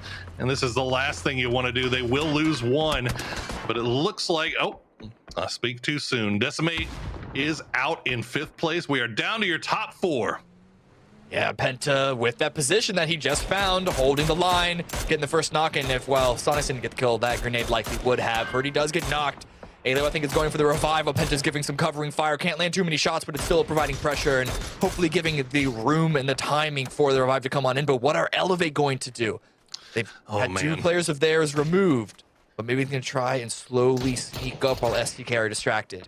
I mean, Sonics had such great position on that high ground. STK selling out and sending Alo to go get the revive onto Purdy Curdy. They want to have 4 up in this late game. It was a very risky play, but they end up pulling it off here as Sonics turn their attention back towards their south side. Fiumba trying to escape the last round will miss. And Capitan and Fiumba, they're going to clean up Ethan. One more up for Elevate. Hikerman hiding in the smoke. He's got next to no HP left. Capitan just waiting for him to show his face. The flashbang comes through. It's going to be a little too far. Capitan gets the kill. One more in the bag for Fiumba. He could actually get this res on the Emmy, I think. And yeah, he's going to go for it. There it is. If he sticks it, he's got the cover of the smoke with the blues coming in. They're going to have to push just a little bit forward. So I don't know if they can get any more points off of that, but it was still a really, really good show by Capitan. Saw the flash come out, knew he just needed to hold that angle. He wasn't going to be blinded, but what can he do now? Running out into the open. Who's going to pick this kill up? It's going to be Shrimsy once again. SQ up to 7 kills. And now the battle of heavyweights. It's not Sonics and LG this time. It's STK and Sonics. Tale as old as time. 4v4 for the final victory here in day number 1 of the grand finals. Sonics, they have a spot inside circle. STK has to move. And you can see there is just no real cover to work with here, Cameron. Yeah, Purdy left that compound that Sonics are now holding ground in. That's because he would have gotten overrun by a number of different teams, but by playing safe, that means that now there's only 2 teams remaining. It just got taken by the opposing side. So they're going to have to try and retake over that area. They have a good north-south spread, but they need to push forward, and Sonics with a really good line. Shrimps, you can see they're on the back with the Overwatch. It's going to make it hard for them to push back in. A knock here for either squad could open up everything, as Sonics will send Mime forward, the bulldog of this Sonic squad, to try to take over as much position as he can. This is the role that Mime plays so well. It's not one that always shows up on the stat sheet, but it is one that has served Sonics in such a big way in so many games. He just dictates what the other team will have to do, forces their hand, forces them to position themselves in bad spots so that the rest of his squad can take advantage. Right now, Mime holding down that hard cover that's closest to Kurt, and Kurt is taking so much damage. Oh, yeah, and that damage was called because Mime pulls out a grenade to try and finish that off. It's going to be Kurt going down, which means Sonics now with a 4 versus 3 advantage. It is looking even stronger in their favor, and not only that, Purdy Curdy being down gives Mime even more space to be a huge nuisance. Oh, and a fresh smoke for Mime. Shrimsy will find Penta as he tries to peek around the edge. Mime will get knocked low. STK. Vegas will get knocked. It's all down to Alo. He's got a tree to his name. He's got the blue at his back. He will lie on his belly to see if he can maybe get 1 point off of this, but the grenades are going to get him low, and Shrimsy will wrap it up. Sonics clutches their fist and finishes off shoot to kill. 11 kills at the end there. They didn't have too many going into, I think it was phase 6 or so. They only had 2 sitting in that compound, but when everyone else started to get funneled into that field, they were just picking up frag after frag after frag. And the timing of knowing when they would be safe to push out and take the space, like, they didn't lose a single individual. 4 alive at the very end is the oldest win condition in the book. And you could talk about the, I mean, just unbelievable fragging power of Tiggleton. You talk about Shrimsy, who has been stepping up in a big way. H-Win has been stepping up as well. But for my money, Cameron, Mime was the reason that Sonics was able to clean that up so cleanly. Being able to make his way to that hard cover to kind of force Purdy Curdy's hand, to force him into a bad position, and to not really allow the rest of the team to do anything. Yep. They couldn't find anything. They had smokes laid down. They were trying to make a move forward, trying to gain some position, but Mime being there was such a threat that STK really couldn't do anything about it. Yeah, absolutely. Mime being completely fantastic, but that is going to be it for us for game number 5. We're going to be going to a break, I believe, before we come back with more content before we wrap up the day. And LG making that wrap through Los Leones. They're coming right through Sonics. H-Win will spot out Kickstart. The shots come through. The knock will find its way as well. Shrimsy going to get it. Kickstart's going to go down pre-10 minutes. And fantasy owners everywhere cry.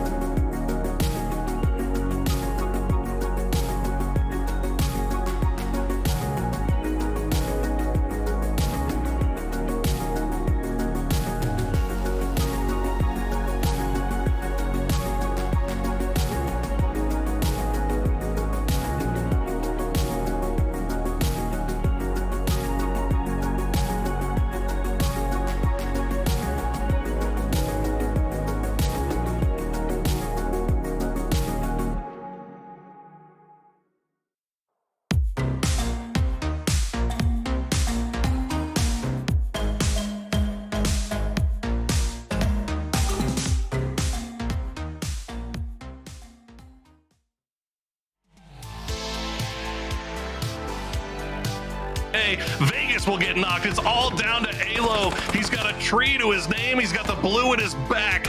He will lie on his belly to see if he can maybe get 1 point off of this, but the grenades are going to get him low, and Shrimzy will wrap it up.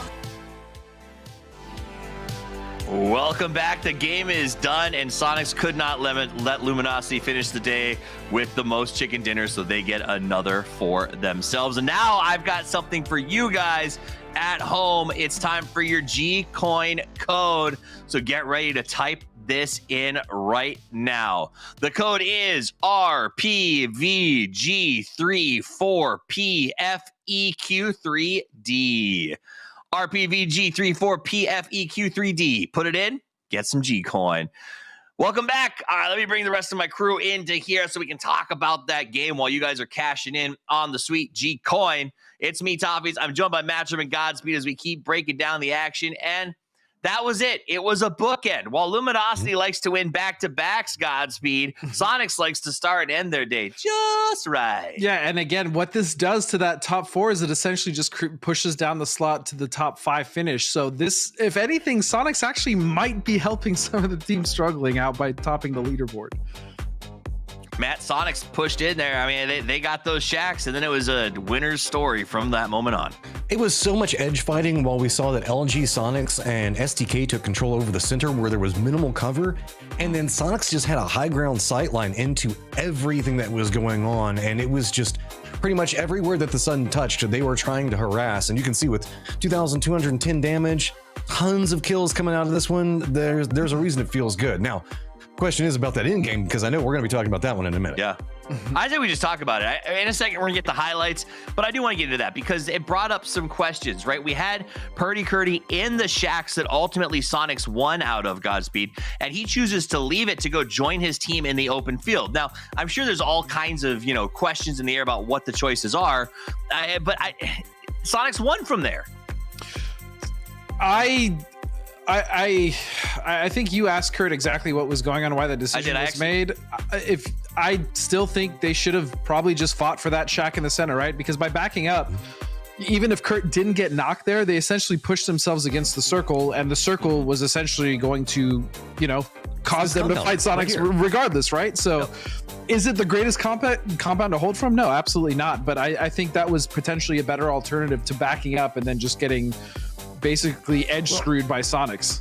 Yeah, because they retreated, then because Purdy's holding that area, they retreat, Purdy goes down, they have to go res Purdy, and then they retreated to the back of the wall. So they just handed the end game over to the Sonics. And while yes, Sonics do have an approach into the compound, surely some cover is better than none. There's also counter utility and stuff too. Yeah, sorry, go ahead, Steve. Purdy messaged me, and I asked him, and he did say that it felt like it was a free push for Sonics with no windows, and they had the crates to cover them, and 2 mollies would wipe out the team if all 4 were clustered in there. So he decided to just try to make something work from the field. I can respect that. Making decisions in the moment can be tricky. So right decision, wrong decision, not my job to figure out, but I got to tell you guys why the decision was made, which is always kind of fun. Let's look at the match leaderboard. Sonics 21 points coming off the back of that game. These guys know how to put it up there. 0-0 Nation and Decimate do manage to show up. Thank goodness Decimate's finally making a move, Matt, because I put Haven on my team and it has been a rough morning.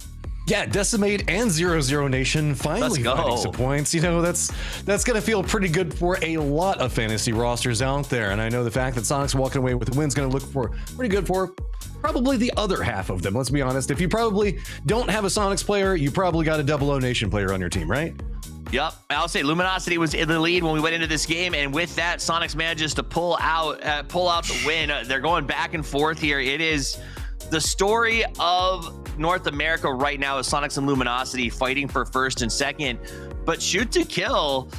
This is not where I expected to see that. I know I expected Sonics and Luminosity Godspeed to have a big day one. I thought STK would be a lot closer. Yeah, the fall off is actually quite vast. I mean, even from second to third, right? And then even moving from there, the fall off to 7th is only 10 points. So it's really just the top 2 spots that are holding and cannibalizing all those points. And yeah, I knew I knew Luminosity and Sonics would be competitive and towards the top, but this is just crazy.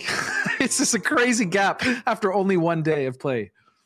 It is a crazy gap. And honestly, I was hoping that Dave would get this, because Dave said he was going to go out and try to find the reason that this was happening, and he did. So I just got word that Dave was able to get the coach, the old coach from STK, to maybe give us some insights into why the game's working so well from Sonics, and maybe can even get some insight into why some of the other teams are struggling out there. Let's go to Dave now, where he's talking to the Sonics coach. I still got to get used to that. Gunner. Yeah.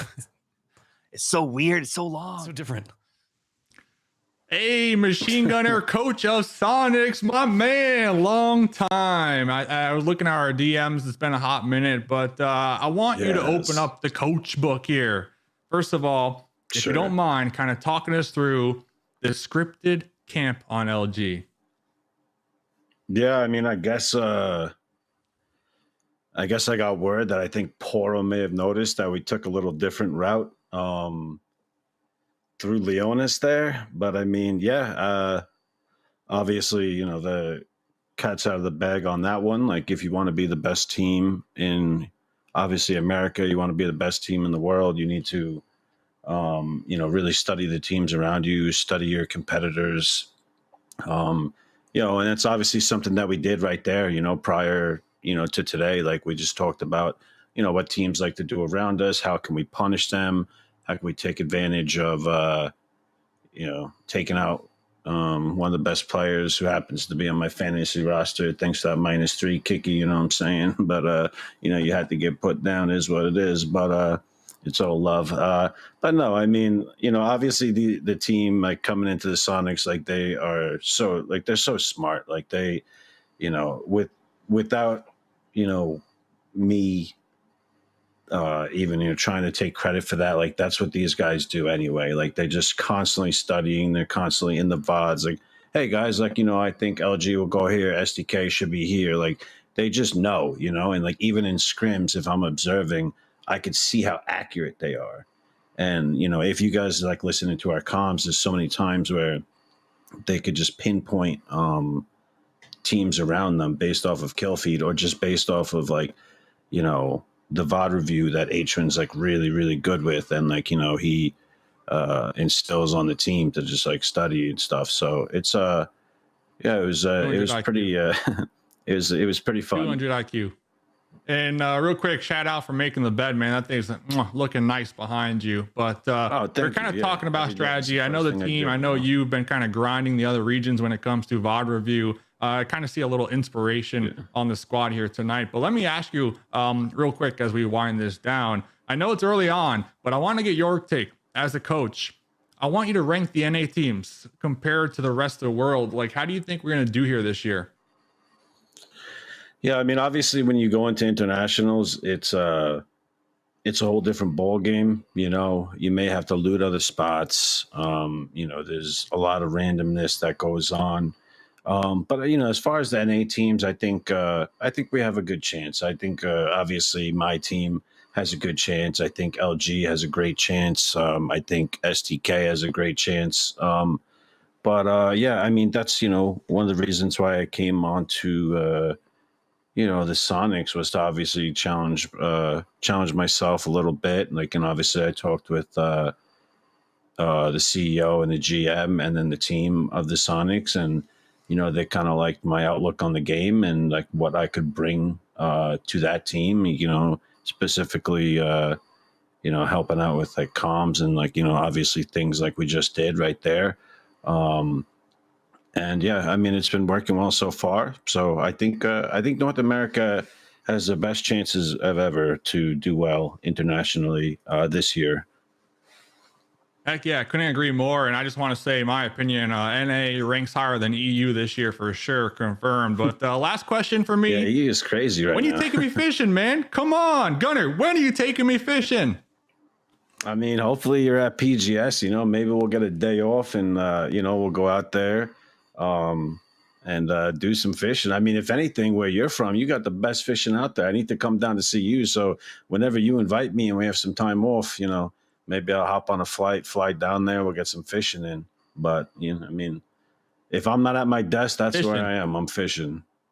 Heck yeah, fishing with the boys. You heard it here first. Well, thanks, Gunner. I'll catch you tomorrow, man. I'm going to bring back the other boys from the desk. Little jealous, I got the invite for fishing. What do you think about that, fellas? It sounds to me like he said you got to bring him to Florida to do some fishing, and I want to come too. So I'm just going to go ahead and invite myself on this charter fishing ship that is building up. So we're going to do that together, I promise you, at some point. Awesome interview. Welcome back, everybody. I loved what he said about analyze your opponents. That is the Gunner way. I remember when he first started coaching SDK, I was sitting next to him and he had this notepad, and it was moment to moment timing of every single team in the lobby, when they rotated, where they rotated from, where they stopped. And it seems like that's what he does well. And is that, I mean, Godspeed, when you talk about having a coach at the pro level, what do you think Gunner brings? Is it that organization? What drives a good coach at this level? Well, to be fair, I've only ever had one coach, and it was Poro. Oh my! And it was for stock. It was stock GLL, right? And unfortunately, Slam, right? We didn't really use. To be fair to him, we did not use him the way that we should have, right? But so I'm speaking of someone who hasn't really had a coach, but a coach can bring a lot of wonderful things, a wealth of not only opportunity but just knowledge, right? The most important thing is an outside perspective. When you're playing and you're in the server, there's a lot of things that you obviously have to keep track of, a lot of things that you're thinking about, and there may be some other things that you're not thinking about. As a coach, you're able to relay that to the team.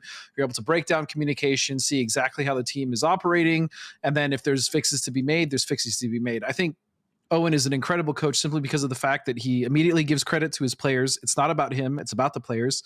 And he even said it himself. I mean, and I said it during game 1 or game 2 when we heard Sonic's comms. Their ability to pinpoint where teams are is almost second to none. It's incredible. LG also very good at this. But Sonic specifically, I mean, Huynh knew exactly what team was on the sound side. He knew how many players were left. And, when you're a coach, it makes it so easy to come in and coach a team like that. And I think Owen is a wonderful coach. He has a great mind for the game, as Sonics has obviously realized.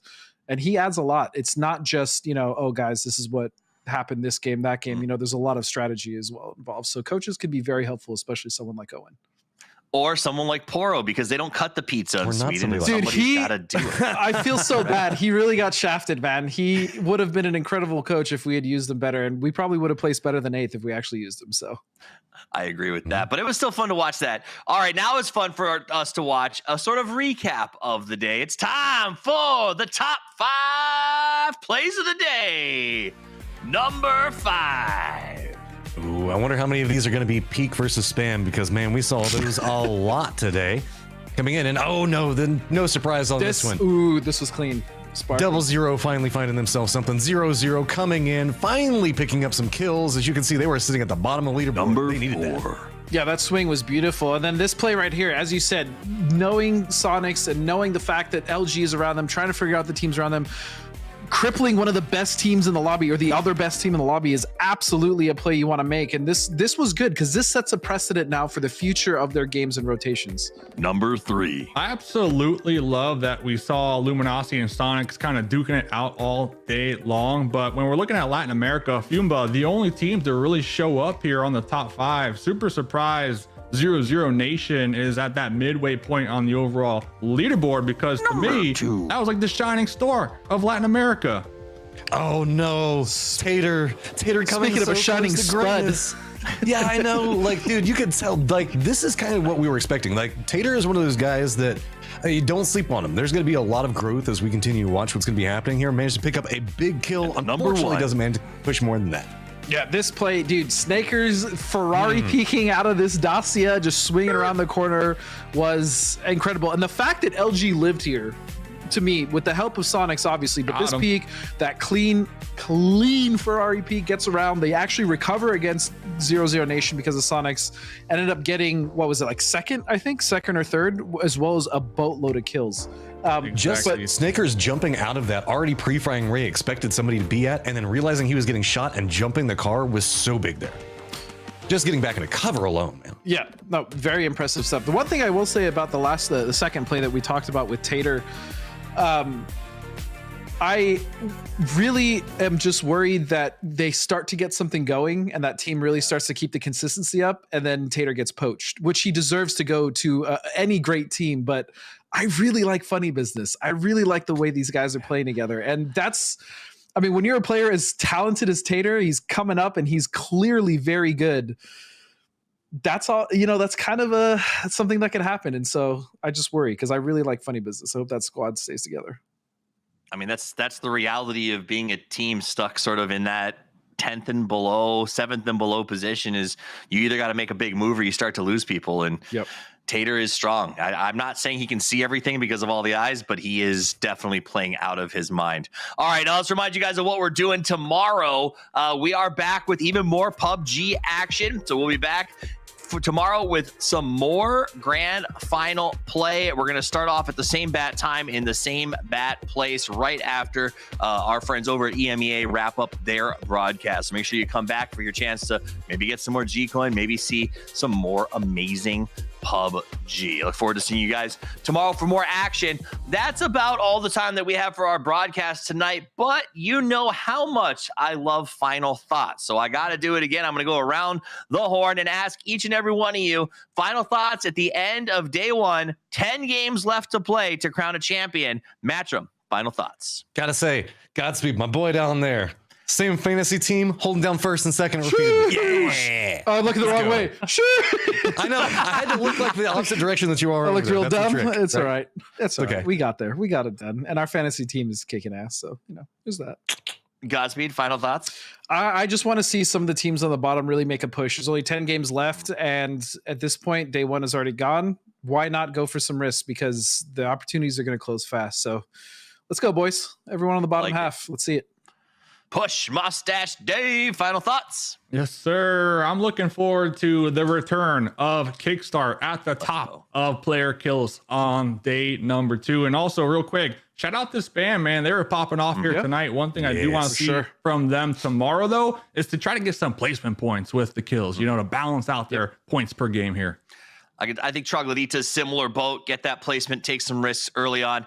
Guys, that's it for us. Thank you so much for watching. On behalf of everyone here, Crafton, everyone at PUBG, myself, Matchroom, Godspeed, Mustache Dave, Porosaurus, and Cammy, thank you so much for watching. And until we see you tomorrow, play more PUBG. It's just always so logical, so clean. You can tell he knows every single dip and corner. Survive it depending on where they go. I imagine they're going to try to wrap around a little bit and just go through the smokes. Oh no, they're pushing the solo member of Fiumba. Yep. Looks like they scouted this well. They just jump out, going for the spray into it. Comms.